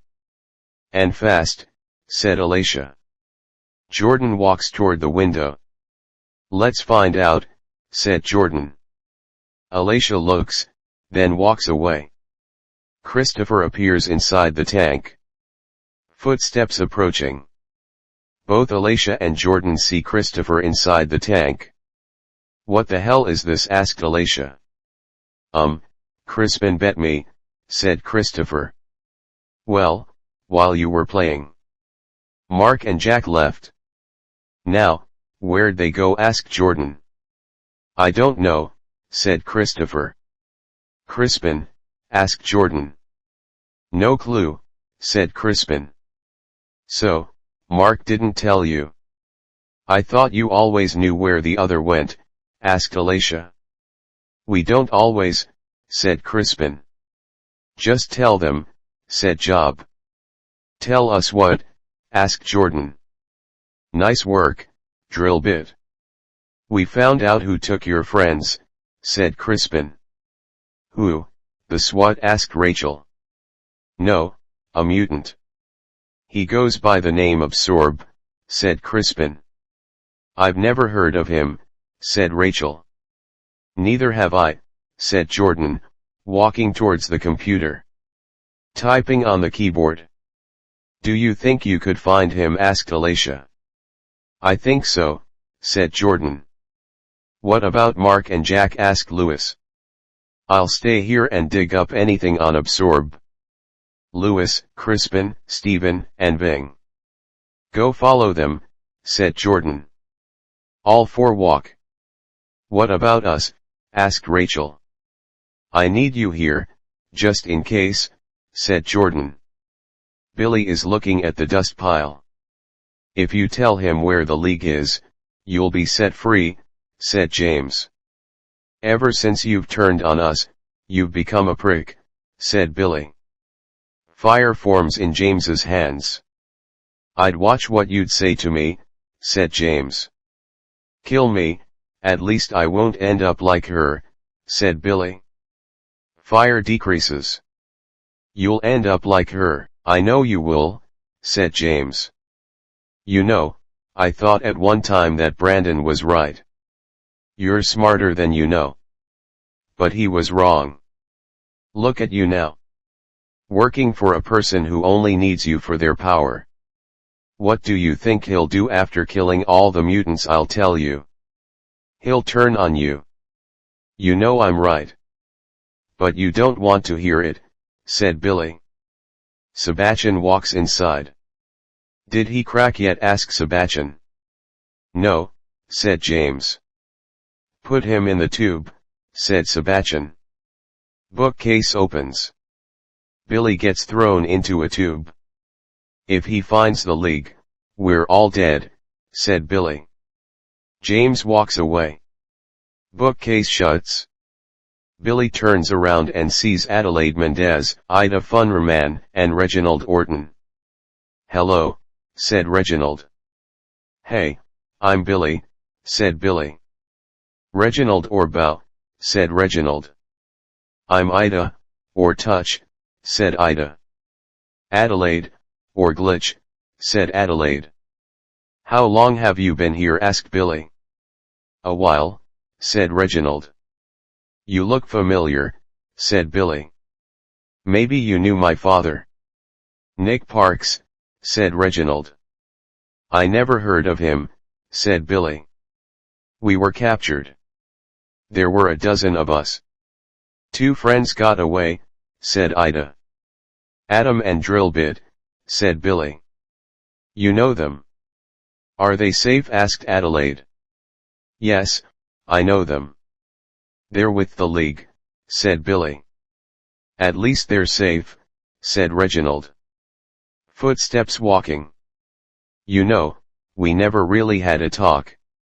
Just the 2 of us, said Jack. I really try not to get that close to people, said Mark. Then why are you with the league? Asked Jack. Because, like humans, I need a home. Plus, I got tired of being left behind, said Mark. What do you mean? Asked Jack. Through the centuries, my life has been left behind. Until a military man found me, said Mark. Is that the reason you switched sides? Asked Jack. No, I switched sides because I was tired of hurting humans, said Mark. Sorry, said Jack. Yeah, you ain't the only one. Mark sniffs. This way, said Mark. Both Jack and Mark are walking. Building appears. Is this the place? Asked Jack. Yes, get down, said Mark. Both Jack and Mark kneel. Sebastian walking. What's the plan? asked Jack. I'll distract him. You try hitting him, said Mark. Are you sure? asked Jack. Listen, I've dealt with this guy before. He might be stronger. But I'm smarter, said Mark, crawling. Jack looks. Sebastian continues walking. Bushes shaking. Sebastian walks towards the bushes. Bushes move. Mark appears to be eating deer carcasses. What the hell? said Sebastian. Oh, I'm sorry. Want some? asked Mark. Who are you? asked Sebastian. Oh, I'm Mark Lud, said Mark. Mark Lud, you seem familiar, said Sebastian. Well, I don't remember you. But I've heard of you. Sebastian O'Neill, or Absorb, said Mark. How'd you hear of me? asked Sebastian. Come on, I'm just like you. I also keep a low profile, said Mark. Why are you here? asked Sebastian. I came to see if you needed help. Especially against the League, said Mark. You know where the League is? asked Sebastian. I've been watching them. I just needed someone's help, said Mark. You want to join me? asked Sebastian. Yeah, think about it. 2 strong mutants against the world, said Mark. You might be tricking me. But I'll keep you on a short leash, said Sebastian. No problem. And don't worry, you can trust me, said Mark. Jack slowly walks, pulls out knives, and then goes to throw one. Fire hits Jack. Jack goes into the tree, groans, and then sees James. Nice try, said James, grabbing Jack. Footsteps approaching. Both Mark and Sebastian look. James, who's this? asks Sebastian. A League member. James looks at Mark. You, said James. You know each other? asked Sebastian.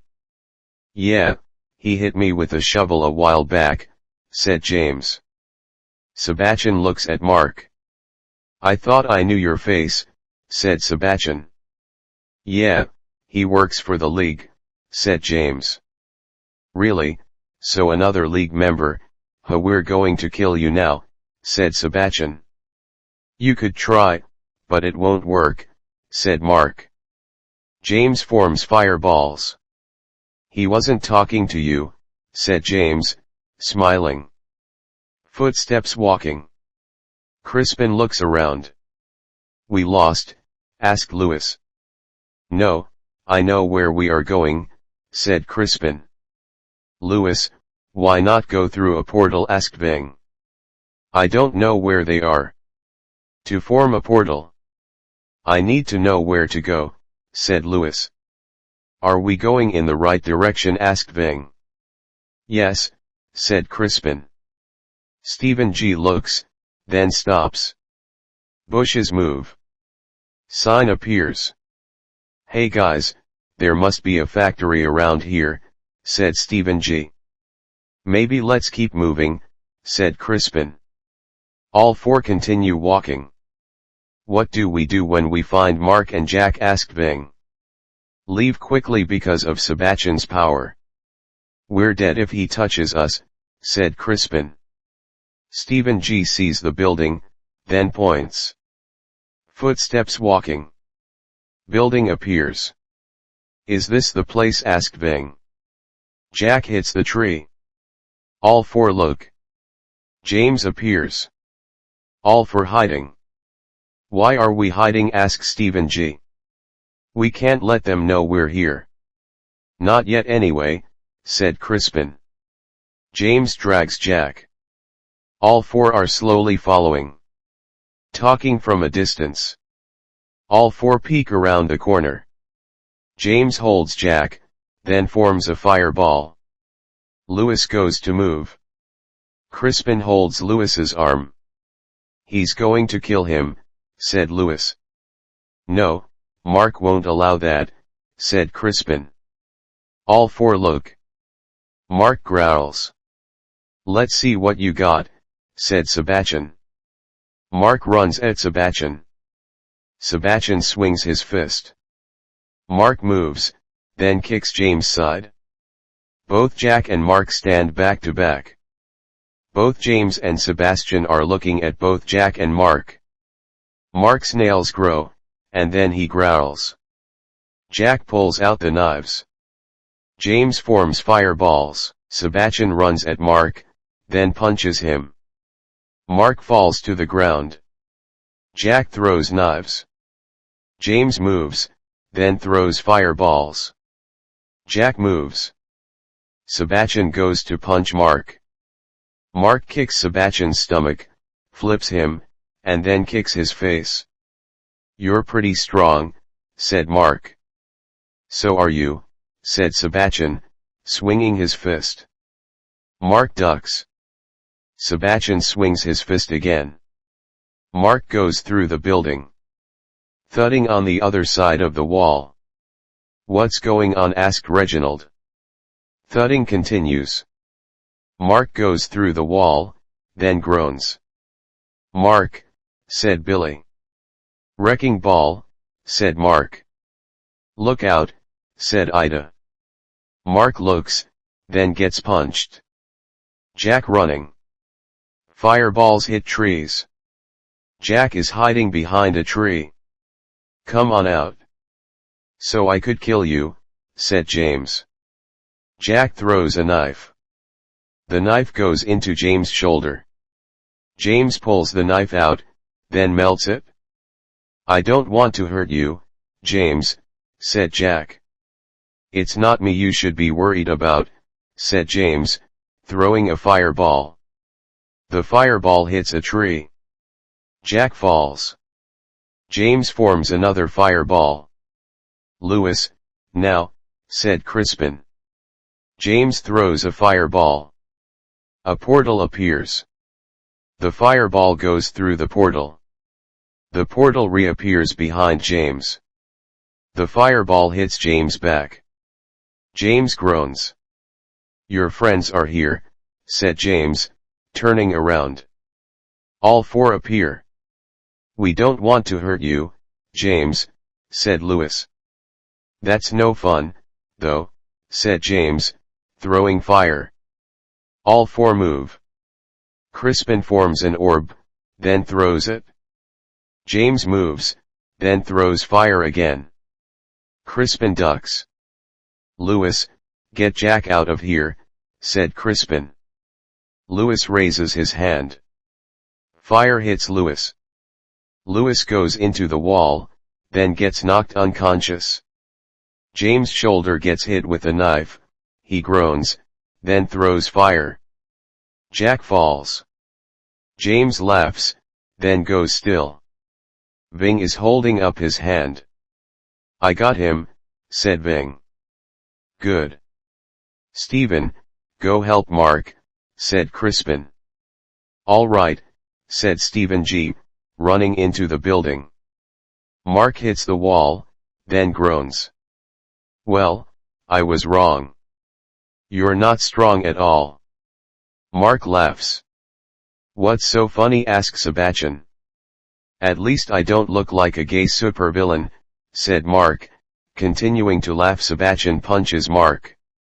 You really think you're funny? Asks Sebastian. Well, I tried fucking your mother first. But that gate was closed, said Mark. Sebastian punches Mark, then grabs his mohawk. I'm going to kill you now, said Sebastian. Well, at least I won't have to look at your ugly face, said Mark. Sebastian grabs Mark by the throat. A yellow light appears. Stephen G looks. Mark, said Stephen G, kicking Sebastian. Sebastian lets go of Mark, then grabs Steve G. Why are you wearing a mask? It ain't Halloween, said Sebastian. Stephen G is struggling. A yellow light appears. Stephen G screams. Mark sees a shovel. Shovel hits Sebastian. Stephen G coughing. Thanks, said Stephen G. No problem, help wrecking ball, said Mark. Stephen G walks towards the tube.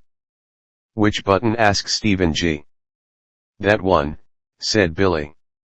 Stephen G presses the button. Tube opens. Billy walks out. Let's go, said Mark. Wait, no, they need our help, said Billy. Why? asked Mark. They're part of Rachel's and Job's group, said Billy. Well, hurry up then, said Mark. Tubes open. All three are walking out. Thank you, said Adelaide. Hey, enough of the sweet stuff. Let's get moving before he wakes up, said Mark. All six run. Ving continues holding James. Crispin is helping both Jack and Lewis. How do you feel? asked Crispin. Sore, said Jack. You're lucky that's the only thing I made you feel, said James. Jack pulls out a knife. Crispin grabs Jack's arm. Don't be stupid, said Crispin. Jack walks away. Crispin looks at James. James smiling. All six walk out of the building. Hey, who are they? asked Lewis. No time, let's go, said Mark. Lewis, away home, said Crispin. A portal appears. What about James? asked Ving. Bring him along, said Crispin.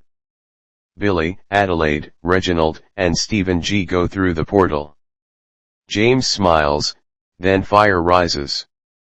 Ving looks at James, then groans. Ving, said Jack. Ving screaming.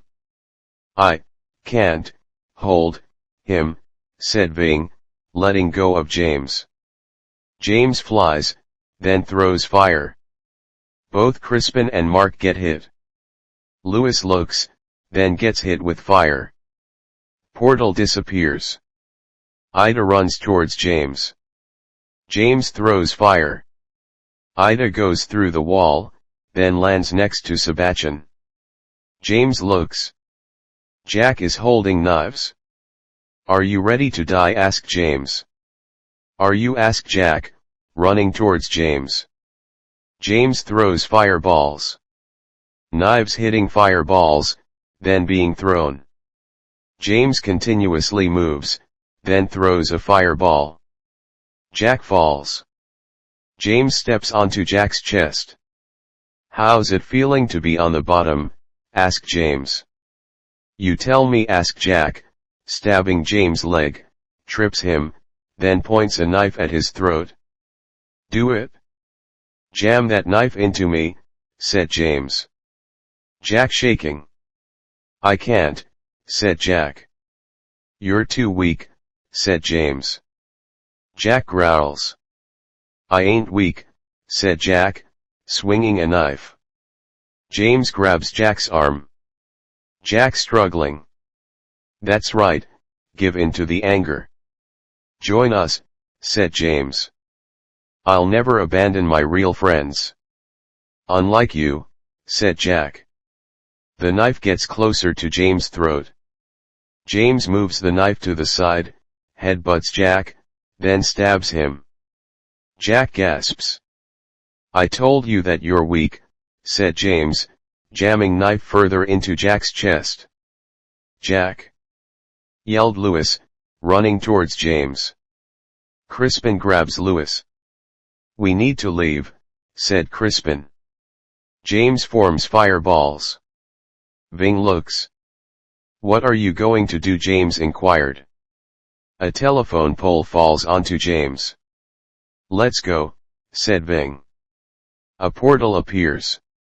All four go through the portal. Ida groans. Sebastian looks at Ida, then picks her up. If I can't have one of the League's powers, you'll do just fine, said Sebastian, raising Ida. A yellow light appears. Ida screams. Sebastian groans, then squeezes Ida's throat. Ida turns into dust. Sebastian walks outside. James groans. Sebastian approaches. "You just going to stand there?" asked James. "I don't have strength anymore." "Burn through it," said Sebastian. James burns through the telephone pole, then stands up. Sebastian sees Jack's body. "One of the League members," said Sebastian. "Yes, what powers do you have now?" asked James.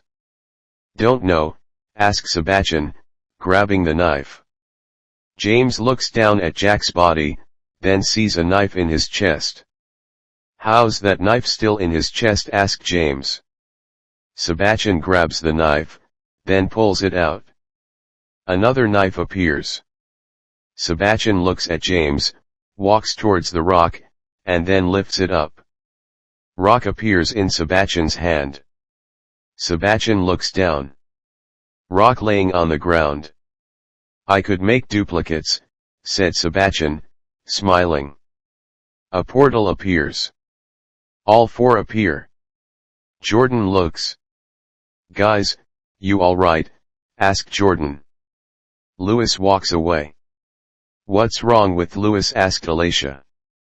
"Jack, he's dead," said Ving. "Knives, he's gone," said Billy. "Yeah, James killed him," said Crispin. "James is with Absorb," said Jordan. "Yes," said Mark. "Where's Ida?" asked Reginald. "Oh shit," said Mark. "You left her behind," said Adelaide. "We must have forgot." "Especially while fighting," said Crispin. "We need to go back for her," said Adelaide. "No way, if Absorb has her." "She's dead," said Jordan. "So, what's the plan?" asked Mark. "I don't know. Absorb may be hard to defeat," said Jordan. "Hey, what's Ida's power?" asked Alicia. "She could duplicate items," said Reginald. "Duplicate herself?" asked Alicia. "Of anything, they could make duplicates of that duplicate," said Adelaide. "Wait, if Absorb has her power, then he finds out about it? We'll be surrounded by an army of Absorobs," said Mark. "We need to kill him," said Jordan. Town appears. People walking. Fireballs hit buildings. People are running and screaming. Both James and Sebastian appear. Sebastian inhales. "I love the smell of burning things," said Sebastian, turning around. Army of Sebastians appear. "What now?" asked James. "Have fun until the League gets here," said Sebastian. Footsteps walking. Crashing on TV. "Hello, this is Nina Weathers. I'm in the city. And it looks like an army of the same man is destroying the city," said Nina. Fire hitting the ground. Nina looks, then points. The cameraman turns. James throws fire. The camera goes static. Jordan watching. "Guys, we're going into town," said Jordan. "Jordan, we have a problem." "Lewis isn't upstairs," said Crispin. "Where is he then?" asked Jordan. "Gone," said Mark. Jordan looks at TV.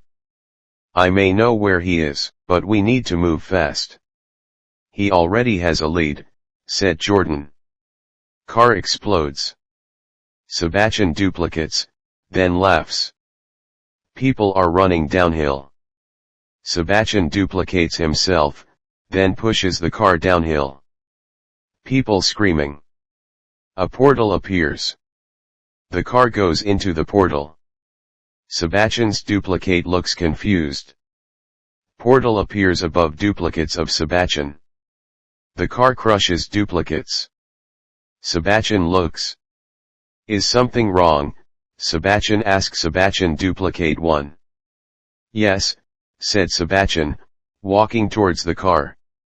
They're dead, sir, said Sebastian, duplicate 1. They're here, said Sebastian. Your orders, asked Sebastian, duplicate 1. Kill anyone who's not one of us. Even Inferno, because I don't need him anymore, said Sebastian. Sebastian duplicates walking away. Louis peeks out, then runs. Sebastian walking. Louis watches, goes to walk, then gets pulled down. Shhhhh, why'd you come alone, asked Jordan. Because I need to kill him myself, said Louis. You can't do it by yourself.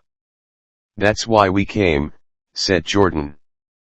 You need to get James out first, said Louis. Already on it, said Jordan. James flying. A bee flies around James. Stupid bee, said James. Oh, I just wanted to be friends, said Christopher, flying away. Christopher, said James, following the bee. Fireballs are being thrown. Bee continuously moves. Fireballs hitting the ground and duplicates of Sebastian. What is he doing, asked Sebastian. It looks like he's fighting someone, said Sebastian, duplicate 1. Sebastian sees the ground moving. Job jumps out of the ground, swings blades, then goes back into the ground. Rachel runs, jumps, grows human size, then pulls out katana. Duplicates of Sebastian surround Rachel. Rachel swings the katana. Duplicates of Sebastian are running. Stephen G is blowing fire. Alicia jumps from the ground, then punches Sebastian, duplicate 2. Sebastian, duplicate 3, punches Alicia. Alicia falls. Sebastian, duplicate 3, standing over Alicia. Hand taps Sebastian, duplicate 3. Billy appears. Never hit a woman, said Billy, punching Sebastian, duplicate 3. Thanks, said Alicia. Just doing what I usually do, said Billy. Joshua spits. Sebastian, duplicate 4, falls. Both Amanda S. and Crispin form black orbs. Mark jumps at Sebastian's duplicates. Sebastian growls, sees a gun, then aims it at Amanda S. Joshua looks. Guns fires. Joshua jumps in front of Amanda S., then gets shot. Josh! Yelled Amanda S. Another one down, said Sebastian. James looks, then sees Joshua lying on the ground. Josh, said James. Jordan looks at Adelaide. Adelaide, get Josh out of here, said Jordan. Adelaide appears next to Joshua. Both Adelaide and Joshua disappear. League, it's time to end this, said Jordan. Sebastian looks at the League, then points the gun. The gun goes still. Sebastian is struggling, then lets go of the gun. Gun flies towards Ving. Do you think it's over, asked Sebastian. We know it ain't, said Jordan. Duplicates, attack, said Sebastian. League, attack, said Jordan. The League and Sebastian collide. Reginald fires arrows. Both Jordan and Sebastian stare at each other. You and your team will die, said Sebastian. I'm planning on winning this battle, said Jordan. You won't, said Sebastian, swinging his fist. Jordan falls. Sebastian kicks Jordan. Jordan hits the wall. Sebastian grabs Jordan. I hope you suck my power. Because I don't want to look at you, said Jordan. Why would I give up this power? I'm unstoppable. I'll snap your neck instead, said Sebastian. Jordan gasping. Go to hell, said Jordan. We're already there, said Sebastian. Fire hits Sebastian. Jordan coughing. James lands onto the ground. You alright? Asked James. Yeah, said Jordan. You fool, you betrayed me, said Sebastian. You were going to do the same thing, said James. Sebastian duplicates run at James. James throws fire. Sebastian sees the gun, then points it at James. Gun fires. James, said Jordan, moving James, then gets shot. Jordan, said James. Sebastian runs. All 13 surround Jordan. Alicia kneels next to Jordan. Jordan, said Alicia. Lewis looks. He's getting away, said Lewis. Stay here. He's mine, said James, following Sebastian. Jordan, hold on, said Billy. Jordan coughs up blood. Sebastian runs, then goes into a building. The door gets locked. I think I lost him, said Sebastian. James flies through a window, then lands on the floor. You will pay for what you did, said James. Inferno, you don't need to do this. We're friends, remember, said Sebastian. You're just like all the others. Afraid of being stopped. Afraid to be killed, said James. Sebastian points the gun. Are you? asked Sebastian. Let's find out, said James. Gun fires. James falls. I knew you weren't strong enough, said Sebastian, walking away. James slowly stands up, then looks. Is that all you got? asked James. Gun clicks. Shit, said Sebastian. James punches Sebastian. Sebastian groans, then sees a bucket full of liquid. The bucket of liquid lands on James. Fire gets bigger on James. James groans, then looks at Sebastian. Deep voice. Thanks for the boost. I really needed it, said James.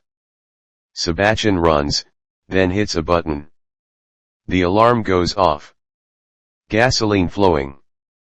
Sebastian tries unlocking the door. Come on. Deep voice.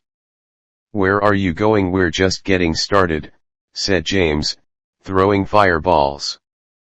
Sebastian runs, then gets to the tank filled with gasoline. James approaches. You're a crazy person, said Sebastian. You want a crazy person?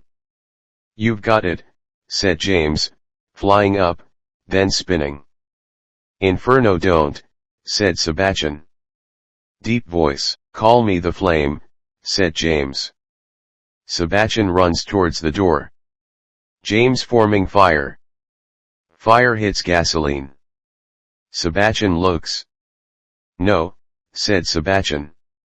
Lewis looks. Guys, said Lewis. Building explodes. Get down, said Crispin. All 13 duck. A black force field appears, then disappears. I think it's over, said Billy. All 14 appear in the building. How's Joshua? asked Amanda S. He ain't good, said Adelaide. Amanda S. runs towards Joshua. How are you doing? asked Amanda S. I'm not going to make it, babe. Amanda, before I go. I, love, said Joshua, gasping his last breath. Joshua. Josh, said Amanda as sun rises. All 13 are standing next to tombstones. Tombstones read, Joshua Parsons and Jordan Felix. Goodbye guys, said Christopher. What now? asked Stephen G. I don't know, said Billy. Is the league over? asked Christopher. No, we owe it to the others. No matter who or what, the league continues, said Alicia. No matter what kind of threat comes, said Crispin. We'll be ready, said Mark. Satellite floating. An asteroid goes through the satellite. People look. The asteroid hits the ground and then breaks open. A figure appears. The end. The League 10, Apocalypse vs. Armageddon by Colton Dennis. When a new threat comes, the League must resurrect an original mutant. Will this be the end of the world or just a new beginning? Cretaceous period. Dinosaurs are walking around. A flash of light appears. An asteroid hits the ground. Dinosaurs look, then run. Smoke wipes out the dinosaurs. The asteroid opens. A figure appears, then walks out. Reuben Stevens appears. Deep voice. "My world, my home," said Reuben, walking away. Pliocene period. Cairo, Egypt. People walking. Reuben swings a whip. People groaning. Pyramids are being built. Man 1 falls. Reuben grabs Man 1. "Please, I need to rest," said Man 1. Deep voice. "You want rest? Fine," said Reuben's eye glows. Man 1 chokes, then rises off the ground. "Stop it," said Man 2. Deep voice. "He wants to rest." "That's going to happen," said Reuben, moving his arms. Man 1 splits apart. Reuben looks. People start walking again. Reuben smiles. Thunder rumbles. Reuben looks.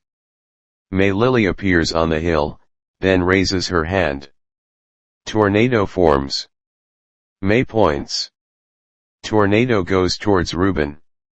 Reuben gets hit, stands up, then throws fire. May falls. Reuben jumps, then lands next to May. May groans. Reuben grabs May. "Go ahead and kill me," said May. Deep voice. "Who are you?" asked Reuben. "I'm May Lily, or Apocalypse," said May, firing white light. Both May and Reuben fall. Deep voice. "You are not stronger than me," said Reuben. "Let's find out," said May. Reuben throws fire again. May moves, then whistles. Reuben holds his ears, and then his eye glows. May stops whistling, then chokes. Deep voice. "I told you. You're not stronger than me," said Reuben. May sees a pyramid block and then holds out her hand. The pyramid block hits Reuben. "Your time's over, Armageddon," said May. Deep voice. "I don't think so," said Reuben, stepping. The ground rumbles, then collapses. May falls. Reuben laughs. Rocks surround Reuben. Regain tries destroying walls. "You will not destroy these people." "Be gone, Armageddon," said May in Reuben's mind. Rock goes into space. "I'll be back," said Reuben, echoing. May is being covered with sand. People looking into the sky. Year 2025. Satellite beeping. An asteroid goes through the satellite. People look. The asteroid hits the ground and then opens. A figure appears, then walks out. Reuben appears. Deep voice. "I said, I'd be back. My home has been invaded. Time to take my home back," said Reuben. "Joshua!" yelled Amanda S., appearing. Door opens. Rachel appears. "You all right, Amanda?" asked Rachel. "Yeah, just a nightmare," said Amanda S. "Don't blame me," said Crispin, walking past. Rachel looks at Amanda S. "Hey, if you ever wanted to talk, I'm here," said Rachel. "Thanks," said Amanda S. Rachel shuts the door. Amanda S. looks out the window. Mark is sitting on the roof, then sees debris in the distance. "We may have company," said Mark, jumping off the roof and landing on the ground. Both Billy and Stephen G appear to be sitting on the porch. Is something wrong? Mark asked Billy. I think something fell in the woods. There's a lot of debris rising, said Mark.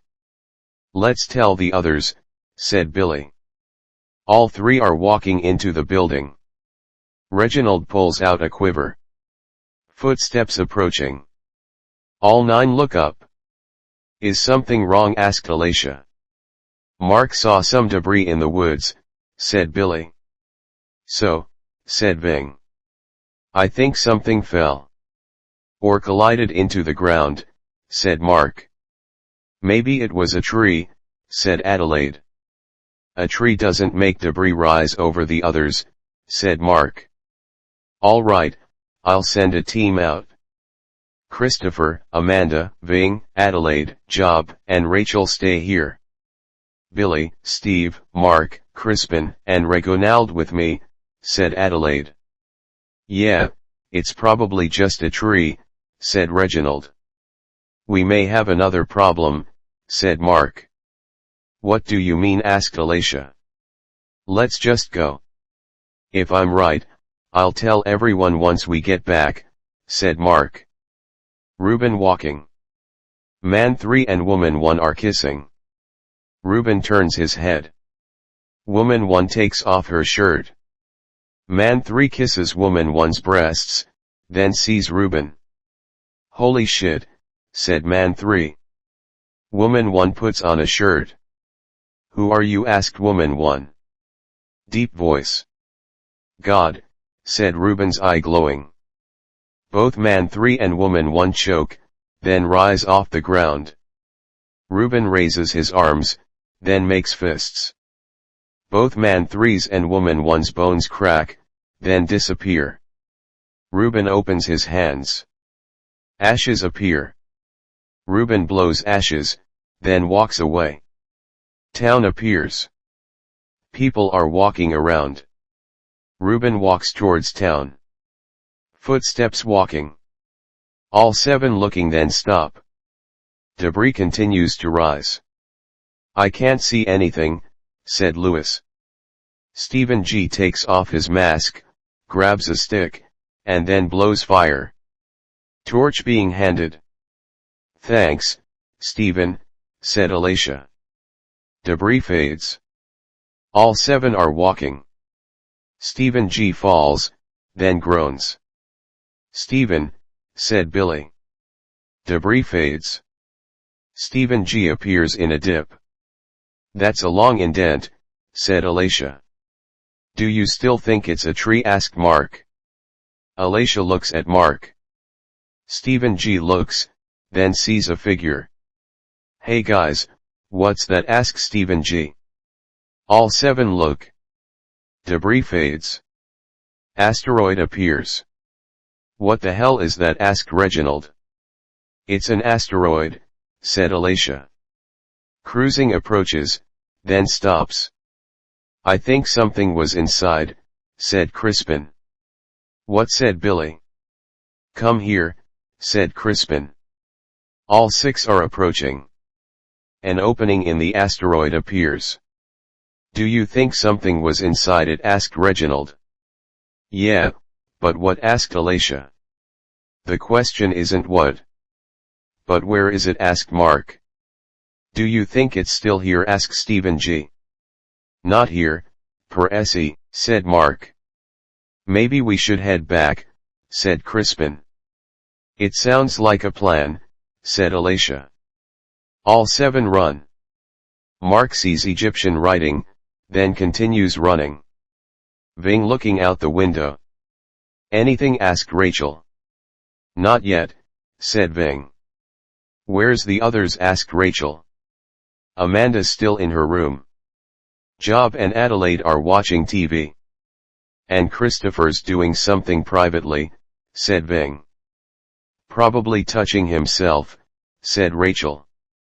Why do you think I said something privately? No one can hide secrets from me, said Ving. Remind me to never date you, said Rachel. Yeah, I did that a lot. That's why I never dated women, said Ving. You probably snatched up a lot of women. Before you knew about your powers, said Rachel. Actually, no, that's only because I'm gay, said Ving. Really, I wouldn't think of that, said Rachel. Well, that's why Brandon brought me in. He knew how people treated me. And what I could do, said Ving. All 7 appear from the woods. There they are, said Rachel. The door opens and then shuts. All 7 walk into the room. What's going on? Asked Ving. Well, it wasn't a tree, said Mark, walking away. What was it? Asked Ving. An asteroid, said Billy. That's not what we need to worry about. It's what came out of it, said Crispin. Something came out, said Rachel.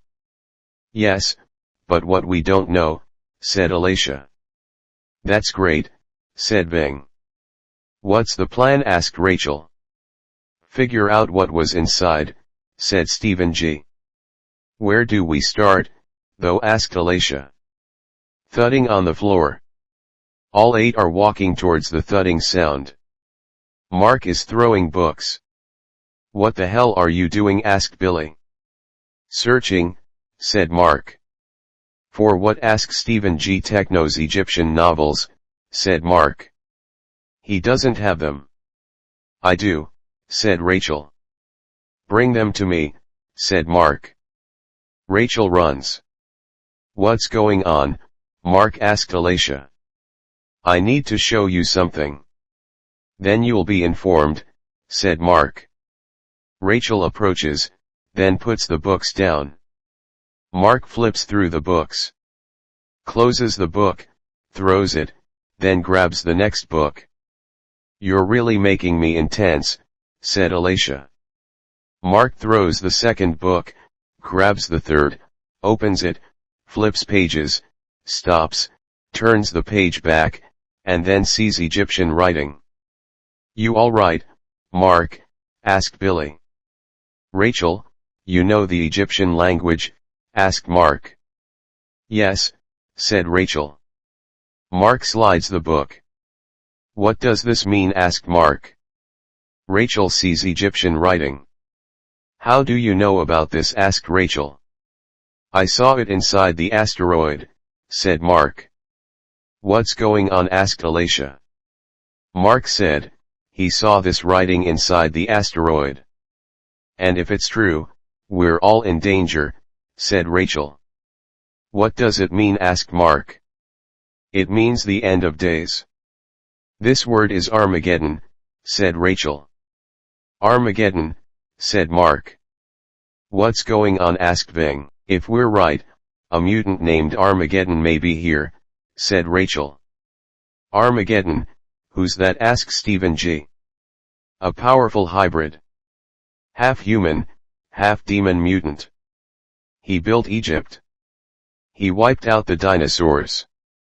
If he's here, this may be the end of humanity, said Rachel. Don't worry, he'll fall like the others, said Alicia. We don't know what he's capable of doing, said Ving. He doesn't know either, said Alicia, walking away. Rachel follows. Alicia, if we go after him, he'll kill us, said Rachel. We all die sooner or later, said Alicia. Do you think this is what Jordan would do, lead his friends to death? Asked Rachel. No, but for humanity, yes, said Alicia, walking away. Rachel walks out the back door, then sits. Door opens. Mark appears. She's wrong, you know, said Rachel. You need to look at her point of view. She's running on anger. I know she's wrong. But we're doing this because of Jordan, said Mark. Well, we can't just go running at him. We actually need a plan, said Rachel. Reuben walking. Car stops. Tires squealing. The window rolls down. Hey prick, move, said man 4. I'll move your car, though, said Ruben, raising his hands. The car rises, then gets thrown. Explosion in the distance. People are screaming and running. Ruben starts walking down the road. A black orb hits Ruben. Ruben stumbles, then sees Crispin. Armageddon, stop, said Crispin. Deep voice. I don't think so, said Ruben, moving his hands. A telephone pole falls. Crispin looks. A portal appears. Crispin goes through the portal. The portal disappears. The telephone pole hits the road. Ruben looks around. Fly goes past Ruben. Ruben is swatting Fly.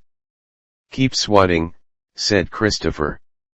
Ruben growls, sticks out his tongue, and then catches the fly. Chris, said Billy. Ruben spits. Spider crawls away. Ruben looks, then sees Billy. Deep voice. Who are you? Asked Ruben. Call me Wrecking Ball, said Billy. Deep voice. Let's see if you're as strong as one, said Ruben, stepping. Road collapses. Billy falls. Tremor approaches Ruben. Job jumps out of the road, then swings blades. Ruben grabs Job's blades, then throws him into the building. Amanda S. appears, then throws an orb. Ruben catches the orb, then throws it back. Amanda, said Alicia, moving Amanda S. black orb hits ground. Rachel appears behind Ruben, then swings the katana. Ruben grabs the katana, flips Rachel, and then points the katana at her. Stephen G. looks. Lewis, now, said Stephen G. Portal appears. Stephen G. blows fire through the portal. The portal appears next to Ruben. Ruben looks, then gets hit with fire. He's down, said Rachel.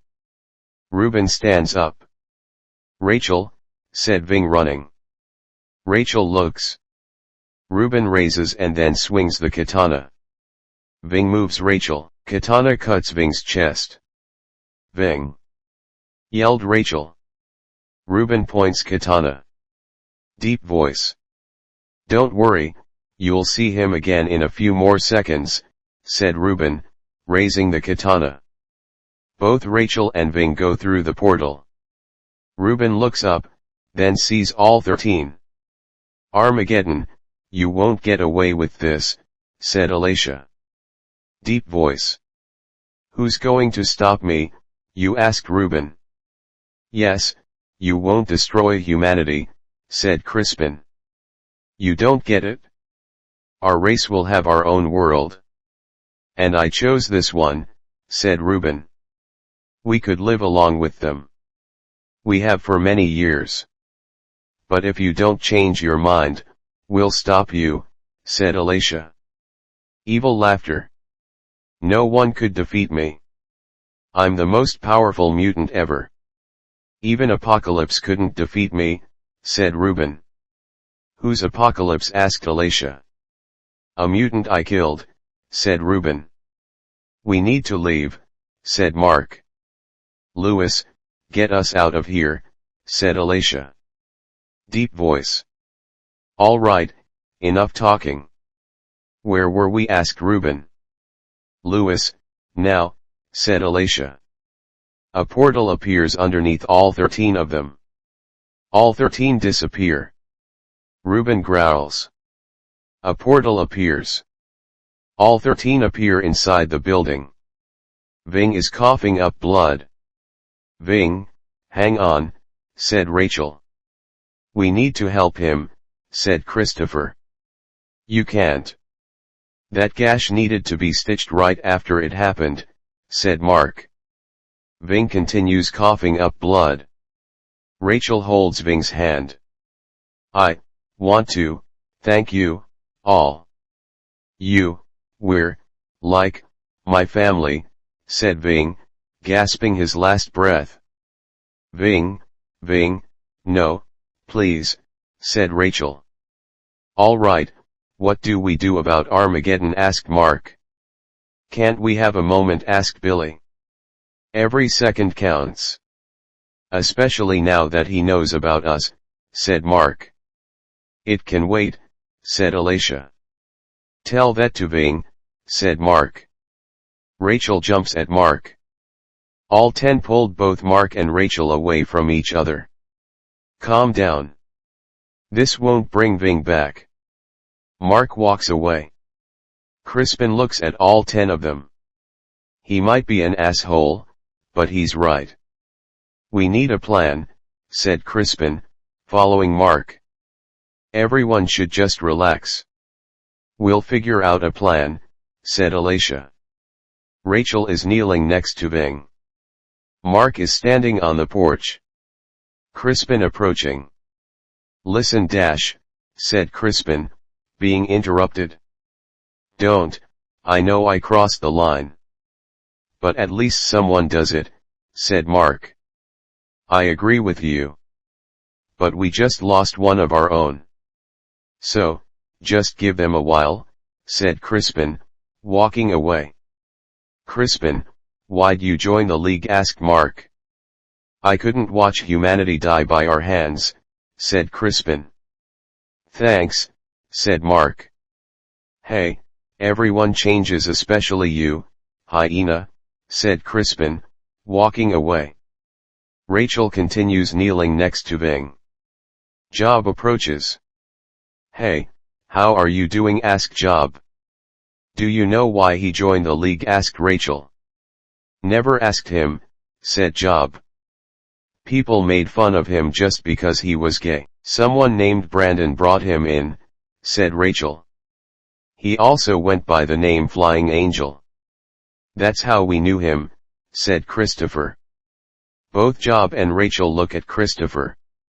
How'd he recruit you? Asked Job. I was friends with Gunman. He came and found me. I scared him when he came, said Christopher.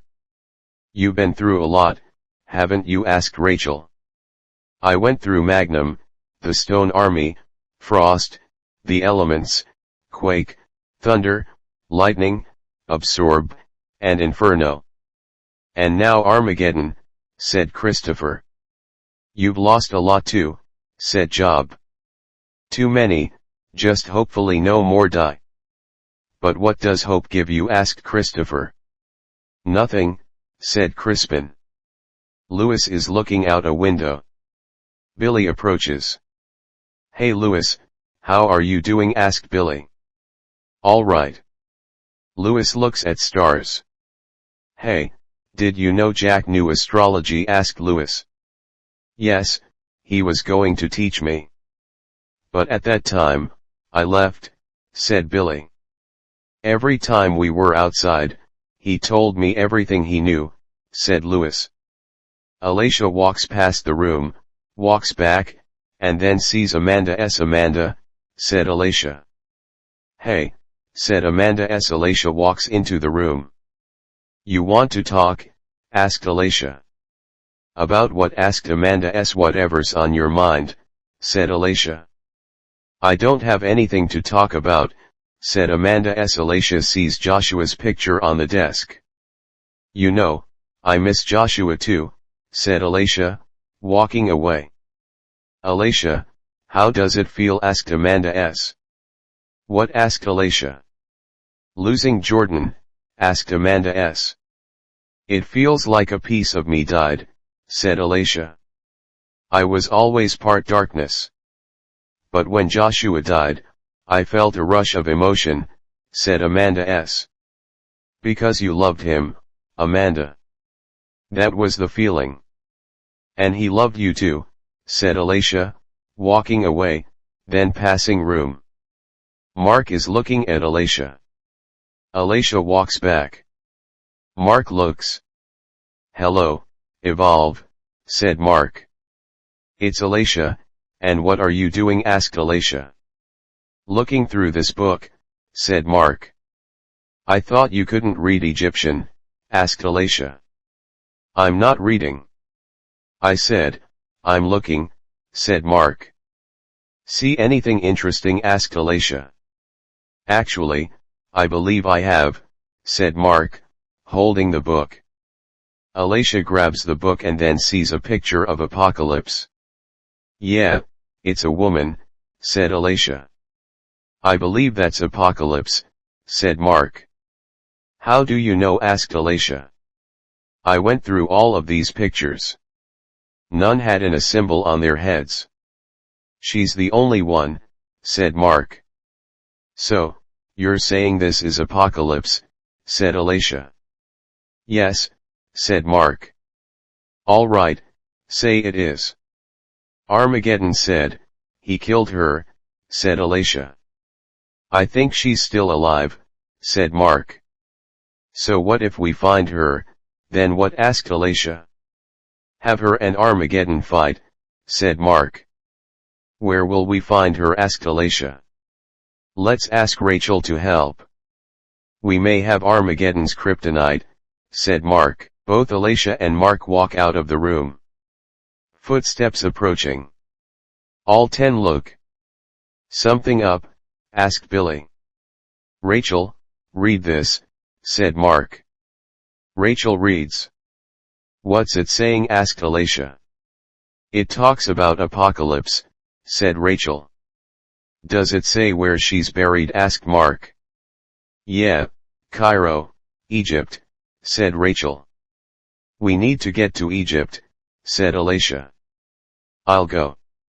With me, it'll be quicker, said Louis. I'll help, said Billy. I'll stay, said Rachel. Why? Asked Alicia. Someone needs to distract Armageddon, said Rachel. I'll help you, Rachel, said Job. Adelaide, Steve, and Crispin. Will you help them? Asked Alicia. I'll stay too, just in case, said Mark. All right, Chris, Billy, Louis, Reginald, and Amanda. You'll come with me. Oh, and Mark, be careful, said Alicia. Just find Apocalypse quickly, said Mark. We'll try. And keep them safe, said Alicia. They'll come back. I'll be sure of it, said Mark. Louis, said Alicia. All 6 disappear. Let's get moving. Armageddon won't wait to destroy the world, said Mark. Mark, do you think we'll stop him? Asked Adelaide. Hell yeah, we'll stop him. You're all strong enough, said Mark. Really? Asked Adelaide. Sure, said Mark, walking away. What a liar, said Crispin. What? Asked Job. Nothing, said Crispin.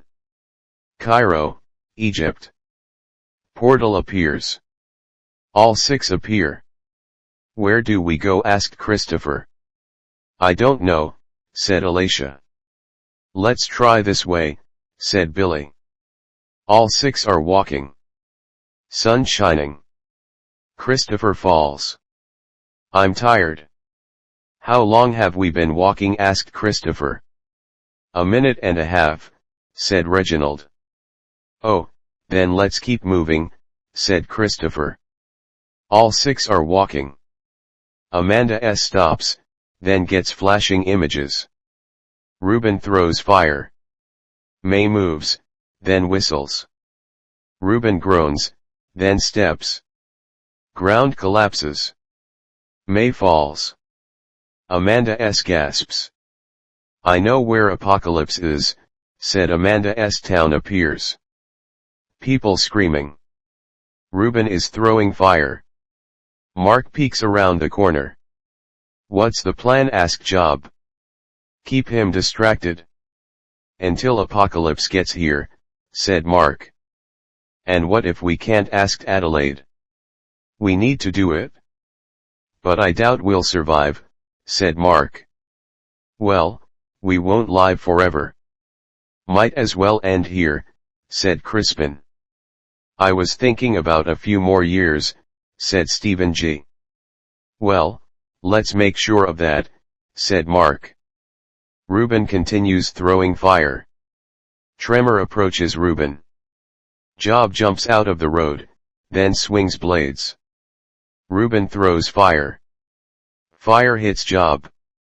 Job rolls onto the road. A black orb hits Ruben. Ruben stumbles, then sees Crispin. Deep voice.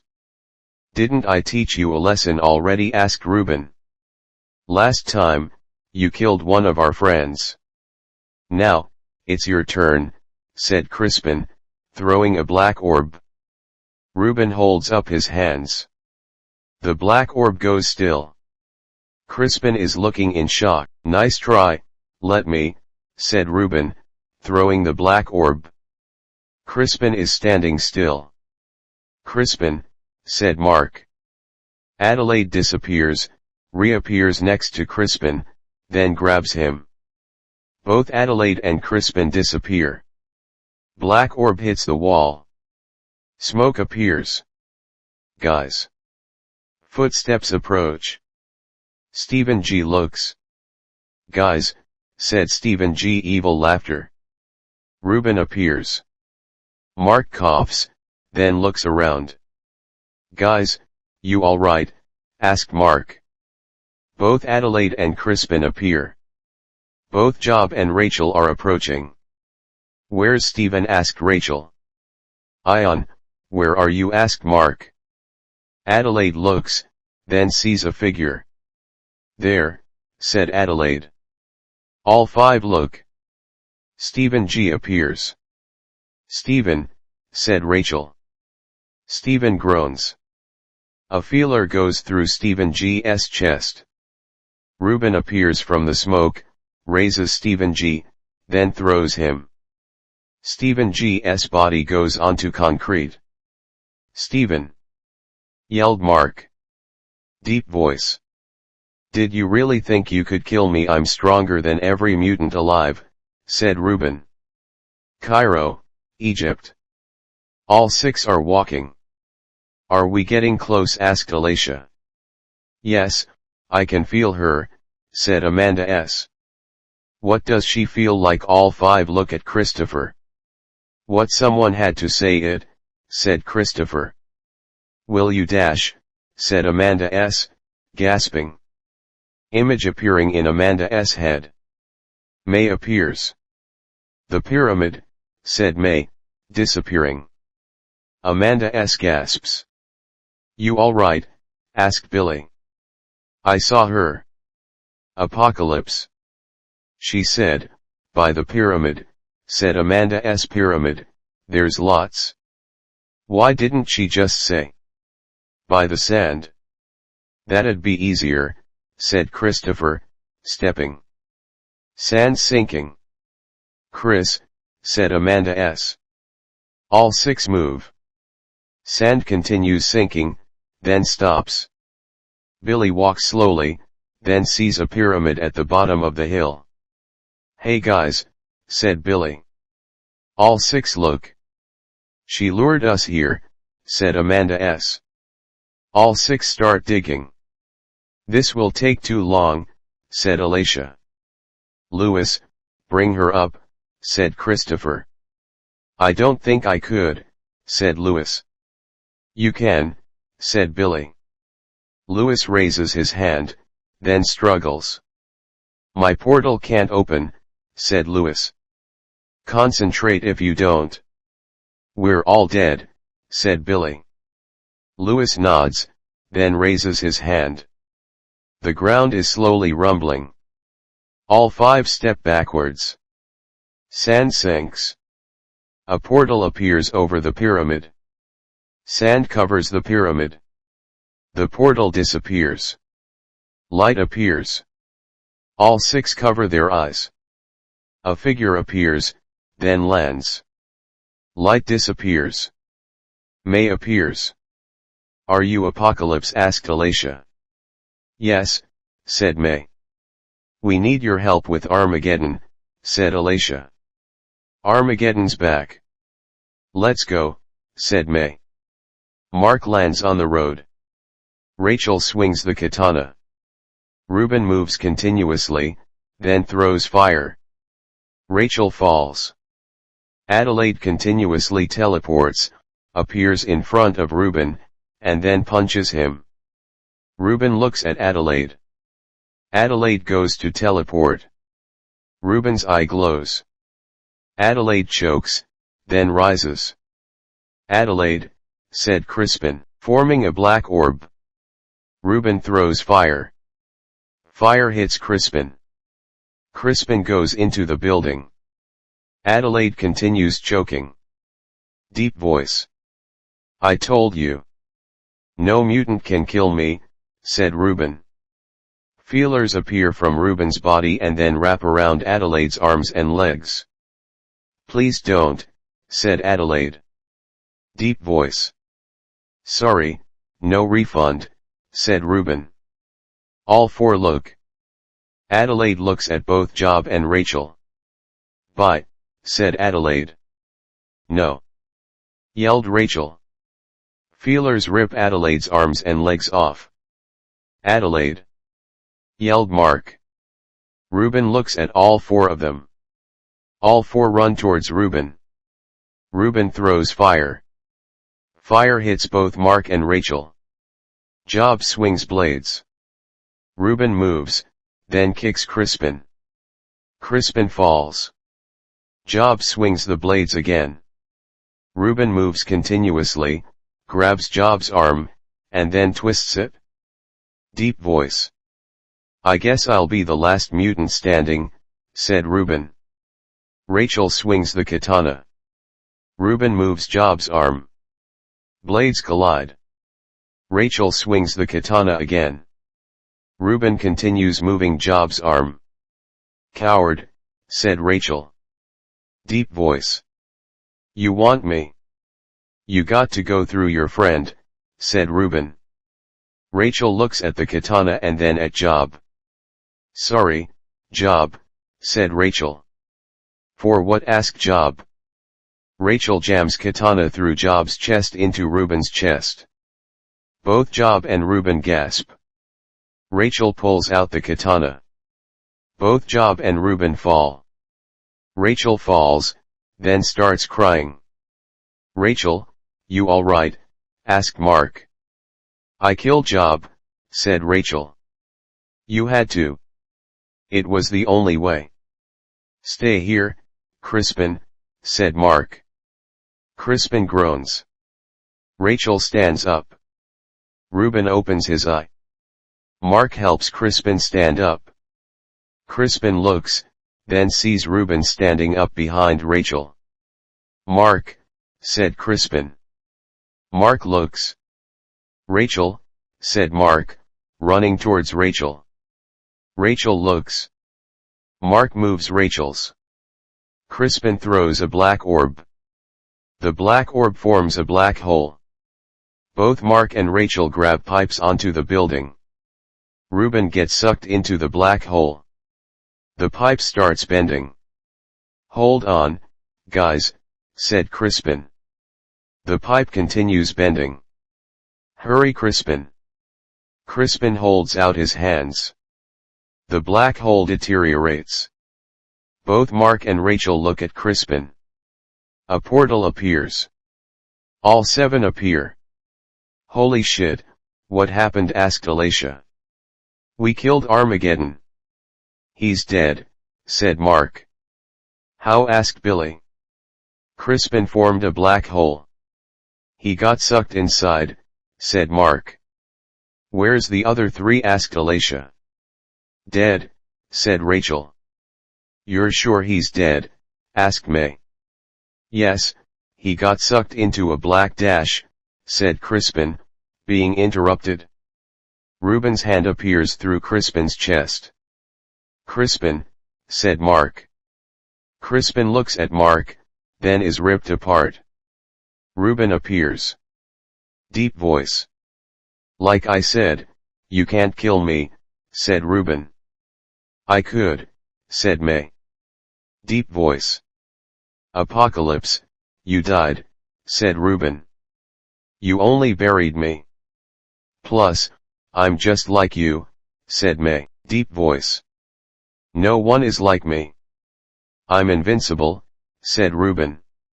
May flies towards Reuben.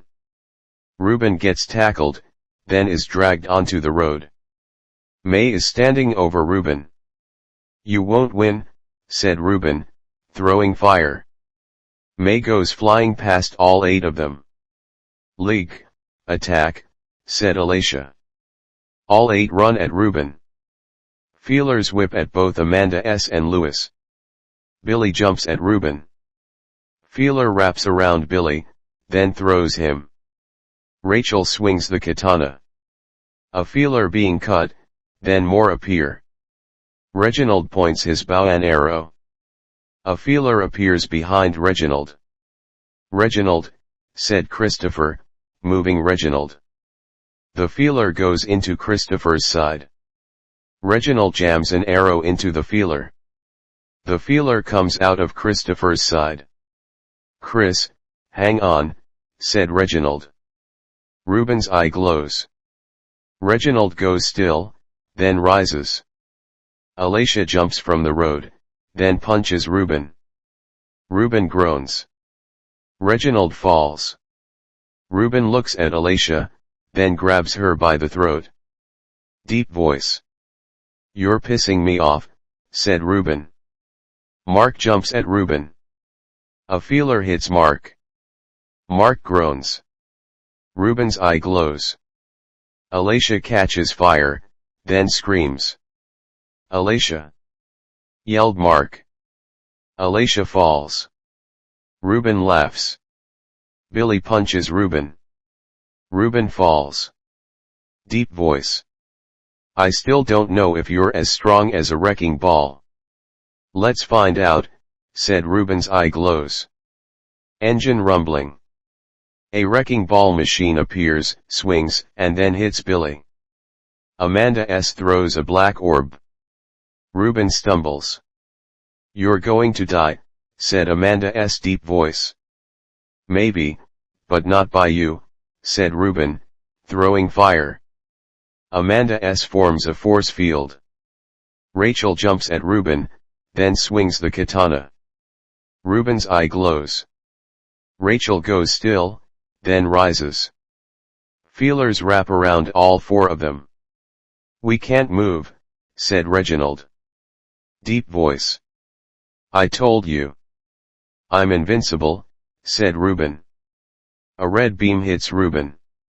Reuben falls. May is limping towards Reuben. You're done, Armageddon, said May. Deep voice. I don't think so, said Reuben, throwing fire. May falls. Reuben's eye glows. May goes still, then rises. Feelers go towards May, then wrap around her legs and arms. You won't win, said May. Reuben smiles. Deep voice. Then who will you? Goodbye, Apocalypse, said Reuben. That's what I was about to say, said May. Reuben looks at May. Katana goes through Reuben's chest. Deep voice. You've already tried this, remember, said Reuben. A second katana goes through Reuben's chest. Reuben gasps. May falls. Reginald. Reginald looks at Mark. Fire an arrow into his head, said Mark, throwing his bow. Reginald catches the bow, then fires an arrow. Arrow goes into Reuben's eye. May raises her hand, then throws a blue light. Rachel, move, said Christopher. The blue light goes towards both Rachel and Reuben. Explosion in distance. All 6 fall, then cough. Is everyone all right, asked Mark. All 6 look, then see a hole. May turns around. Is he dead, asked Lewis. Now he is, said May. Rachel, Rachel, yelled Reginald. She's gone, said Billy. You killed her, said Reginald. It was a sacrifice, said May. Reginald points his bow and arrow at May. Reginald, said Billy. Put that down. You've lost so much. Do you want to lose more? Reginald lowers his bow. That's what I thought, said May. What now? asked Billy. It's your fate, said May, walking away. Where are you going? asked Louis. I'm leaving. I did what I had to, said May, flying away. Well, what now? asked Louis. We continue on. The league will be rebuilt. And Mark can be in charge, said Billy. Thanks, but I'll decline, said Mark. Why? asked Louis. Yeah, you could lead us, said Billy. I'm leaving too. Continue the league together. There's more danger out there, said Mark, walking away. Mark, said Amanda S. Mark stops, looks, nods, and then runs into the woods. A year later. People are firing arrows. Reginald waves. Amanda S. waves back, then walks. Christopher shows insects to kids. Teenager 1 throws a baseball into a portal.